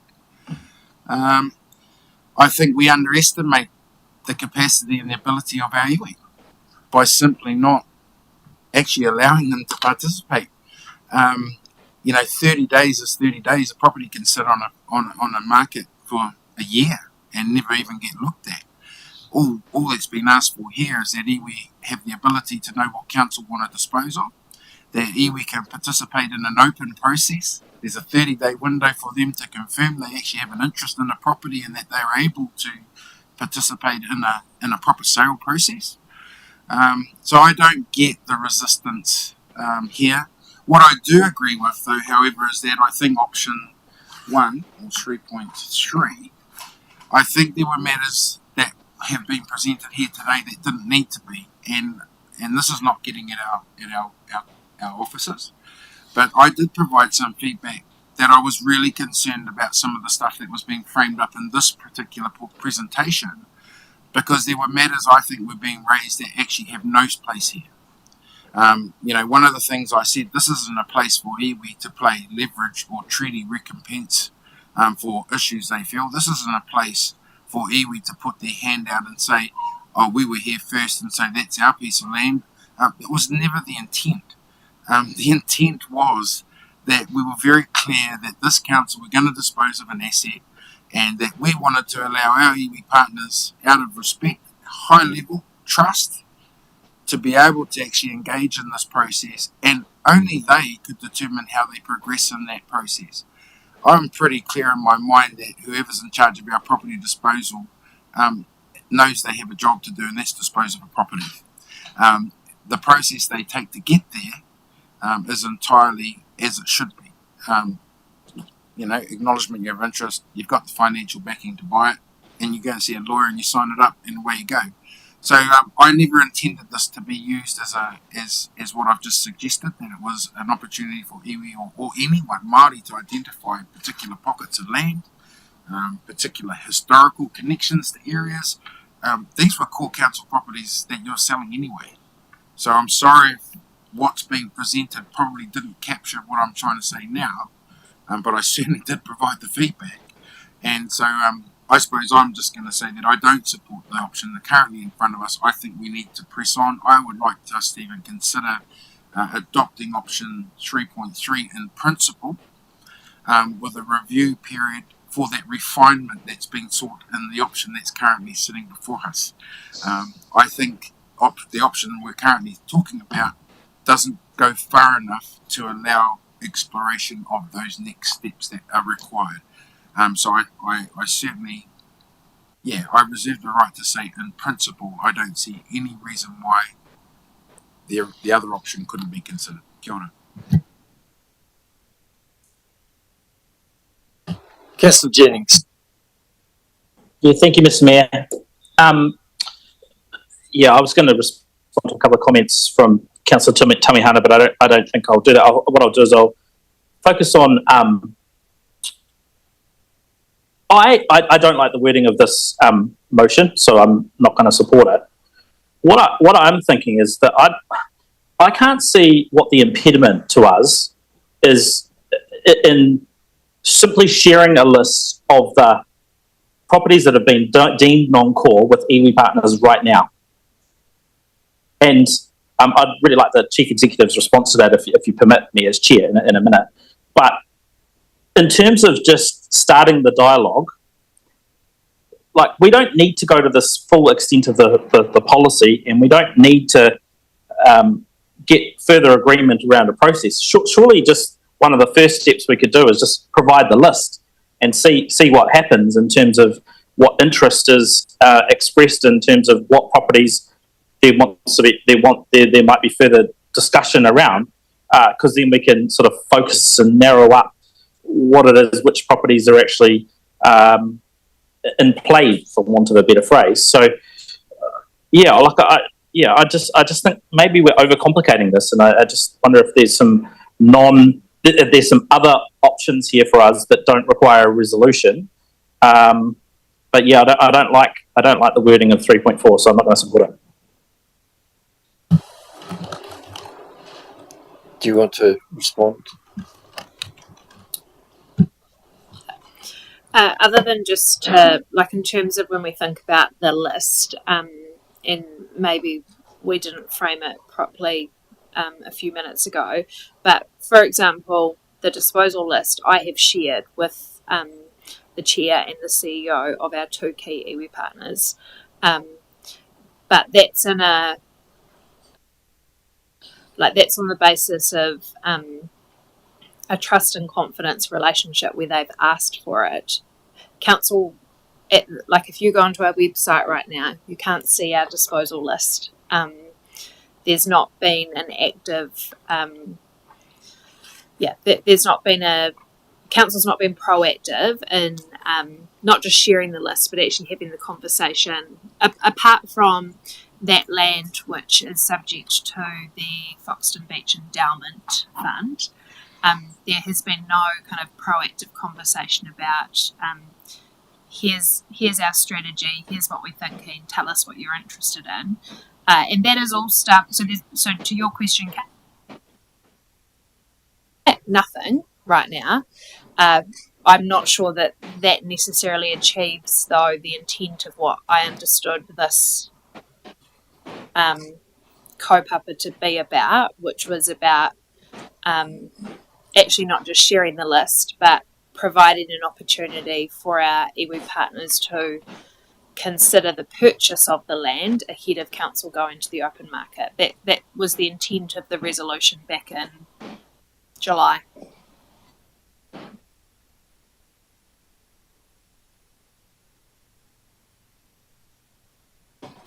Oh, I'll have another crack at seeing if I can convince everyone to go for 3.3. I have to be honest that I am sitting on the fence with 3.4. I feel for Councillor Grimstone there that 3.4 seems like a nice road ahead with no end to that road though, and no definition around that road on how we're going to get to an end as well. So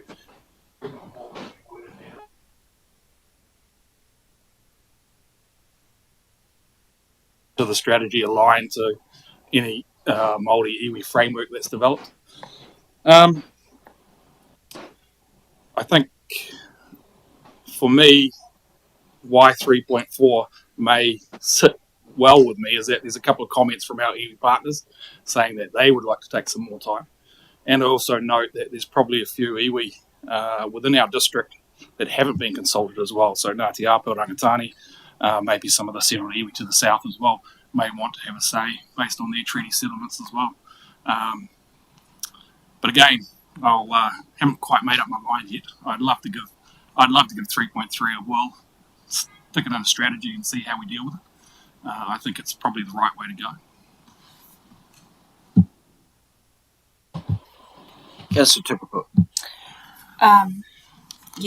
Lots has been said, but I just want to respond to Councillor Jennings' earlier comment, and maybe Deputy Mayor touched on it too, around price, that market value and things like that. And at least from Councillor Jennings' point of view, he's got quite a lot of weight behind that as a key driver.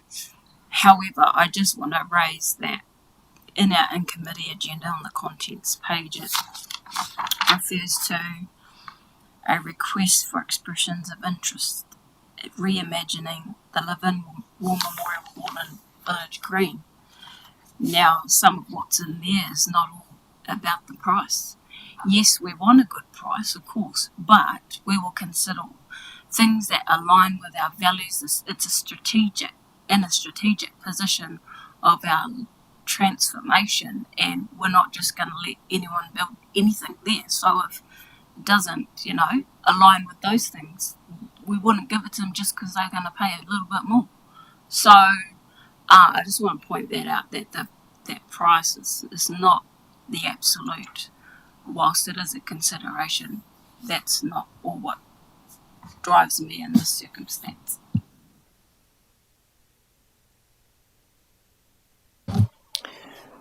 So, my right of reply.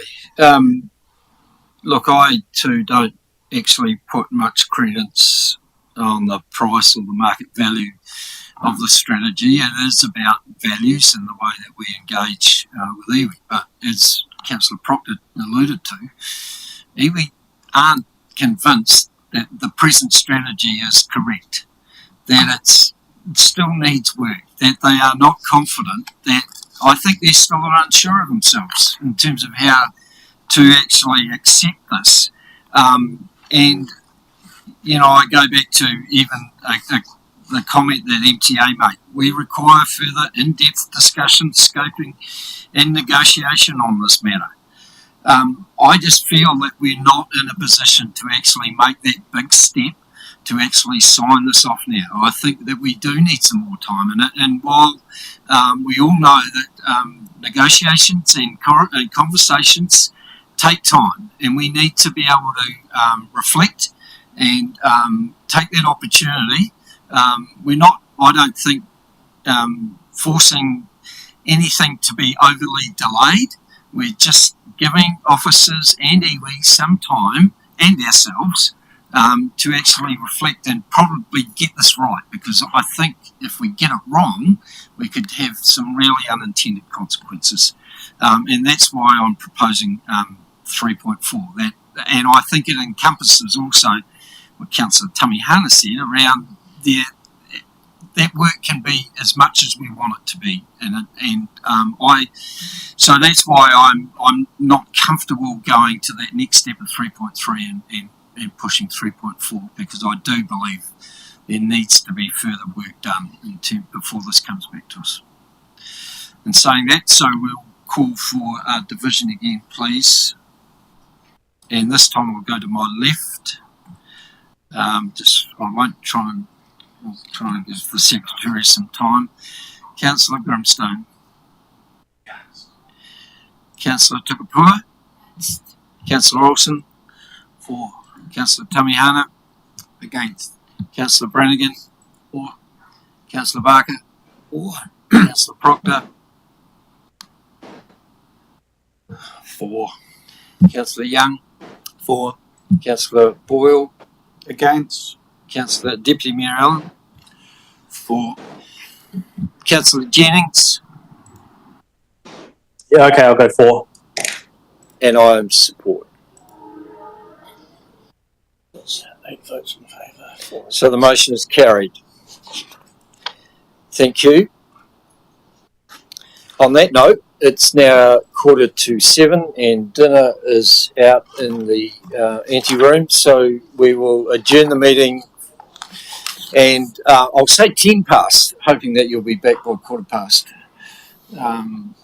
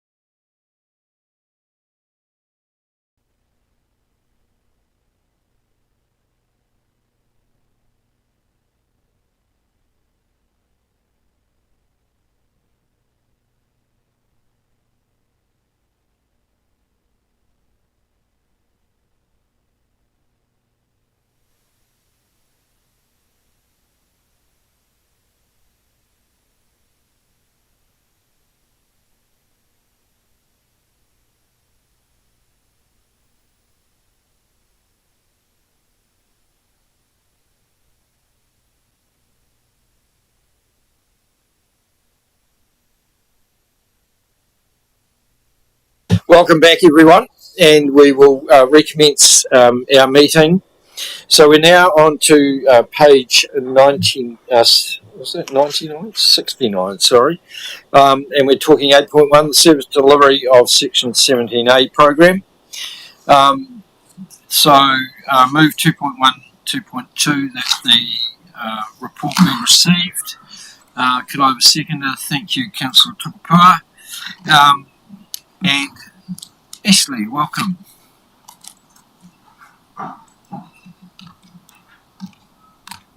Thank you, Your Worship. I will take this report as read just to highlight the purpose of this is, as you'll see on your plan on a page, it was one of the other focus areas. This report is just a starting piece in this process. It's to bring a current state forward to you, noting that the recommendation does state that we are currently non-compliant in some areas under the Section 17A of the Local Government Act. I'm happy to take any questions.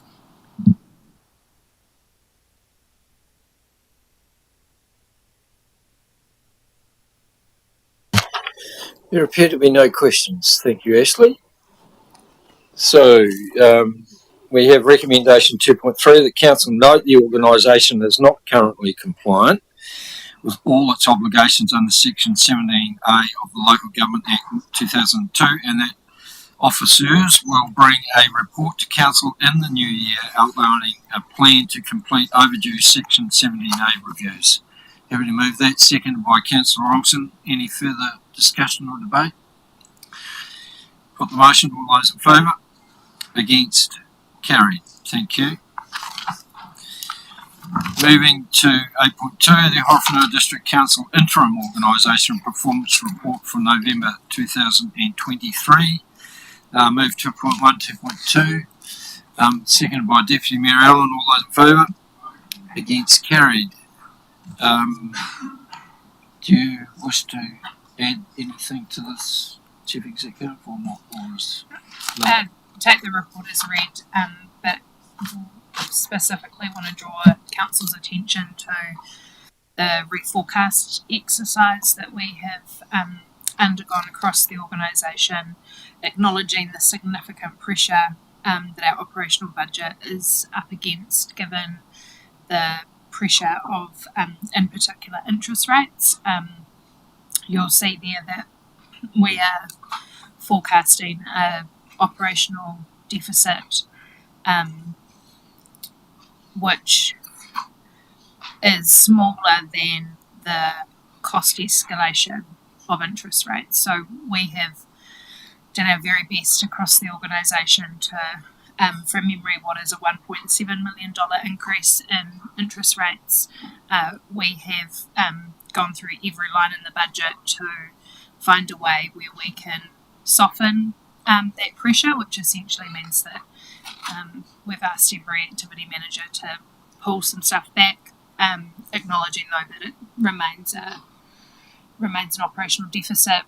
One of the options available to us was to have modelled the impact of the increase of rating income that we hadn't anticipated, but of course through the LTP process we've put that up as an option to soften next year's rates.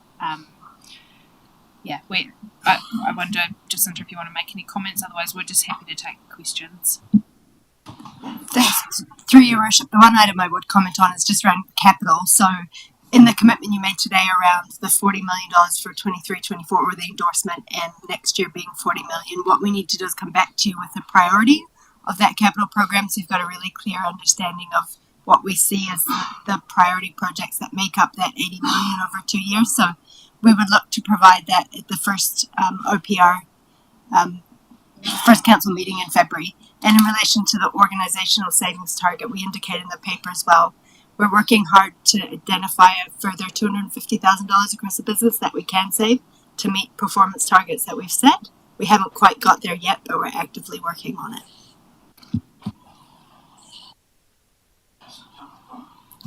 Just along the lines of that tension and interest rates rising, or they haven't slowed down yet.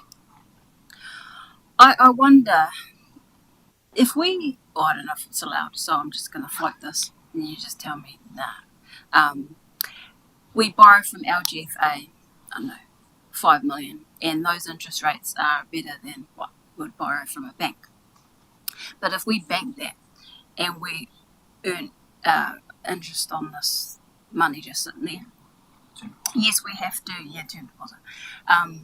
We have to pay the interest there, which is less, but we're gaining a difference for a period of time, and it could amount to a few $100,000 depending on what we put in that term deposit.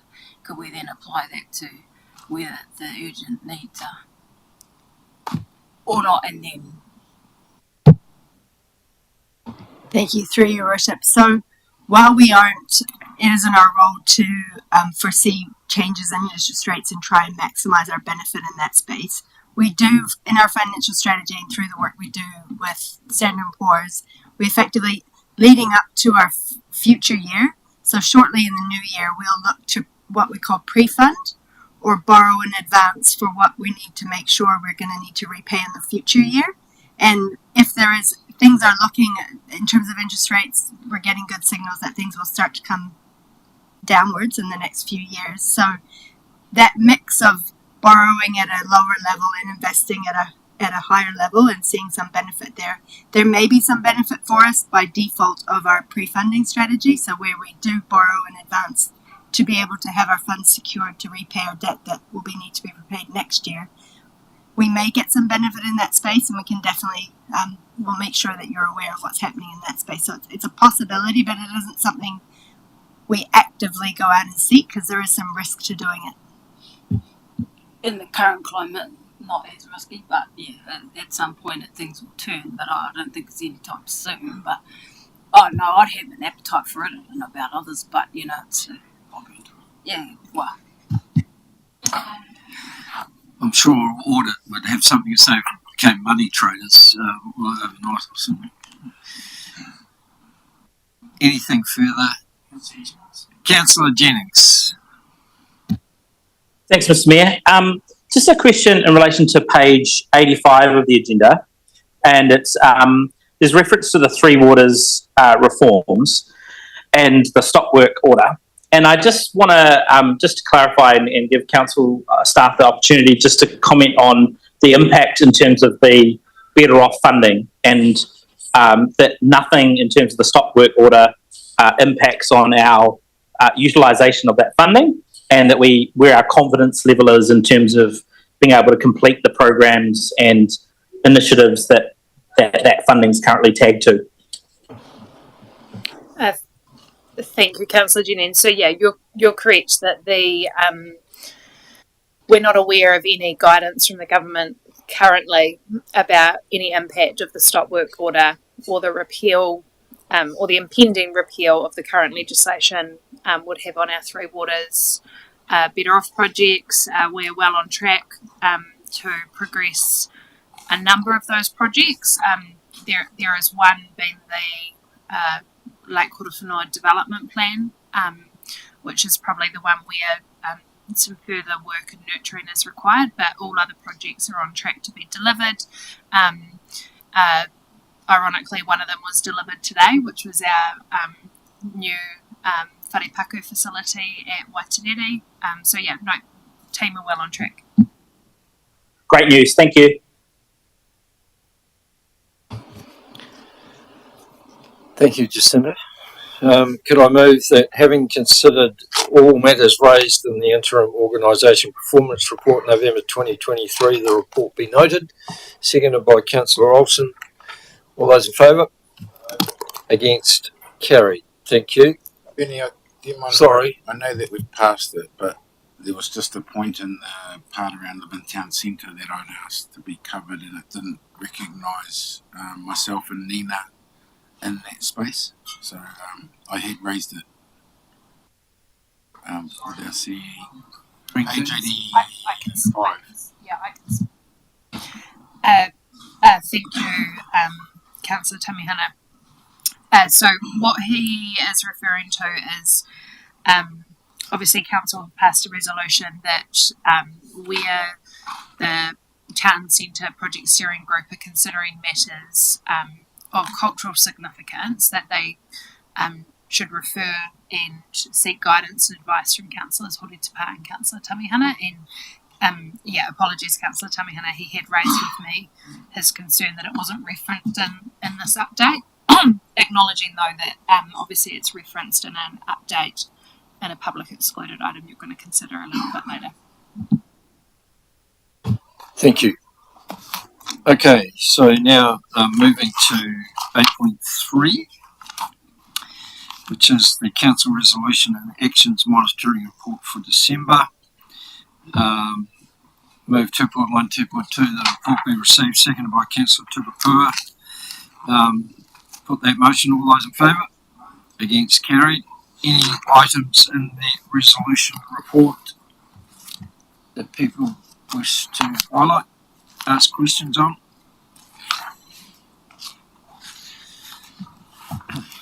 Councillor Brannigan. Just in terms of 2023-146, it's the meeting at the Marine Boating Club with Doc and Iwi Hapu.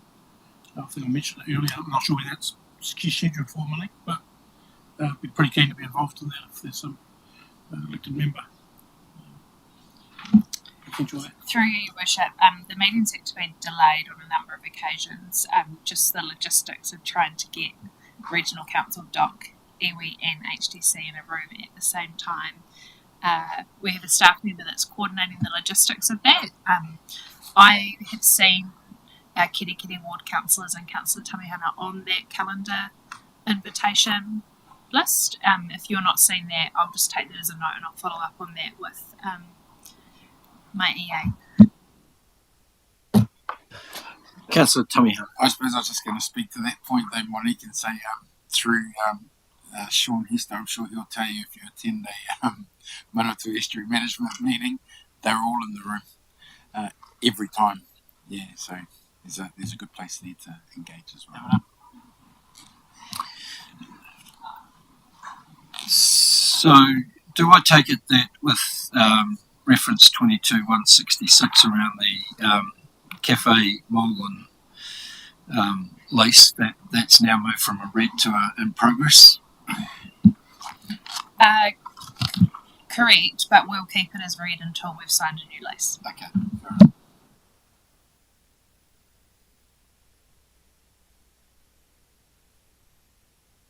Moving to 8.4, the Long-Term Plan 2021-2041 Monitoring Report, December 2023. Move 2.1, 2.2, the report be received. Seconded by Councillor Young. All those in favour? Against, carried. So, again, any items on that list that people wish to bring to attention? In that case, we will move to 9.1.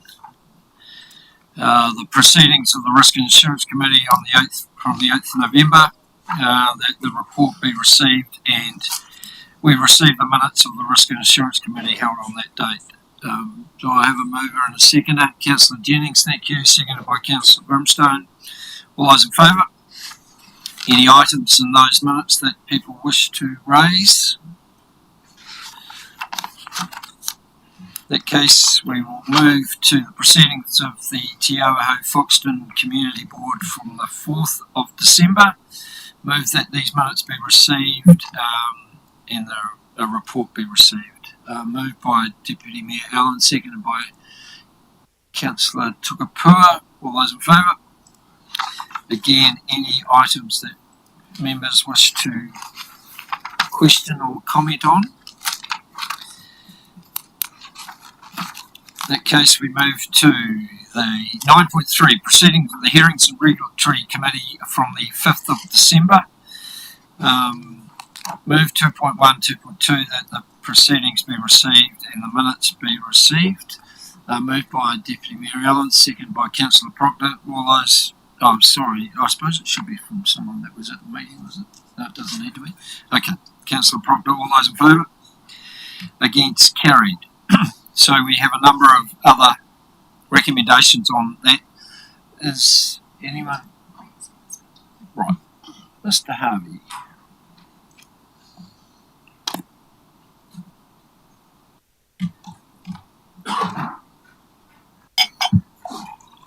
Thank you, Your Worship. Unfortunately, Mr. Hess is away today. He's unwell, so I'll briefly talk to this one. Also, just while I'm here, I just want to thank the submitter that presented today. There were 2 other submitters that were due to submit, but due to miscommunication internally, they didn't unfortunately get the opportunity to present at the Regulatory and Hearings Committee. So we just wanted to acknowledge that publicly here tonight. So last week, obviously, the Hearings Committee met and discussed the feedback from the community in relation to the Freedom Camping Bylaw. There's a number of changes that have been made as a result of that meeting and as a result of the submissions. I won't go into them individually, but essentially we're seeking approval tonight from Council to move that one forward. In addition to the submissions received, I just want to touch on a request that did come through regarding the season length of Kimberley Reserve, our camping site there. And there was a request to extend the season to include the first school holiday block. Typically, we normally shut that campground in Easter. Last year, we did extend. I've had a conversation with our team, and we can accommodate that and make that a permanent change with very little impact.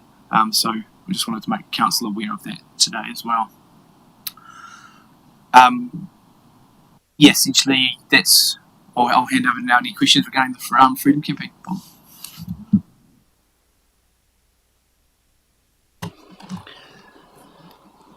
Any questions?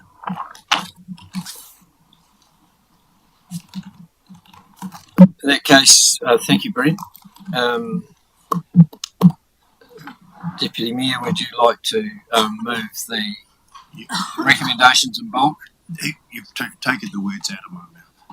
Yeah. With the permission of the table, I'd like to move 2.3 to 2.10 in block. Councillor Brannigan, are you happy? Did I hear and not see a nod? Thank you. So it's moved and seconded. Any further discussion or debate? Councillor Tommy Hana. Kia ora everyone. Look, thank you for the amount of work that's gone into preparing this document. I suppose I just want to share that I thought the process was really well done. I think the hearing was well done, but what I've since learned is that I didn't get access to all the submissions prior to the hearing, so I wasn't actually able to just see what all the feedback was, and so it wasn't until I received my latest docs that the submissions came through. And so what I'm saying is there's a couple of areas that I'm a little bit concerned about. I know that we've already done this process, but I wanted to just put publicly on the record that I am concerned a little bit about Te Maire.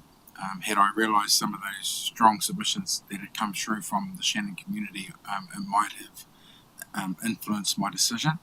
And the second one was around the Waterbury domain and the decision that was made there. And I don't feel as if look, I'm happy with where we're at, but I think in a review process I would push really hard to ensure there was an alternate site to Waterbury Beach. And the last issue that was brought to my attention, and it was actually through one of the submitters that didn't get notification to come, and it was actually around seasonal stuff around particularly Waterbury Beach Surf Club and just some of the cultural practices that occur in that area. And so happy to continue where we are today, but I did want those noted today as part of my response. Kia ora. So noted. Councillor Brady. Yeah, just very briefly for me, just pleased to see the bylaws beefed up in terms of the likes of Whitebait Creek, where there's been some historical issues there. That's been an ongoing sore festering, and likes of Waikawa. I think some really good stuff there. So and well done to the team for putting together. So quite a bit of work, but it's come up nicely. Thank you. Any comments? I'll put those recommendations 2.3 to 2.10. All those in favour? Against? Carried. Thank you very much. So that now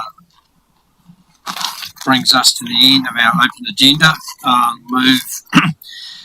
We move to in committee that the public be excluded from the following parts of the proceedings.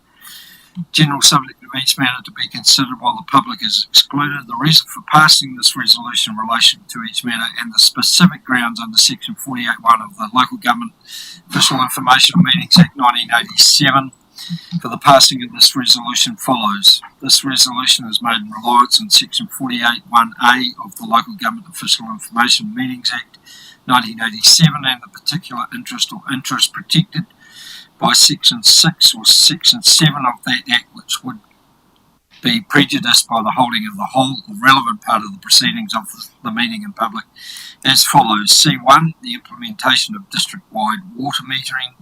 C2, Levin Town Centre transformation implementation plan adoption.